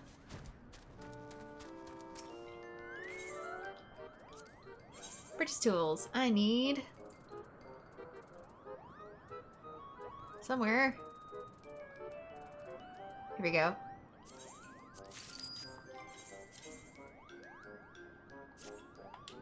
It makes a difference. Not a big difference, but a difference.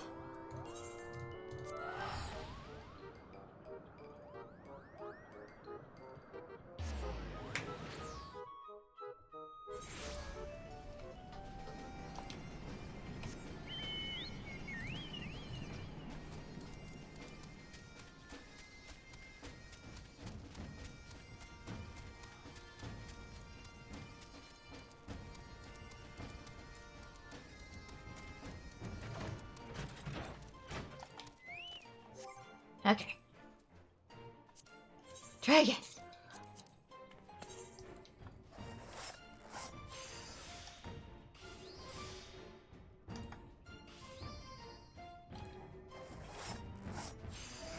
Ooh. Maybe a bit too much of a difference. Let's see.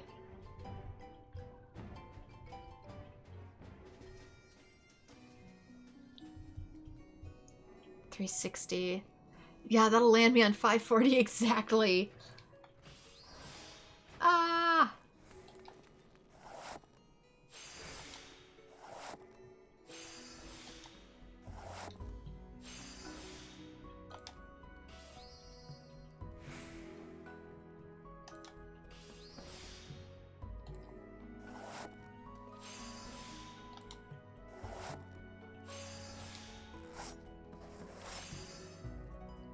Now there's not a whole lot left.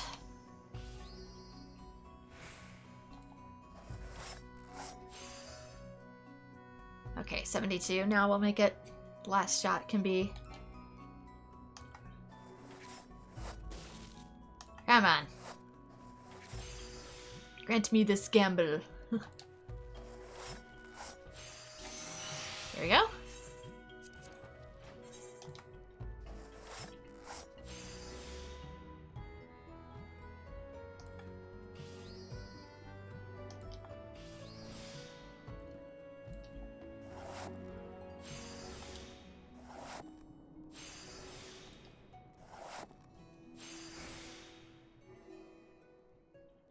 Memories down.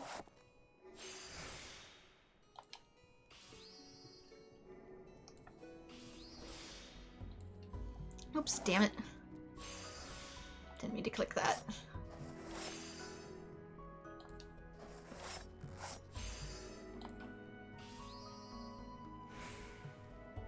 Uh-huh. I have this many shots left.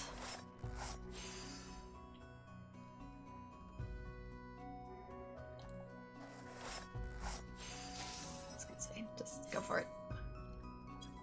I don't always feel like mathing in my head.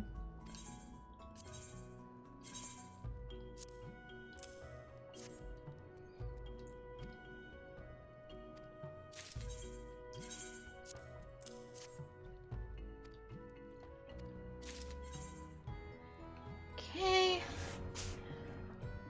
For some of these too, I know I can only make so many deliveries. Deliveries remaining 3. I don't know if I'd get enough in there to raise her all the way up this time. I did last time. But I was also getting a much better score in my crafting because I wasn't blundering it.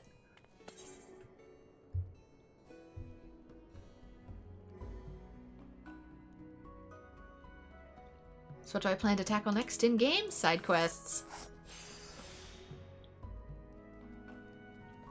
Whatever's marked with the blue thing.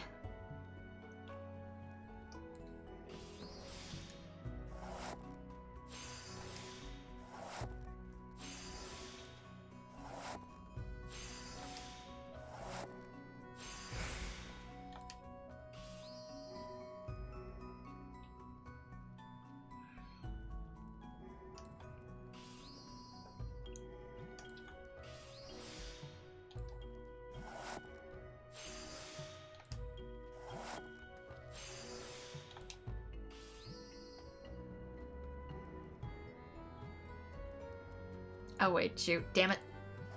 I fucked up. I got just distracted in my own brain. Oh, please replenish.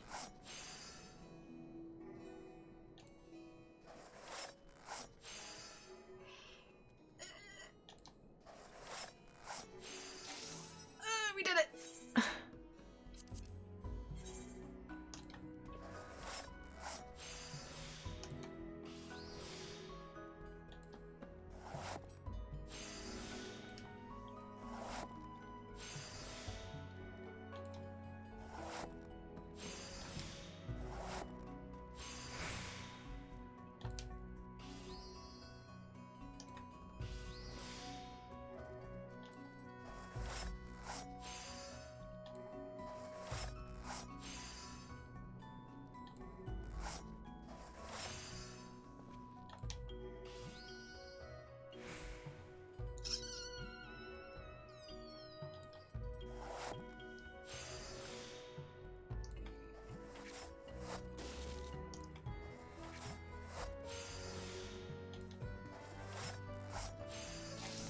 Go, 2 more.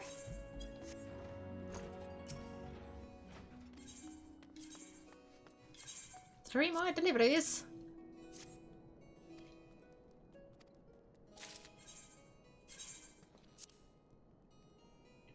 Yeah, if it's above 168, we get a little bit more money, a bit more tokens, but friendship appears to remain the same regardless, so that's good.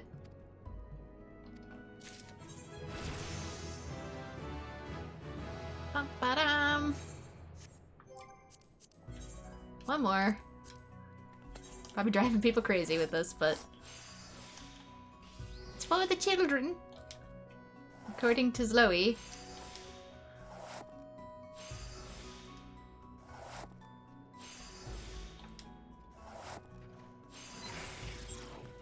Ooh, that was a good. Oops. Dang it.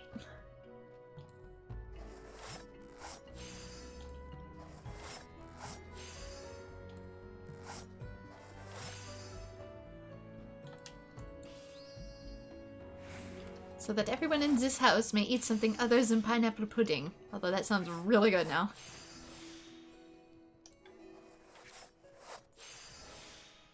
Whoop, we got one into the green zone.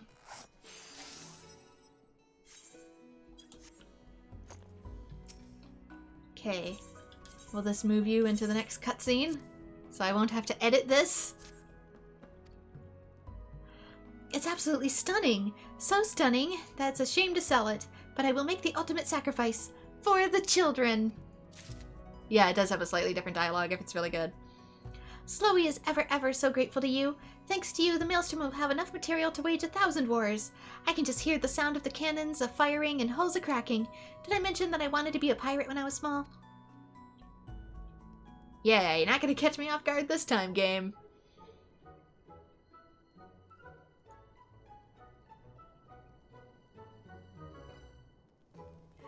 Bren, oh Bren, you'll be happy to know that Sloey's instincts were right on the mark once more. My contact in Limsa tells me that the material you collected for the Maelstrom was, and I quote, a bloody godsend. Those were the Admiral's own words. Can you believe it? Sloey still can't believe it. Every piece has been sold off, and at prices that have our coffers overflowing like never before. Now I can finally provide the children with the life they deserve. 1 square meal a day to accompany their usual porridge. Blankets and bedding free of mold and moth holes. Shoes with actual soles. And finally, Sloey can treat herself to a fresh bowl of pineapple pudding every other day. Not every day? What will you eat the other day? Why, nothing, of course. But don't worry. Just close my eyes, savor the smells wafting from the Adrika's kitchen, and chomp my teeth together. If I try really hard, I can almost convince myself that I'm dining on a full-course meal. Girl, we need you to eat. Don't give me food. You need that food. Guess I don't get to pick it. But anyway, satisfaction up. You need to keep your strength up. You eat some porridge too. Sloey Alipo is overjoyed with your efforts. She now considers you a savior of the orphanage. and yet there is still much work to be done before the finances of Menfina's arms are stable. To that end, Zoe Alipoe has a new favor to ask of you.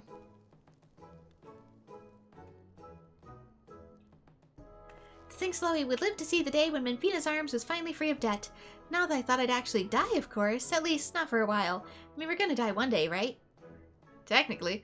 Oh dear, that conversation took a depressing turn. What I mean to say is, thank you so much for all you've done. Thanks to you, business is thriving, and Chloe can finally keep Menfina's arms running on her own.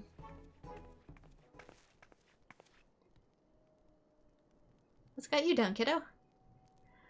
Oh, Takeb, what brings you out here? Something the matter? Oh no, did Chloe forget your supper again? No, Miss Chloe. It's my friend. I told her my name day was coming and she started crying. She says he doesn't know her name day is, then started crying too. And I started crying too.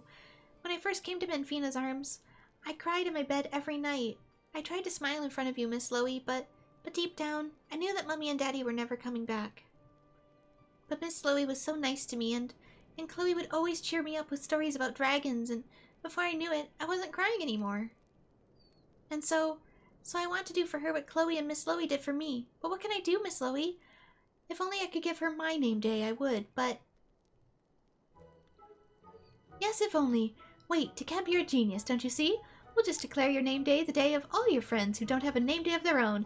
We can all celebrate together, and none of you will have to feel alone. That's such a great idea. I wish I'd thought of it. Or wait, did I? Oh, Miss Chloe, can we really? We'd really make her so happy.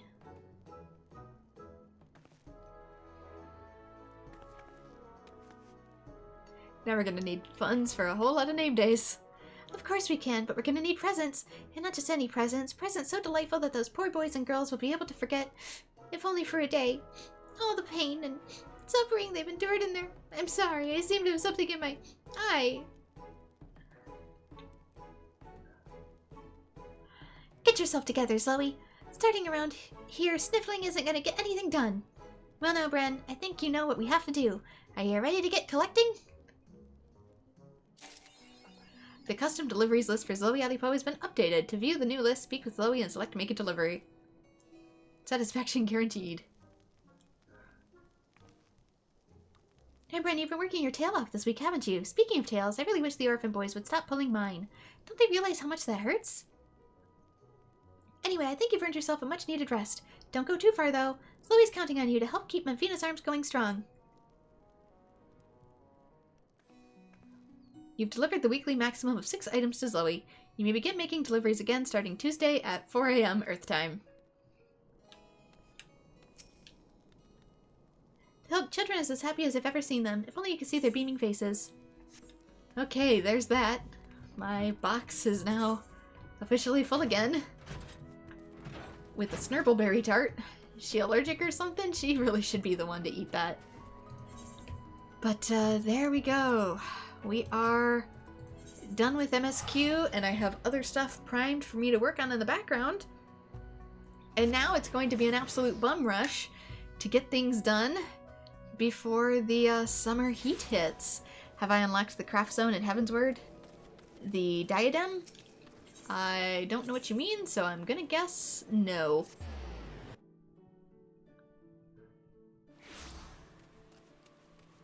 Since I'm still working on the other crafting quests. As you can see over here, I still have to craft all of this. Because I need to gather the materials for it.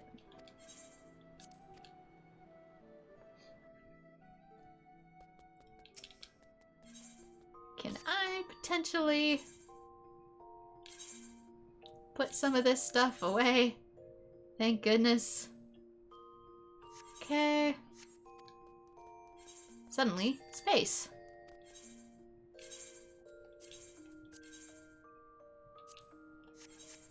Because I don't think I have any of these done. I did craft one thing, but I don't know if it was necessary for this. What did this one need? A sawmill tart. I don't think I have a sawmill tart. That's a snurpleberry tart. And of good quality, too. No. I have a Bavarwa, but that's not quite what they wanted. I have to go search for the other things. So that'll be for another time then. Because like I said, I want to start working on other side quest stuff, whether it be crafting, whether it's Manderville, whatever other shenanigery they have in store for me. And I also need to get Kingdom Hearts done before the heat rolls in too much as well.